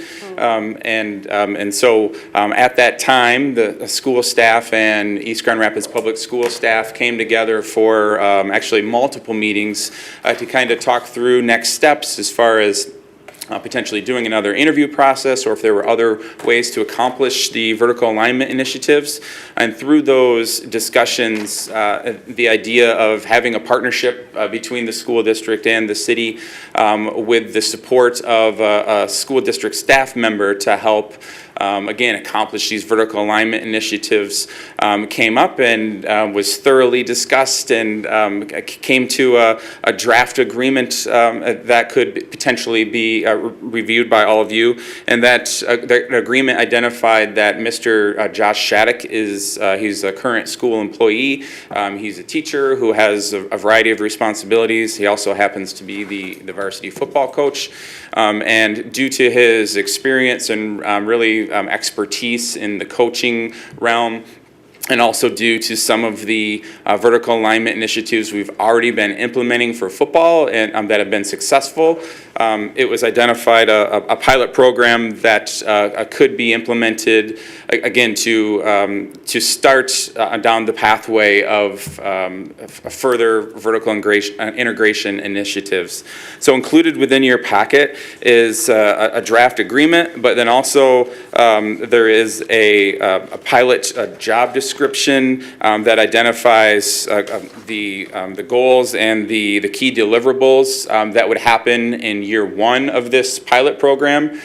Certainly as you see on the list of a list of the programs that would be identified in year one to receive the vertical alignment initiatives. That's not comprehensive of all sports programs in East, so the intent would be that if year one of this pilot program is successful, that years 2 and beyond could potentially be added on to the agreement, and then further sports programs would be added in year 2 or 3, but really the intent is to try this for 1 year and to get the framework established for a community-wide vertical integration or vertical alignment initiative that would, the building blocks for years 2 and beyond would be created in year 1, and effectively some of the programs that would be implemented, such as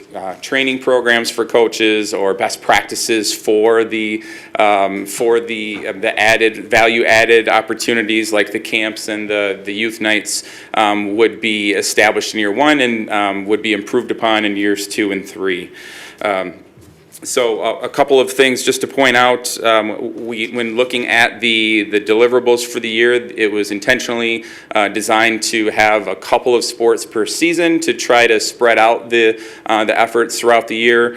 So you can see for fall, football and field hockey, and then in the wintertime, basketball, and then baseball, softball, and track would be in the spring. And then again in years, if this is successful and down the road, additional sports would be added over time. So happy to answer any questions you might have about kind of how the process or the change from the initial plan to the pilot program came about, or any of the thoughts that we have related to the year 1 of the pilot program. Any questions for Mr. Melville? Sorry, everybody. We got a couple. Yes, absolutely. Were there any other staff members besides Mr. Shattuck who were considered for this role in the pilot program? I would say that initially it was Coach Shattuck was not identified specifically as the person to be talking about tonight or during those discussions. But we certainly talked about the deliverables, and then also the scheduling of this work. So as outlined in the memo, Coach Shattuck, or Mr. Shattuck would remain a school employee, and due to his unique position at the school of having different layers of responsibility that aren't all classroom related, he was kind of identified as the person that has the expertise, but then also the ability to adjust schedule as far as his teaching schedule or other responsibilities go. But then ultimately I can say we didn't specifically discuss any other specific coaches or staff members. And I ask because I'm thinking of just the initial thought that came into my mind is I understand his experience as assistant director and so forth. I think one thing that I tend to hear is that like the football program can swallow everything else up, and that we just want to make sure that it's kind of equitably distributed. So to that end, I would love to see, I don't know if you've talked with the school district yet about like what is this pilot program evaluation going to look like, and how we might be able to integrate the perspectives of those folks who are in the other sports, and to make sure that some of that success that he's experienced is trickling out into the other sports that are part of the pilot program. So all that to say is, do we have a program evaluation set for this yet?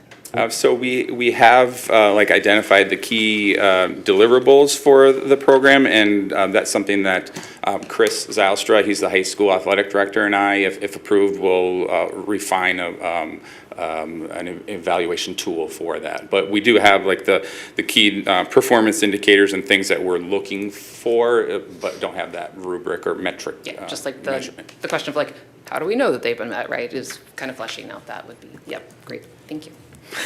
Mr. Melville, what was it like, what sub-meeting were we in when we discussed this? Was it, again, mixed up, was it joint finance or was it? It was one of them, I was in, what was it? Personnel. So I was in that meeting, and so we did flush, that was a concern I brought up, and I was like, and also just understanding I have kids that went through high school and are in high school, and that, you know, just gauge them just to go, what's the reputation of the coach and all this, and so there were just concerns going, is that, you know, is it the most, because we want to make sure this is inviting to all students, and it's not just like pigeonholed just to kind of one, or like the top elite people that are handpicked. We want to make sure this is a path for anybody who could grow and love the sport and then get better at it. So we did bring that up, and I think that's part of something we were thinking about discussing, and that's part of the pilot program, is keeping that in consideration. The other thought and was concern I brought up too was, you know, I mean, I see the metrics for the 1 year, but I think it's hard to really see if it's truly working until we get some kids coming through fruition and making it, you know. So I think there's like that short-term goals and long-term goals. So I'm still excited about the idea. Don't get me wrong. I'm hoping that it works perfectly like we're hoping. But there are some little hesitations that I have. I can actually chime in here too. This was spoken to a great deal in our Parks and Rec committee as well. So I have a couple just comments more than questions. One, I think it's really exciting that it's a little out of the box, but it's almost like we're vertically aligning the program on the hire of the person that's going to be managing this. We were able to find someone that's already in the high school to help with the middle school programs.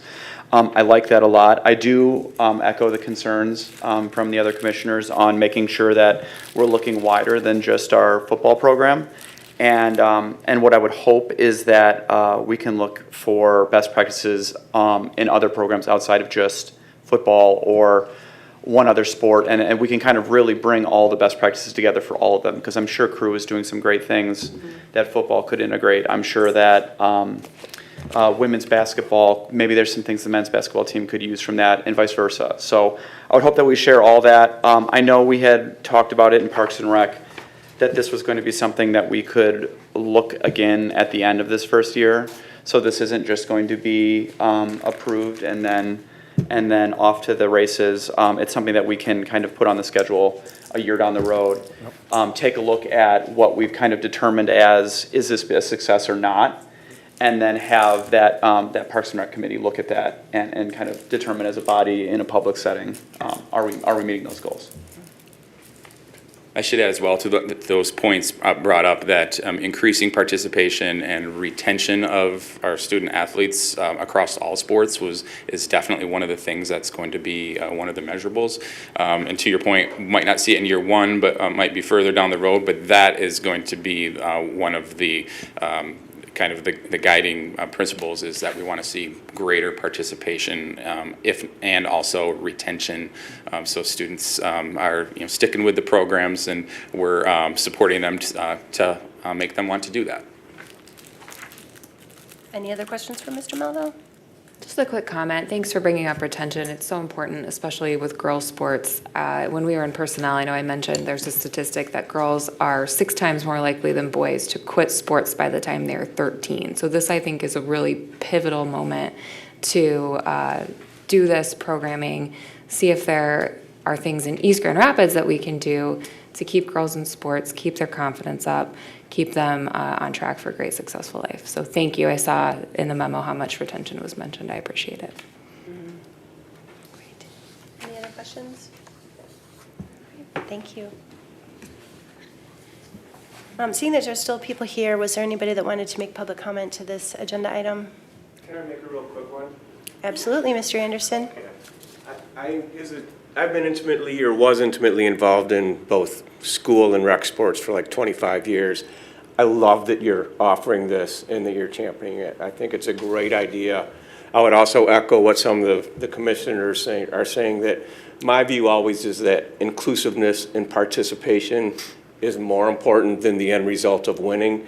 And I hope that whatever you're doing just keeps that kind of value in mind also. But thank you for doing this. Thank you, Mr. Anderson. Anyone else? Okay, I'll close public comment. Come up here for a motion in a second, please. I move that the commission approve a one-year pilot program with East Grand Rapids Public Schools for a cost of $50,000 to provide vertical integration of middle school sports for the 2025-2026 fiscal year. Second. Wonderful. Any further discussion? I'm super excited about this. Let's cast a big wide net. Let's keep everybody in it, and let's keep as many people in sports as we can. I agree, and I love the, Commissioner Skaggs, that you mentioned the retention. I think that's a really important point, and thank you for the perspective from both Personnel and Parks and Rec. Okay, all those in favor say yes? Yes. Yes. Any opposed? All right, motion carries. Next on this evening's agenda, we have to consider the EGR crew request to rename the boathouse and to place donor recognition signage on the facility. That introduction again, Mr. Melville. Yes, thank you, Madam Mayor. As noted, the request is coming from the EGR Crew organization with the intention of recognizing the Getz family and also the Ang Mitchell family for their contributions to the East Grand Rapids Crew program, both supportive of like their time and efforts, but also there's some financial contributions as well. And they're requesting to place 2 signs on the recently, well, it's not so recent anymore, but semi-recent expansion of the facility to have donor recognition and I should say recognition plaques on the lower entrance, which is on the lake side of the building, and then also a separate sign on the upper level entrance, which is on the street side of the building. As outlined in the memo, this was in 2022 when the expansion had taken place, and at that time when they were doing their fundraising campaign, their intent had always been to do a level of naming recognition on the facility. That was prior to the city's naming and recognition policy that was recently implemented, and kudos to them for keeping track of city things. And so they came to City Manager Charles and I proactively to ask, hey, this is what we're hoping to do. We know there's this new policy in place. So after reviewing that policy, you'll note that there are a number of items that requirements of that, one of which is if it's in a city park facility, it requires Parks and Recreation input on that. We did bring this to the Parks and Rec Committee at their meeting last month. And there was unanimous support for the naming. Also, it notes the public hearing opportunity, which it was on the agenda for Parks and Rec. So there was public comment that could have taken place at that time. There was none that evening. we'll certainly see if there's any additional public comment tonight. And then lastly, just wanted to point out that the item G on the policy does note that generally facilities will have a single name, but it does outline exceptions can be made if there's a donation or an appropriate request is considered. And in this case as well, due to the fundraising campaign, there is, I would say that item is met. But happy to answer any questions you might have about the discussions at Park and Rec or the application to the naming policy as well. Any questions for Mr. Melville? Okay, none? Thank you. All right, Commissioners, is there anyone here to speak to this agenda item? Please come forward, state your name and address for the record. Well, I'm not sure if I should address you. You should address the commission. If you have a comment, please address the commission. Oh, okay. It's about when it was first built, and Nicola Construction built the first. Can you please state your name and address for the record, ma'am? Joanne Nicola, 810 Cambridge. Thank you. And Nicola Construction built the first one. In about 2000, we raised money and built the first boathouse for, we were in the process of bringing crew to Grand Rapids. So it was a really great time. And when we started the whole program, it was, the boats were put in our property actually when we were on Darby. So for a few years, we had the boats on our property, and then we raised money, and Nicola Construction donated building the first boathouse. So I didn't know if I should ask if maybe Nicola Construction should join them, because we were so involved for many, many years. And then when they put the addition on, you know, it was fantastic. But just wanted to know. Well, right now, we're That's considering these names to be added. That's the consideration for tonight.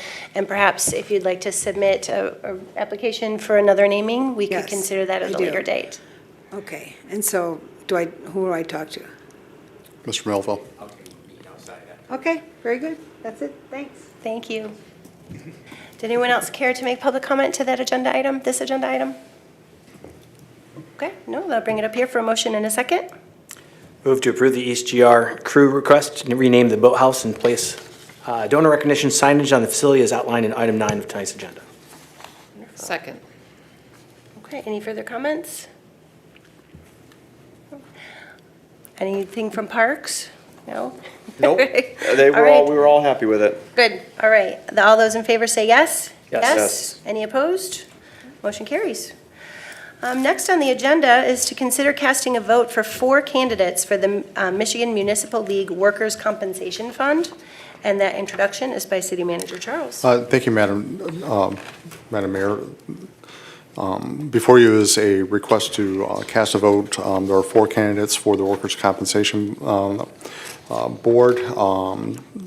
Their bios and et cetera are attached for consideration. Pursuant to the bylaws of the Compensation Fund, it does require City Commission to vote in regards to these 4. I know, actually, 3 of the 4. I've worked with them in various capacities over my career. I can speak well of them, so.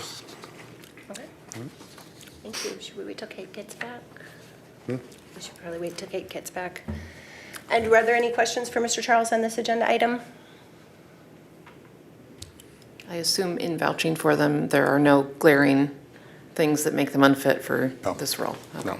No. I think 3 of the 4 have been on the board, on the fund board for a little while, so they're well vested in it. The only reason there was a transition with a new board member is actually one of the board members passed away the last, yeah, so.